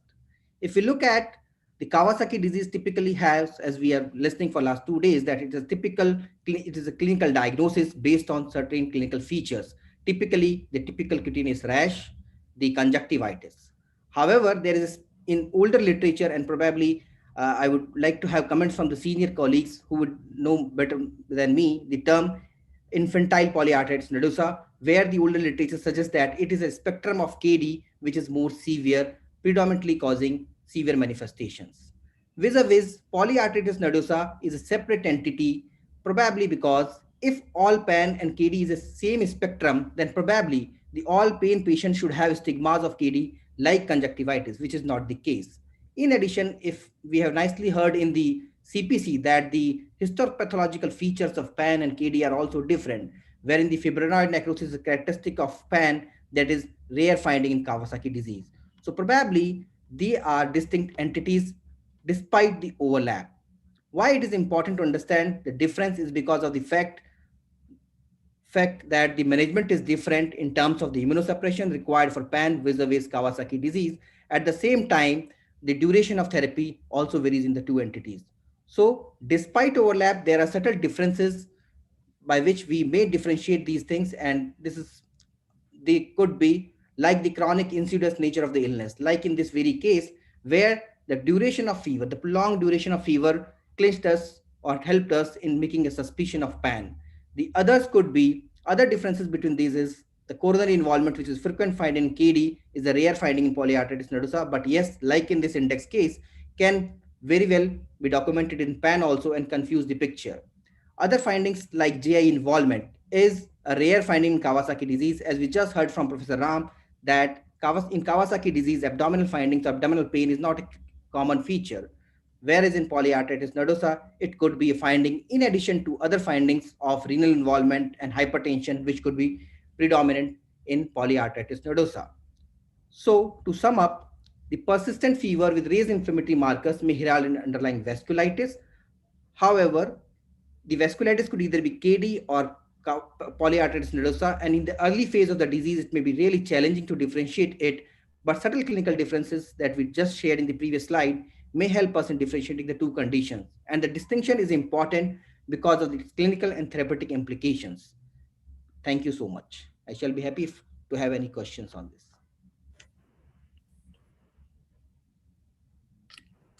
Thank you, Dr. Bagri. That was a very interesting case, and you have very correctly brought out the consideration for differential diagnosis of refractory KD and also the importance of clinical medicine to identify hypertension and abdominal symptoms in a child with refractory KD to think of other causes of vasculitis. Thank you very much. Thank you, ma'am. We go on to the next case, which is going to be presented by Dr. Rakesh Mandal. Dr.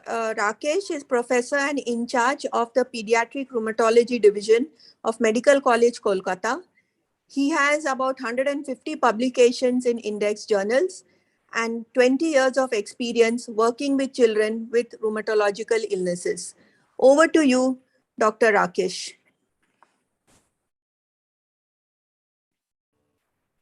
Thank you, madam. Am I audible, madam? Yes, you are audible. Please Okay. share your slides.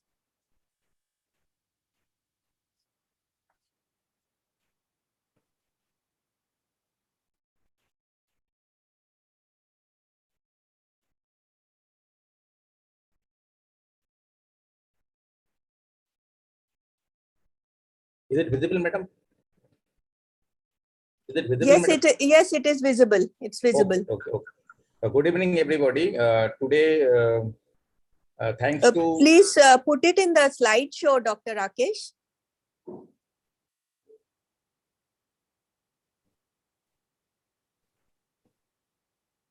The slides only, madam. Okay. Good evening, everybody. And today, in this conference, we are listening a lot of updates about KDs. And thanks to ISKD organizing team, fourth ISKD organizing team, Professor Singh and Dr. Ankur, and team, and the office bearer of ISKD for inviting and asking us to share our experience. All cases are memorable. Rather, I said I'll actually share one case where I have learned something from this case. This child was a 4-year boy who referred to our tertiary care hospital for management of acute renal failure. They actually referred to us for dialysis. This case was actually 10 years back. The boy was suffering from high-grade spiky fever for last 7 days with irritability and not responding to empirical antibiotics as per their previous record. He developed oliguria for last 2 days. There was no history of any medication likely to cause renal toxicity, and the child did not have any history of abdominal pain or diarrhea, etc. So it's a clinical evaluation is a AKI presentation with prolonged febrile illness at admission. On examination, the child was extremely irritable. There was some lymphadenopathy and subcutaneous edema absorption of the hand.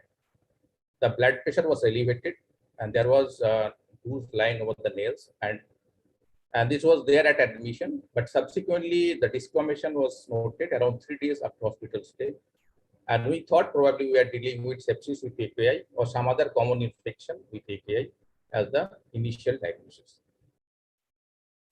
So the clinical clues were prolonged fever, constitutional symptoms, irritability, there was some lymphadenopathy and subcutaneous edema, and those referred for AQI, and when they referred, they said that probably the child will require dialysis.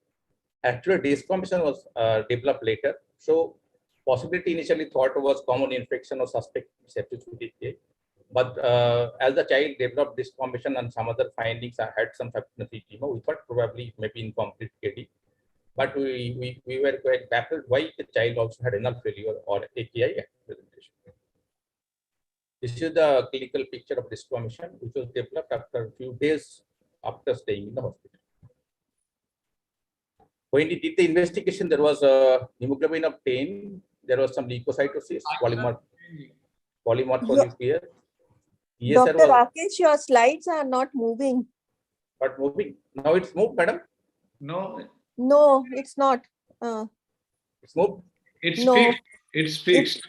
It's only the first slide is there.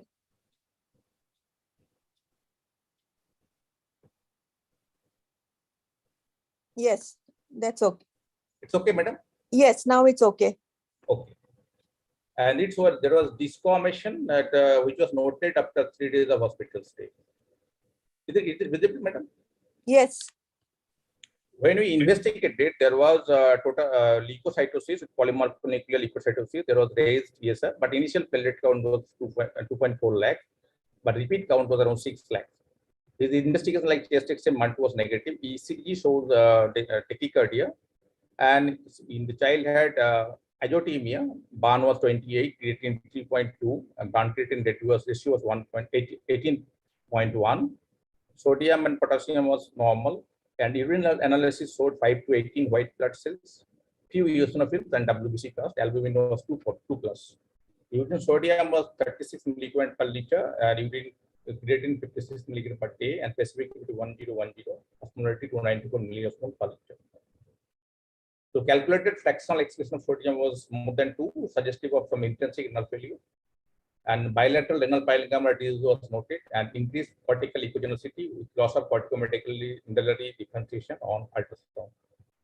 We did the echocardiography also, which revealed normal cardiac function and some LMC at mild dilatation with mean jet score around 2.5. So there was some dilatation in the coronaries. C-reactive protein was raised, ASO, C3, C4, ANA or within normal. Other serology, dengue, leptospira, viral was negative, blood pressure showed no good.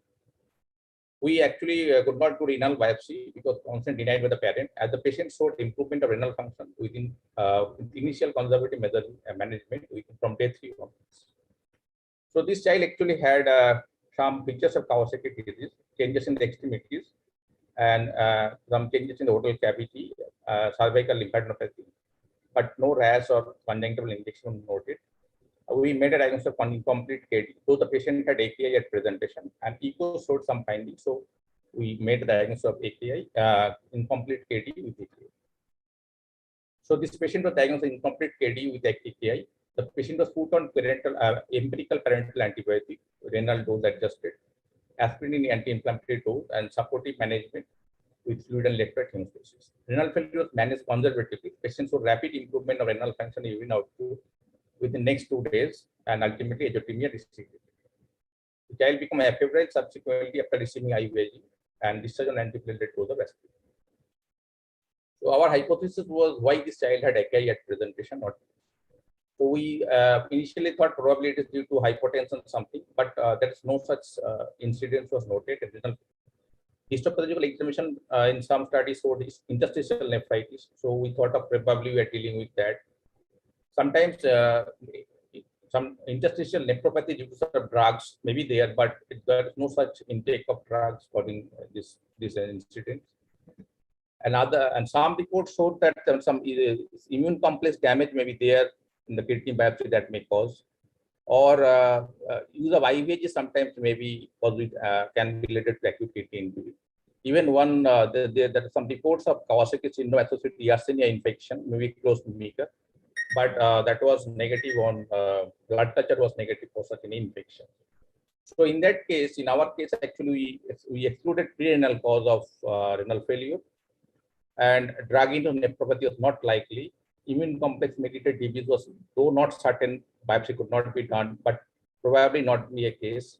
KDSS presentation is missing to cause AKI. Co-infection or sepsis or Kawasaki-like syndrome following Yersinia may not be a case.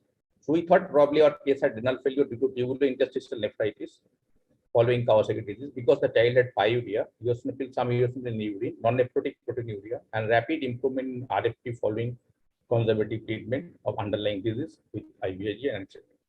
But we failed to get the kidney biopsy done. So what I want to say that emergency crisis in KD might not always be the cardiac disease. As we are go on seeing not only cardiac but different manifestation of atypical and incomplete kidney, that may be also a presentation.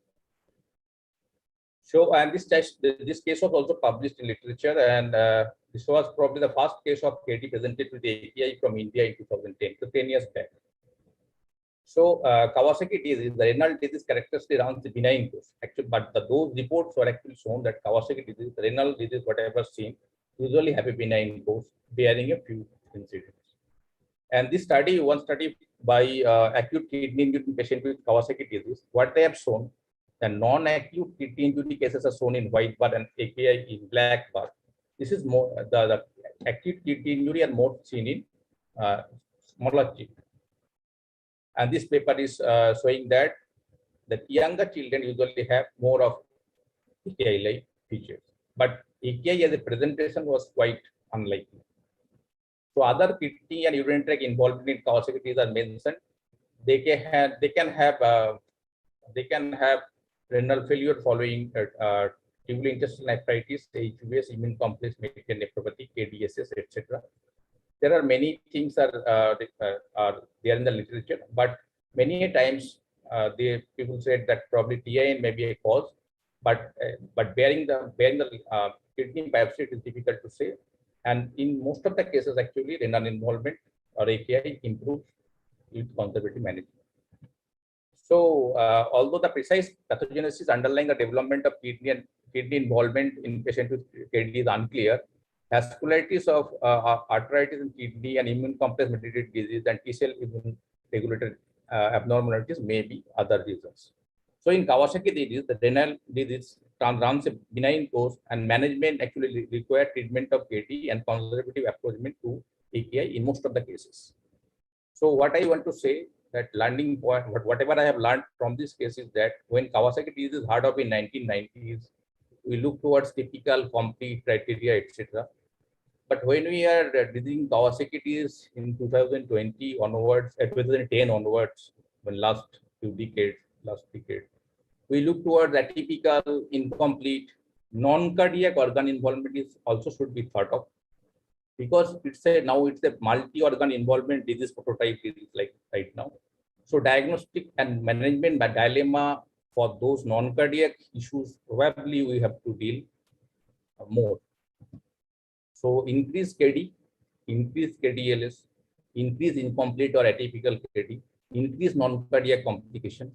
This require input, I think so.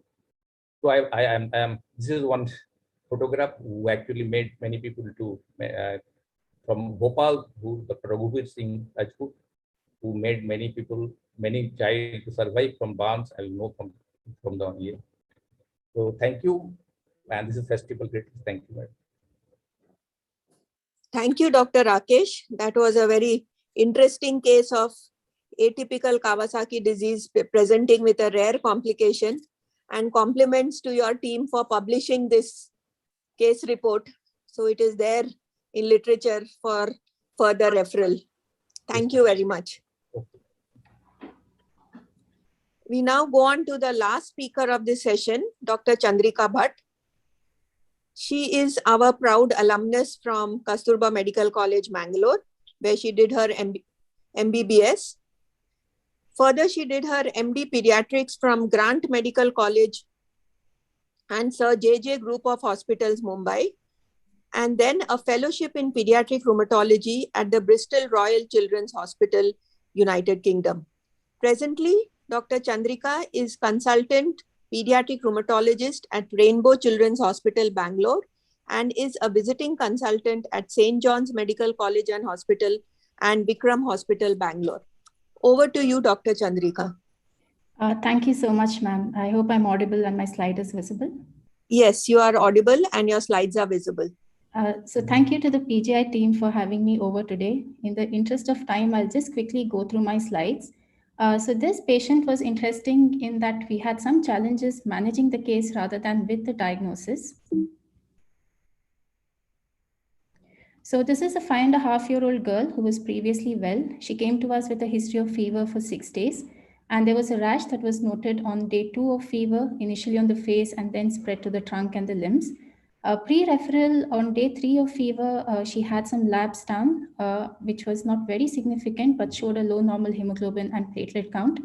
Infection screen for malaria was negative and she was treated with oral antibiotics. But fever was persistent, and because of the low platelet count, the referring doctor started her on anti-malarials as well. And as you can see serially, her platelet count kept dropping until day 6 when she came to us. So on arrival, she was stable and febrile. She had a subconjunctival bleed in her left eye. She was visibly icteric, and she had this maculopapular rash on her trunk and limbs. And this rash was in fact more prominent when she was having her fever spikes. She had a enlarged liver with a span of 9 centimeters, but otherwise examination was unremarkable. So initially in ER, a diagnosis of viral hemorrhagic fever was made. And on the day of admission, So on the day of admission, her labs showed a low WBC count and a significant drop in her platelet count. CRP was very high at 258. Sodium was on the lower side. And what was significant was that she had evidence of cholestasis. So total and direct bilirubin was elevated. She had significant transaminitis and her albumin was on the lower side. Again, infection screen for dengue was negative, typhoid was negative, and this was during the COVID pandemic, and we sent her serology and RT-PCR, and ultrasound showed GB wall edema with some ascites. So the possibilities considered initially by the treating team was sepsis, rickettsial illness, and MISC, and she was started on treatment accordingly. Subsequently, we sent more labs, and her ESR was on the lower side. So whenever we see a high CRP with a low ESR, we are always thinking of macrophage activation syndrome. And to support that, her ferritin was also very high at 18,000. LDH and D-dimer both were very high. So definitely she had evidence of macrophage activation syndrome, but the question was what was triggering this? Was it an infection? Was it systemic onset JIA because she had a history of fever, rash that was more prominent during fever? Or whether it was Kawasaki disease or MISC. Now, interestingly, we always believe that ferritin levels are not extremely elevated in Kawasaki disease. So the elevation of ferritin would be somewhere between MISC and systemic onset JIA in Kawasaki. So these high levels prompted initially to make us think of systemic onset JIA above Kawasaki. But we started her on immunoglobulin, thinking it would cover for all these differentials that we had until we could get a formal echocardiogram done. And that showed a significant aneurysm of a right coronary artery with a Z score of 6. So the plan was to then start her on corticosteroids as well, but she went into hypotensive shock, was admitted in the PICU, and started on vasopressor support. So by then, 12 hours post-admission, we had a few more labs back again in ICU. So if you can see, her counts have dropped further. She developed pancytopenia. CRP went up further to 310. Her bilirubin, OTPT, and her GGT significantly went up, indicating there was worsening of cholestasis as well. Her albumin had dropped further, and the COVID serology was negative. So before starting her on steroids, she underwent a bone marrow aspiration, which showed confirmed basically the presence of histiocytosis, and we started her on corticosteroids at this point. But despite us starting on corticosteroids, her having completed IVIG, we were looking at 60 hours post-admission, she still had persistent fever spikes. If anything, it was increasing, and there was a persistent need for vasopressor support as well. So we were quite surprised that she was just not responding to treatment in any form at all, be it clinical or serology or lab-wise. So that is when we decided to repeat her echocardiogram, and her Z score had increased to 7.4. And as you can see, all her labs had worsened, including her ferritin, which just kept going up, and it was now touching 25,000. Meanwhile, all the infection screen was negative. So essentially, the issues we had with managing this girl was that there was no effervescence of fever despite IVIG and a pulse dose of corticosteroids. There was absolutely no improvement in her coronary aneurysm. If anything, it was worsening. The macrophage activation syndrome was also worsening, and there was progression of cholestasis. So the dilemmas we had in managing this girl was we normally don't expect such high ferritin levels in Kawasaki disease. So although she had a coronary aneurysm, was there an underlying primary HLH? She could have had a heterozygous mutation that was predisposing her to develop this degree of macrophage activation. And also the progressive cholestasis is what made us think more about an underlying primary HLH in her. And also the other issue we had was how would we escalate immunomodulation in this girl? Should we target predominantly the macrophage activation syndrome, or should we target her coronaries and go for infliximab? So these were all the options we were considering, including cyclosporin, tocilizumab, etoposide, or a second dose of IVIG. So at this point, I contacted many people to see what their opinion was, considering we don't see macrophage activation syndrome very commonly with Kawasaki disease. But because her coronary artery aneurysm was also worsening, we decided to go ahead with infliximab next. So having reviewed literature about ferritin levels in Kawasaki, we do know IL-6 is more elevated than IL-18 in Kawasaki, and the reverse is true in systemic JIA, which is why ferritin levels are generally not very high. But if ferritin levels are high in Kawasaki disease, it could indicate non-responsiveness to IVIG treatment. And likewise, for the presence of macrophage activation syndrome, it is an uncommon complication, almost less than 2% incidence. And the reason is also that it is not usually suspected due to overlapping features, especially lab-wise, between MAS and Kawasaki disease. And it's usually predominantly seen in children above 5 years of age. And it always have a low threshold in children with fever for more than 10 days to suspect MAS. And again, in this group, there is a higher incidence of coronary artery aneurysm.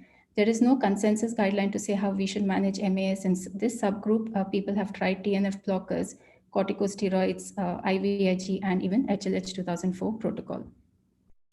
So we then went ahead with infliximab, continued corticosteroids, and also sent her genetics for underlying primary HLH. And fortunately, 8 hours post infliximab, her fever started settling down. There was weaning of inotropic support as well.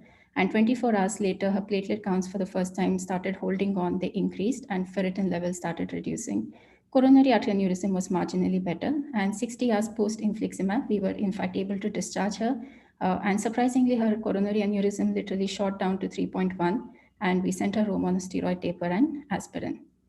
So on follow-up, she continued to do well. Her coronary aneurysms gradually resolved, and at week 6, they were back to normal.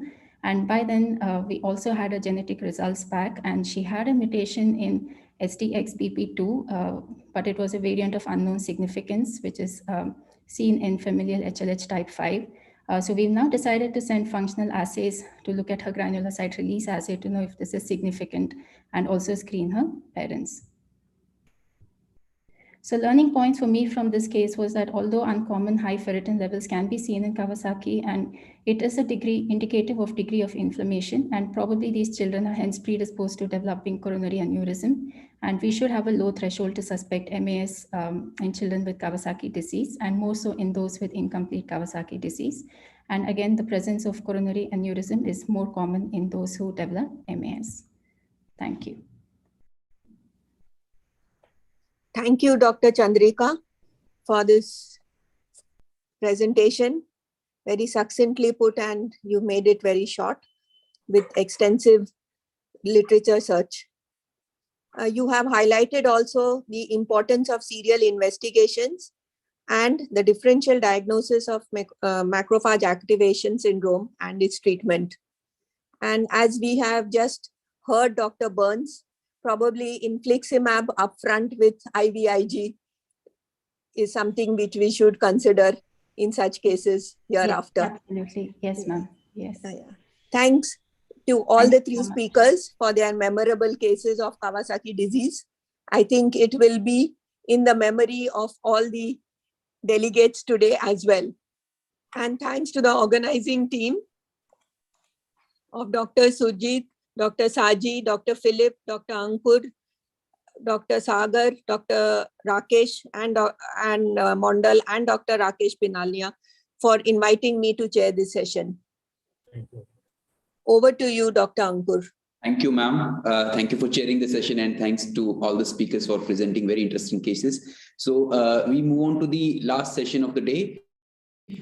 This is the oral presentations of the abstracts. So for this, I'll invite two chairpersons, Dr. Rachna and Dr. Shikha. So I'll introduce Dr. Rachna. Dr. Rachna is a consultant pediatrician and neonatologist at Guwahati, Assam, and she is also an executive board member of Indian Society for Kawasaki Disease. Ma'am has several honors, several publications to her credit. Dr. Shikha is a consultant pediatrician with special interest in pediatric rheumatology based at Vijayawada Hospital, Mumbai. And she has also got several publications and awards to her credit. Over to Dr. Rachna and Dr. Shikha for chairing this session. Thank you so much, Dr. Ankur and the entire organizing team of this conference. And myself and Shikha will take you through these 5 or 6 papers we have today. So Shikha, would you like to start with the first one? Yes, without much ado, I think we should move to the first case, which will be presented by Dr. Mohini. Dr. Mohini, you can share your screen, and I would request you to please stick to your time, 4 minutes.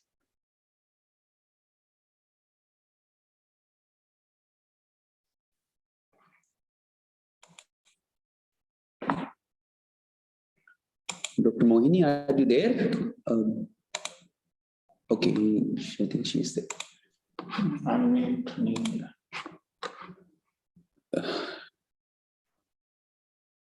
Dr. Mohini, can you share your screen? Can you unmute yourself?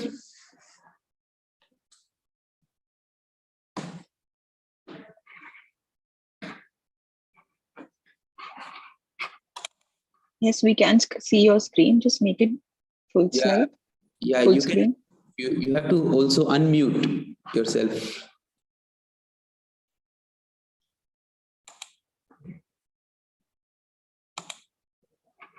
And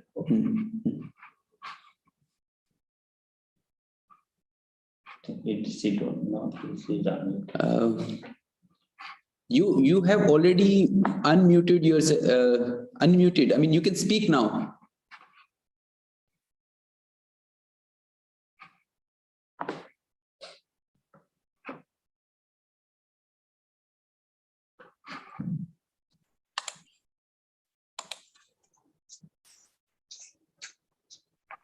Make it full screen.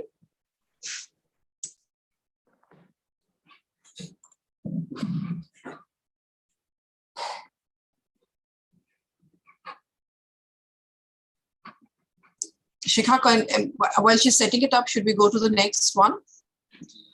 Yeah, so we can go to the next speaker. Is that okay, Dr. Ankur? Yes, Dr. Shikha, I think. So the next speaker would be Dr. Supreet.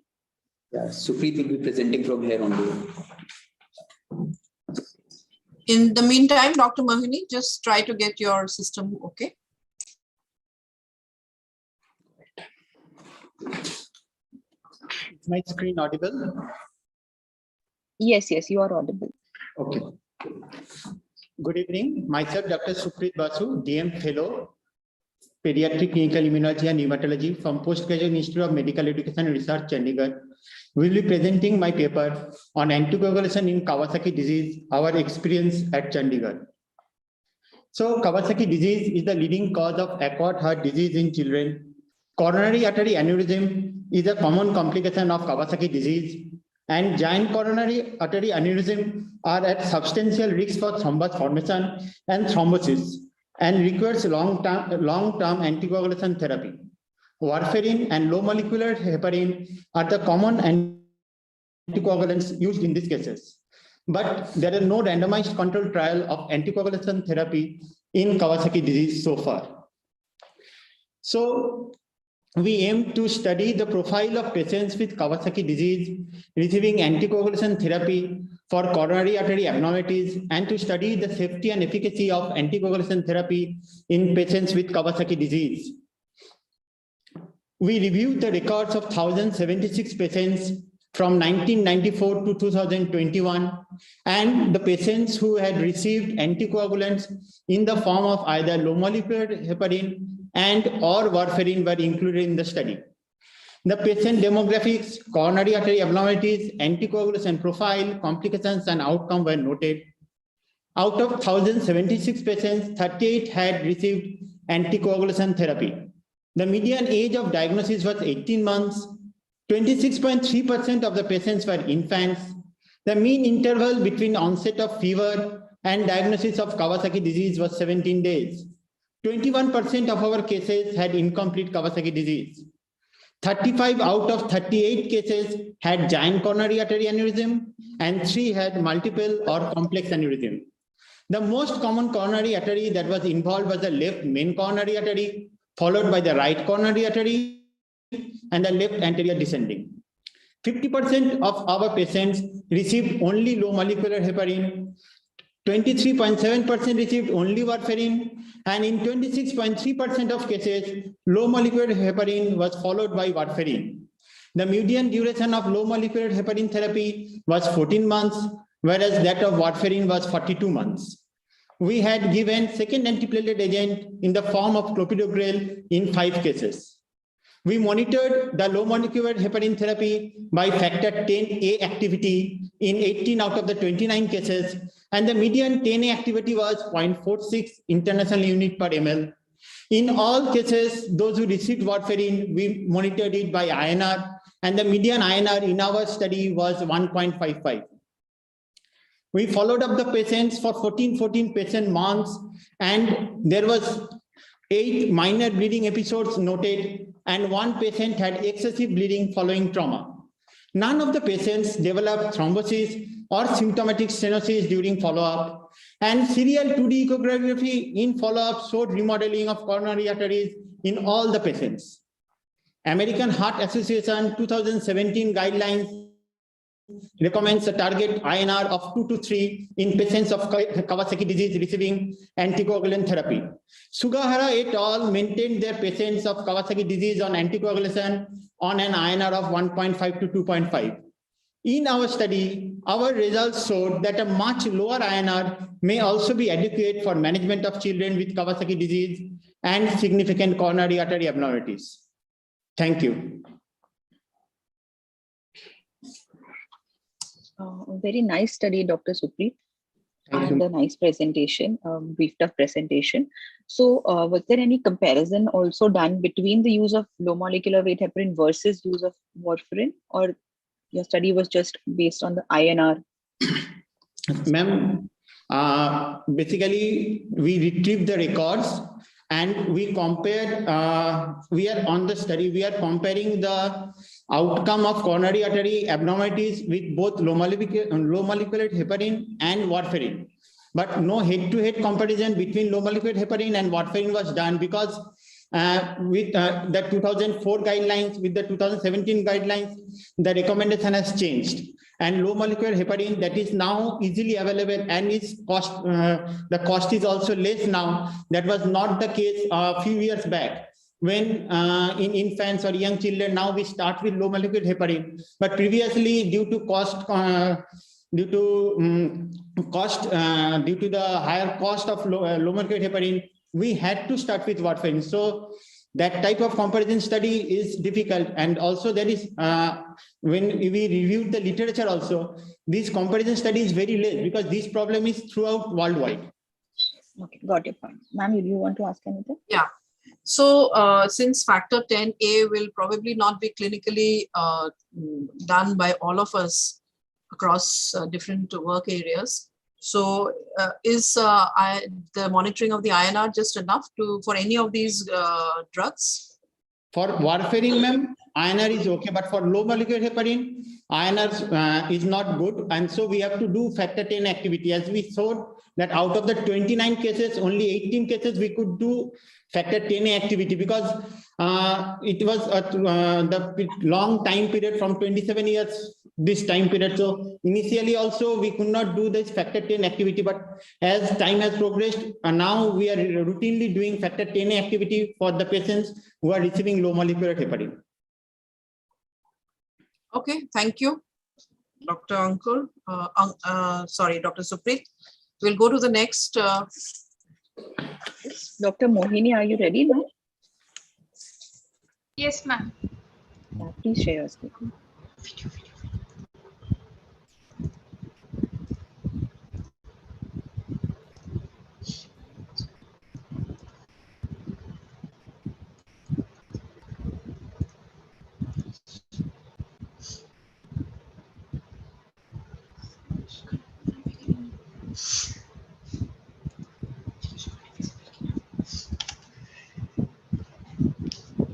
Hello? Yes, please start and make your screen full screen. Make the presentation slideshow. It's full screen only, ma'am. No, it's not.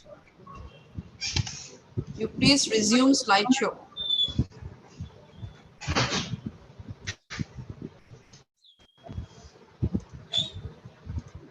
Mohini, on the top left corner, you're seeing from beginning. Just click on from beginning, right? You will go to the slideshow. Yeah. Good evening. This is Dr. Mohini Bhelo junior resident of Institute of Child Health, Kolkata. The topic of my study is retrospective analysis of effectiveness of infliximab biosimilar in IVIG resistant Kawasaki disease.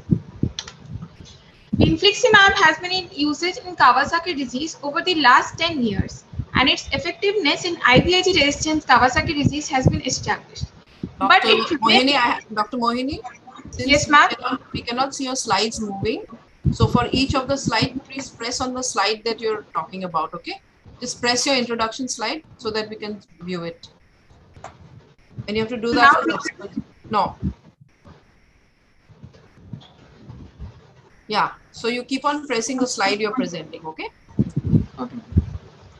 Infliximab has been in usage in Kawasaki disease over the last 10 years, and its effectiveness in IVIG resistant Kawasaki disease has been established. But it remains an expensive drug following IVIG, which is also an expensive drug.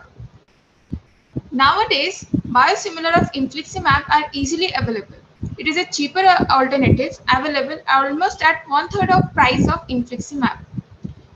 So the objective of my study is to determine the effectiveness of biosimilar of infliximab in IVIG resistant Kawasaki disease.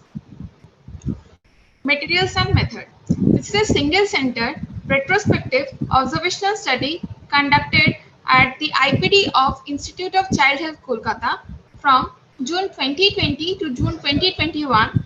Total number of subjects were 12 children aged between 1.5 months to 84 months who received either infliximab or the biosimilar. The biosimilar was given to patients for whom the finances were a constraint. Inclusion criteria were IVIG resistant Kawasaki disease and coronary artery aneurysm at diagnosis or increasing size of aneurysm on follow-up echocardiography post IVIG. Methodology. The patients received either infliximab or the biosimilar depending on their affordability after a dose of 2 grams per kg of IVIG. Both infliximab and biosimilar were given a single dose of 5 mg per kg. Patients were analyzed in terms of achievement of defervescence in hours, normalization of the C-reactive protein, echocardiography findings with respect to coronary arteries on follow. Now, out of the 12 subjects, 9 of them received infliximab and 3 of them received biosimilar. Indications of using infliximab were IVIG resistant fever 4, only coronary artery aneurysms 2, both IVIG resistant fever and coronary artery aneurysms 3. Infliximab indications for using biosimilar were only coronary artery aneurysms 1 and both IVIG resistant fever and coronary artery aneurysms 2. Results. Day of fever at which infliximab or biosimilar administered were 10.8 to plus minus 1.9 days. In all the patients, defervescence was noted within 2 days. Diminution in size of aneurysm was seen in 100% of cases on follow-up. 2 cases with giant aneurysm received biosimilar and both had 50% reduction in the aneurysm size within the first 6 months. Discussion. Biosimilar showed promising results in clinical and biochemical remission in all IVIG resistant patients. 2 patients with giant aneurysm showed 50% reduction in size of coronary artery aneurysm within 6 months of follow-up. It was safe and well tolerated. It showed efficacy similar to the original molecule at almost 1/3 of the price. Hence, we conclude that in a limited setting, biosimilar of infliximab showed similar efficacy as the original molecule in IVIG resistant Kawasaki disease as well as in regression of coronary artery aneurysm. It is a safe and viable alternative to infliximab if affordability is an issue. Thank you. Okay, thank you, Dr. Mohini. So just one short quick question. Were all these patients, none of them were in primary intensification given as infliximab? All were after the first dose of IVIG? That's what I Yes, understand? ma'am. All were given infliximab or biosimilar after a dose of 2 grams per kg of IVIG.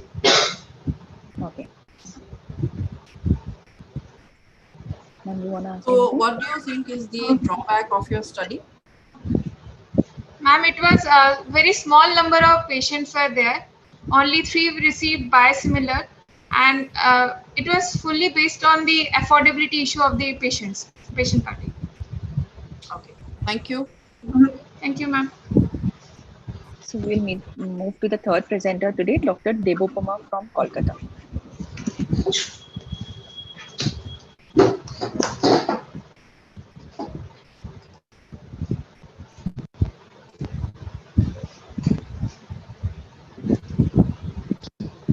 Dr. Debopama, are you there? Yes, ma'am. Yeah, I am here, ma'am.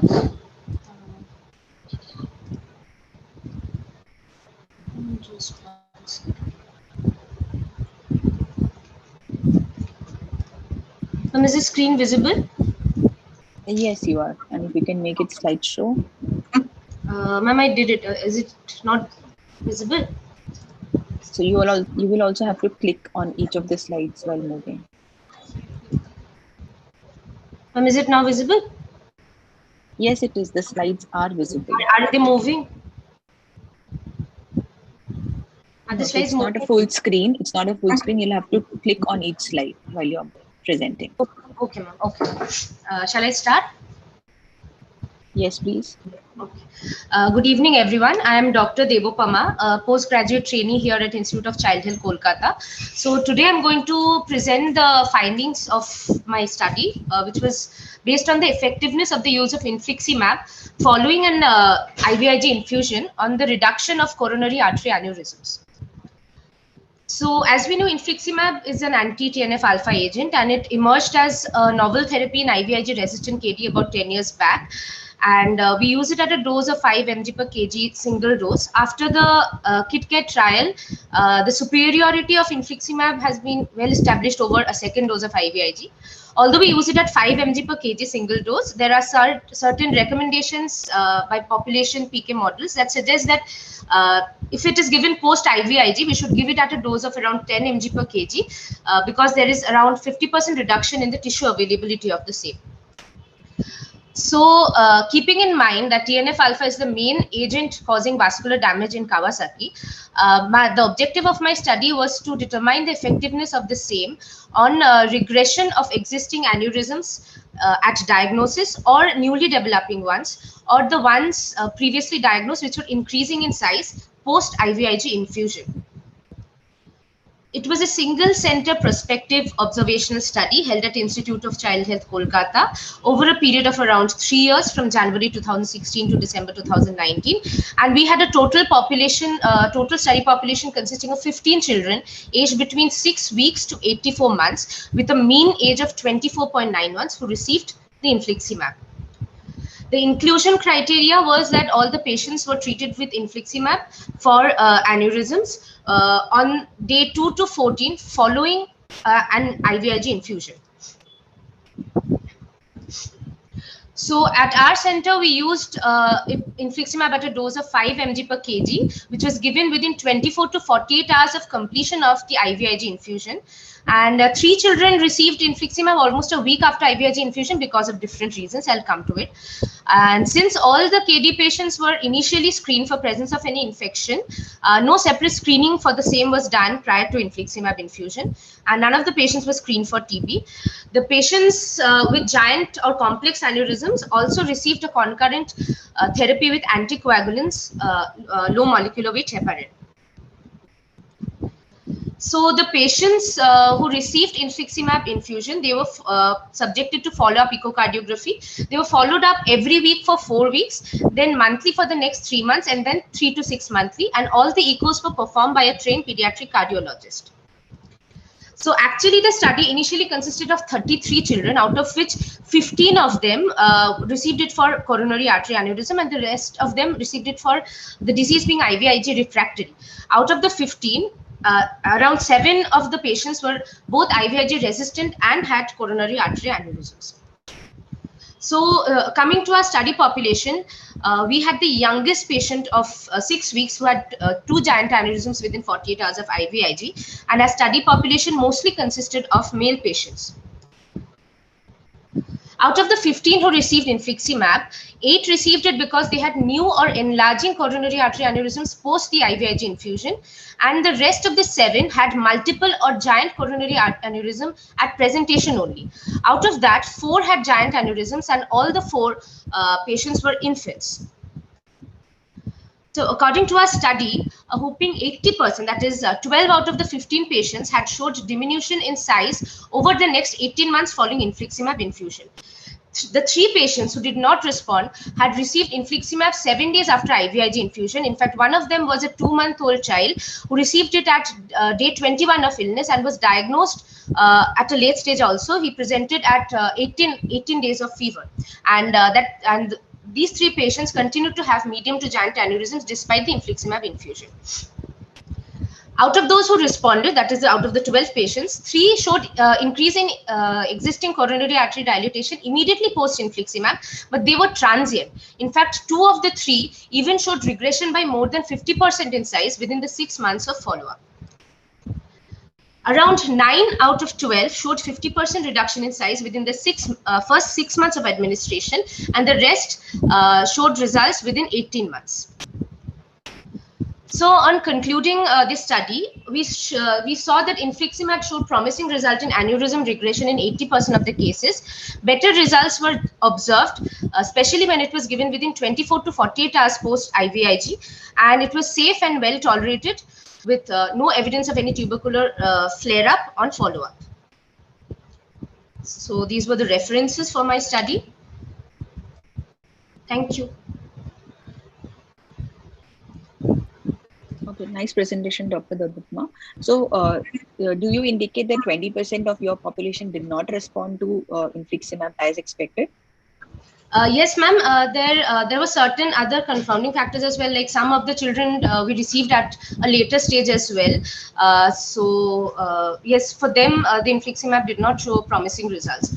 Did any of these patients receive any other therapy? Ma'am, mostly we in our center we have not really seen a very promising result with a second dose of IVIG or a prednisolone. In fact, in our study populations, 3 children received a second dose of IVIG, but it was from an outside institute, and then they were readmitted at our institute. So since we have not really seen promising results at our center, so we don't we generally directly go for infliximab in case of resistance or increasing coronary arteries. Okay, thank you. Very interesting study. Okay, so we can go to the next presenter, Dr. Sanchari.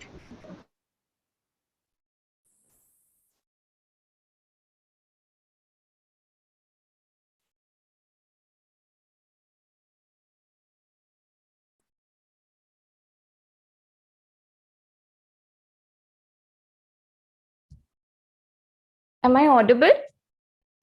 Yes, you are. Okay. Can you make it full screen? Ma'am, it's full screen only. I have already started the slideshow. Is it not visible? No. Okay. So I think it's the same set which they are presenting. You will also have to click on each of the slides as you move ahead. Okay. Okay. Is the next slide visible now? No. No. Your introduction slide, you have to click on the introduction slide. Okay, ma'am. Sure. Okay. Good evening, everybody. I'm Dr. Sanchari Ghosh, postgraduate trainee from Institute of Child Health. And today I'll be talking about my study, which is a proposal for a scoring system to predict the risk of IVIG resistance in Indian children with Kawasaki disease. Here in my study, we defined IVIG resistance as persistent fever after 36 hours of completion of IVIG therapy or recrudescence within 7 days without any other obvious cause for fever. It was a prospective observational study conducted at the Institute of Child Health, Kolkata, during the period of January 2019 to April 2020, and all the patients who fulfilled the criteria for Kawasaki disease admitted at the pediatric ward of ICH were included in the study during the ones who were there during the study period. And the various clinical and lab parameters showing the IVIG response in our cohort were correlated And it was the data was further compared with the various the 3 standard Japanese risk scoring systems, and from there we extrapolated the data to formulate an Indian scoring system. Ethical clearance was taken from the IEC, informed consent from the parents of the study subjects, and the data was collected from January 2019 for the next 16 months as per the plan. The patients were classified into 2 specific groups of IVIG resistance and IVIG responsive. Demographic data, clinical features, laboratory parameters, all were noted. The statistical analysis was done, and then we went on to try to suggest an Indian scoring system.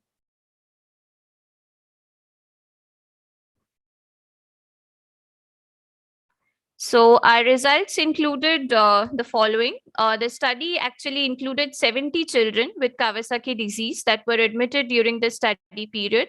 22 out of them, about 31.4%, had not responded to IVIG.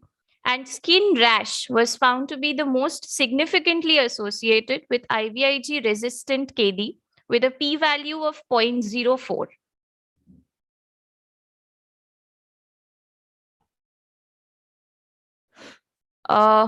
Among the 3 Japanese risk scoring systems, the Kobayashi score was found to be the most specific at 77.1%, and the Sano score was found to be the most sensitive at 81.8%. IVIG resistant group had higher total bilirubin at a p-value of 0.04, lower platelet count on presentation at a p-value of 0.002. And IVIG resistant group had a high CRP level, p-value of 0.002, and higher SGPT and SGOT levels with a p-value of 0.002 again. So what we concluded from this was that the presence of skin rash, low platelet count, high SGOT, high CRP, and high total bilirubin were significant predictors of IVIG resistance in our cohort, and it is the need of the hour to find an exclusive scoring system for the Indian Kawasaki disease patients, because at all times it may not correlate with the standard Japanese scoring systems.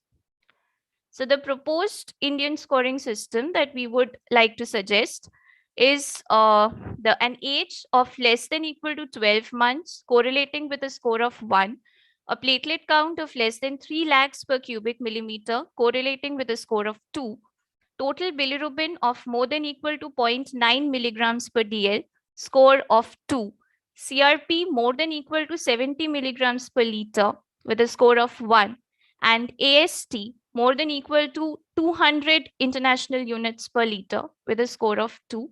We are still in the process of validating our scoring system, but considering the amount of data and the work that has already been done on it, a score of more than equal to 4 is likely to have a strong association with IVIG resistance in the Indian population. That's it for my presentation. Thank you.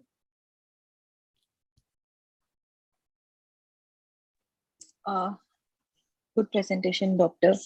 Century. So for creating a scoring system, I think a bigger population would be required. Is there any limitations of your study which you think Yes, ma'am. Actually, this study was done up to 2020. The parent study was to compare the 3 Japanese risk scoring systems and find out the sensitivity and specificity. We are still continuing with the study, and we are including in more patients. And we are trying to validate the Indian scoring system that we have thought of, considering the data that we have in hand. Maybe a multi-centric study to validate the data. That is also part of the plan, ma'am. As of now, it's going on within the institute itself. Yeah, and any reason the bilirubin level that you have used, that's Yes, that I can see. So your IVIG resistant population had how many percentage had a high bilirubin level? Maybe I missed it in the initial slides. Actually, bilirubin level, the exact percentage among these 70 of them, almost 35% of them had a significantly high bilirubin level at the time of presentation itself. And in some cases, it further kept on increasing unless the defervescence was achieved. Okay. So did you reapply all your own criteria to these 70 patients? Yes, ma'am. That is what I'm talking about. That is still in process, and that is the thing from where I said that the score of more than equal to 4 is likely to come significant. We have done the scoring part, but the univariate analysis of that is still remaining. So once it is done, we'll further present that. Okay, thank you very much. Thank Very you. nice. So we can move to the last speaker today, Dr. Spurti.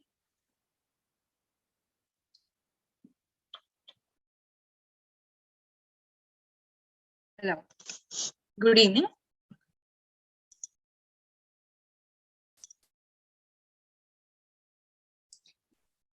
Century, You need to stop screen sharing.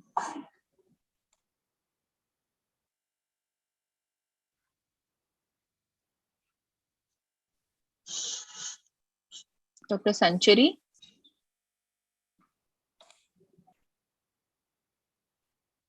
Ankur, can you do something from your end? I will.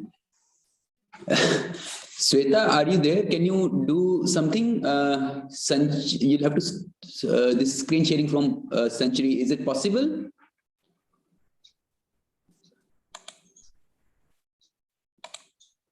Okay, I think I have this has to stopped. do that. Yeah. Okay. So Dr. Spurti, you start. Yeah.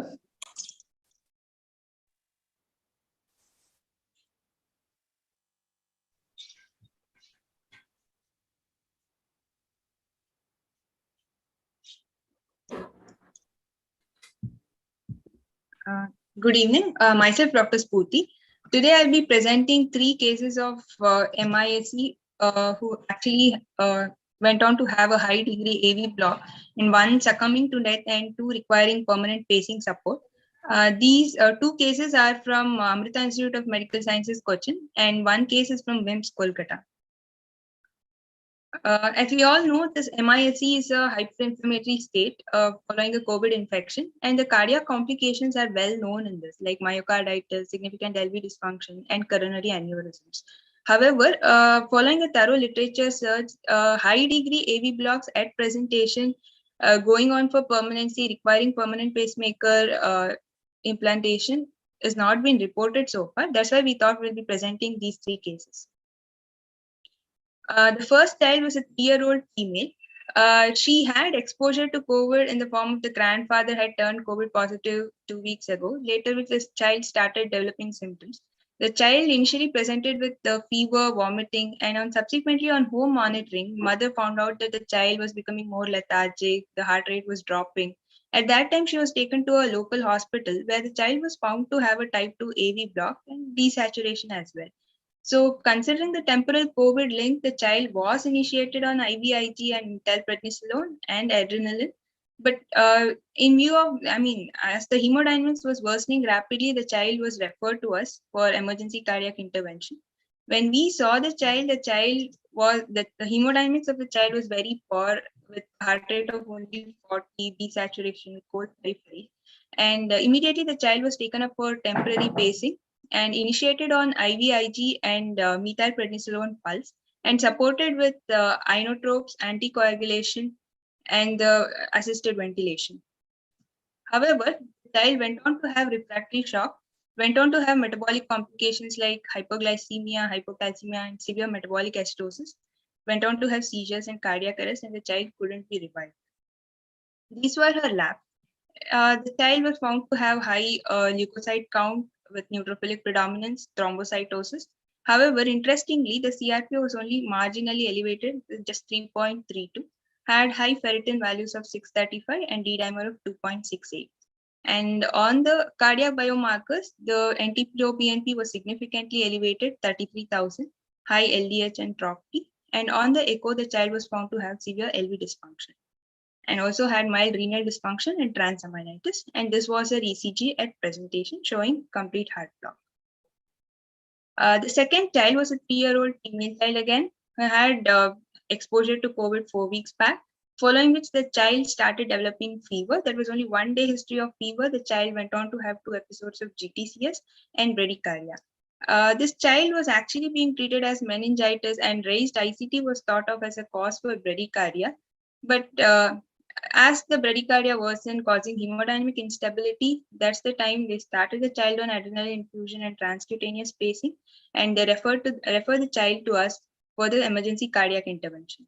Again, at presentation, the child had very poor hemodynamics, and the clinching point here, the child has some amount of cheilitis and glossitis also, and this put together along with the COVID link, we thought of MISC and evaluated the child further and initiated her on treatment. The labs, the child had leukocytosis with neutrophil predominance, and the CRP of, again, not a very high CRP, it was just 14.28, and procal was positive, IL-6 was mildly elevated with elevated ferritin and D-dimer. This child, the COVID IgG was actually negative. And the child also had transaminitis with significant OT modern PT and elevated cardiac biomarkers and severe LV dysfunction on the echo with ejection fraction of only 20%. These are the serial ECGs of the child. I'll just come back to it after this slide. So on the day 1, we initiated the child on IVIG. At that time, the rhythm was, there was absent P waves with broad QRS escape rhythm. And subsequently, we gave IV methylpred at 30 mg per kg. With that, with the completion of IVIG and the pulse and after temporary pacing, we could gain some hold over the hemodynamics of the child, and also the rhythm started becoming better. There could be occasional P waves seen on the rhythm with narrow QRS complex and junctional rhythm, and the ejection fraction had improved to 30%.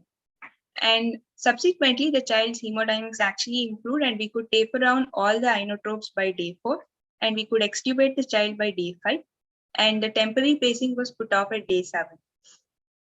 And we could shift the child, move out the child to out of the ICU by day 9, and by day 11, we discharged the child. These are the serial ECGs. First ECG showing absent P waves with broad QRS complexes. In a subsequent ECG, occasionally we can make out the P waves here and the narrow QRS complex with the junctional rhythm. And subsequently, this rhythm persisted. And also, subsequently, at 1 month of follow-up, the child was noted to have, there was complete resolution of the inflammatory state. However, the child persisted to have complete heart block. At that time, we went ahead and went on with the permanent pacemaker implantation. And the third child, this case is from WIMS, is a 10-year-old child. The child had history suggestive of fever of 3 to 4 days duration, could be COVID, considering the COVID pandemic situation. After 4 weeks, the child presented with history of fever for 5 days, pain abdomen, vomiting and loose stools, and 3 episodes of GTCS. At presentation, she was febrile, was drowsy, had cold peripheries, had skin rashes, conjunctival congestion, and cheilitis. And owing to considerably bradycardia causing hemodynamic instability, emergency temporary pacing was initiated. The child was started on IVIG and methylpred and the supportive care. Day 7, with this, the child's hemodynamics improved. I'll go through the labs first. The child had leukocytosis. These were the labs, leukocytosis with a CRP, again, only a marginally elevated CRP of 50. The child had both COVID IgG as well as IgM being positive, transaminitis, elevated cardiac biomarkers, and echo showing moderate effusion with ejection fraction of 40, with some pericardial effusion as well, and normal coronaries. This is the ECG of the child, showing AV dissociation with accelerated junctional rhythm. So why is that? What is the unique thing that we found in all these 3 cases is none of these kids had any cardiac comorbids before, and there was no other concurrent infections, and there was only minimal rise in the CRP. And this previously, in the literature, whatever the high-grade AV blocks that have been reported in only few cases in the outside centers, they all had around 8 days of symptom onset. The kids had prolonged PR interval, first-degree heart block, which subsequently progressed to have a high-grade AV block. But in our situation, this high-grade AV block was present right at the presentation with only few days of symptom onset, hardly between 1 to 3 days. And this went on to become irreversible, requiring permanent pacing support. And all through these, all three cases that we saw, there were no coronary involvement. It was just the LV dysfunction, severe myocarditis that we have noticed. There are few case reports about conduction blocks and arrhythmias in MISC. One was a study done in Morgan Stanley Hospital, I think you Columbia. can wind off, Dr. Spooty. Yeah. Your Okay, time. ma'am. Thank you.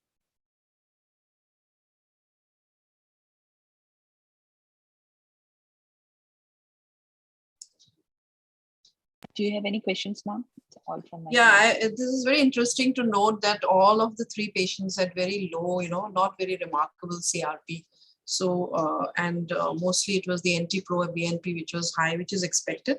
So do you have any explanation for that? Did you find anything in the literature which can explain that? No, ma'am. Actually, we couldn't correlate this cardiac involvement, AV blocks with the CRP levels. But interestingly, one of the study, as I went through the literature review, one of the case report from this study, here also there was no correlation with the inflammatory markers or even the cardiac biomarkers and LV function with the development of arrhythmias in few cases that have been reported. So probably could there be a genetic link in this, that some of these patients are presenting like this? Could be, ma'am. But genetics hasn't, like, if the child was already predisposed to have a arrhythmia or a high-grade AV block, like so far the kids have been totally asymptomatic. And what triggered is also a question. COVID triggered it, maybe?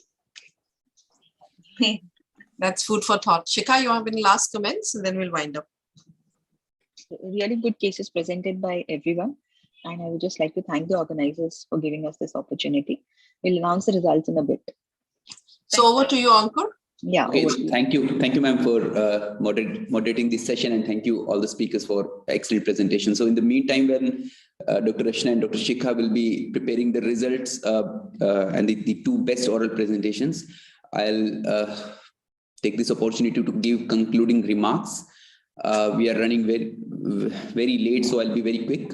So I wish to congratulate the members of the society for having yet another successful meeting, and I thank the organizing committee to help me out throughout the organization of this virtual conference. I also wish to thank the DIAP team who were all throughout there. They gave us this platform and helped us a lot in organizing this meeting. So thank you, DIAP platform. And we still don't have the viewership report. I'm sure it's going to be in thousands. DIAP team, whenever it's available with you, just share it. I also wish to thank the sponsors, so Intas and Salon, who sponsored us for this event. Thank you so much. And last but not the least, I wish to thank all the speakers and chairpersons for making this event a huge success.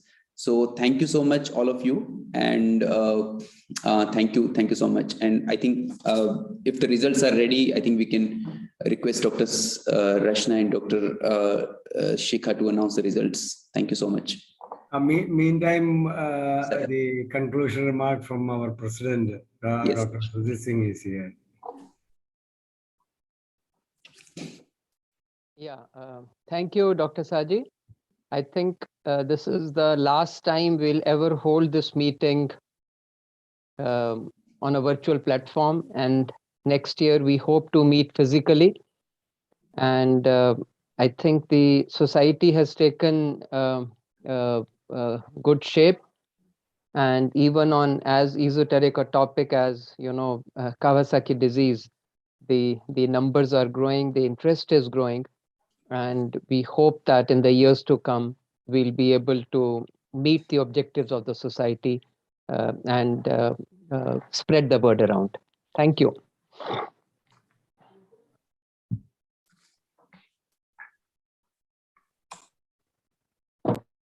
I request all of you to take the membership from the Indian Society of Kawasaki Disease.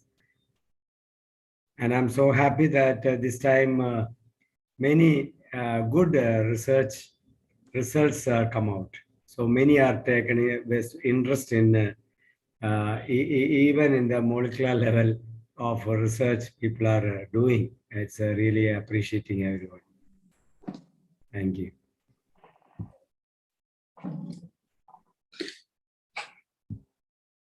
Rashna ma'am, Tukshika, would you like to announce the results?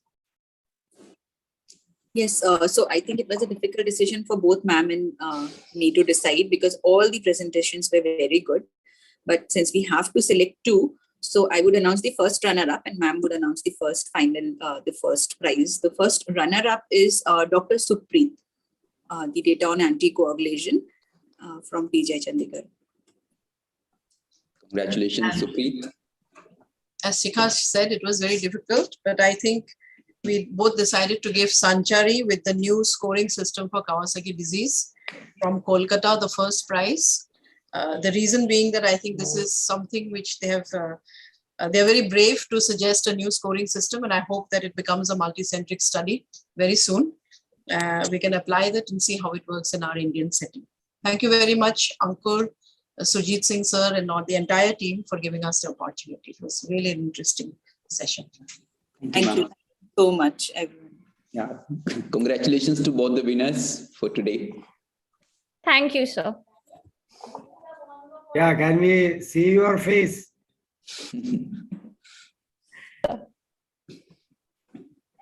Congratulations.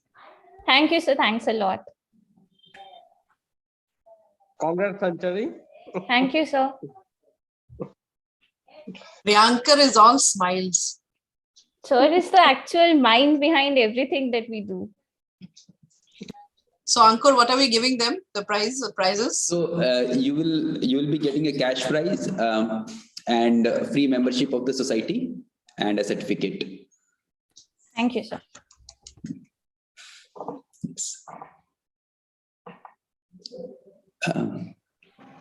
We'll wind up. Sir, any last minute comments, sir, before we conclude? Nothing. Okay. Wonderful job you did. Yeah. Thank you, sir. Thank you. So we hope to meet next year in Hyderabad. Yeah, we will keep a grand dinner in Hyderabad. Yes, we will. Hyderabad is famous for food. Yes. Thank you, sir. Thank you, Dr. Sujit Singh and Dr. Angur and the team behind Thank the you. phones. Thank you. Thank you. Thank you. Good night, everyone. Thank you. Bye-bye. Good night and very well organized, Ankur. Very well organized. Thank you, sir. Excellent. Thank you. Session. Excellent. Thank you. Thank you, sir.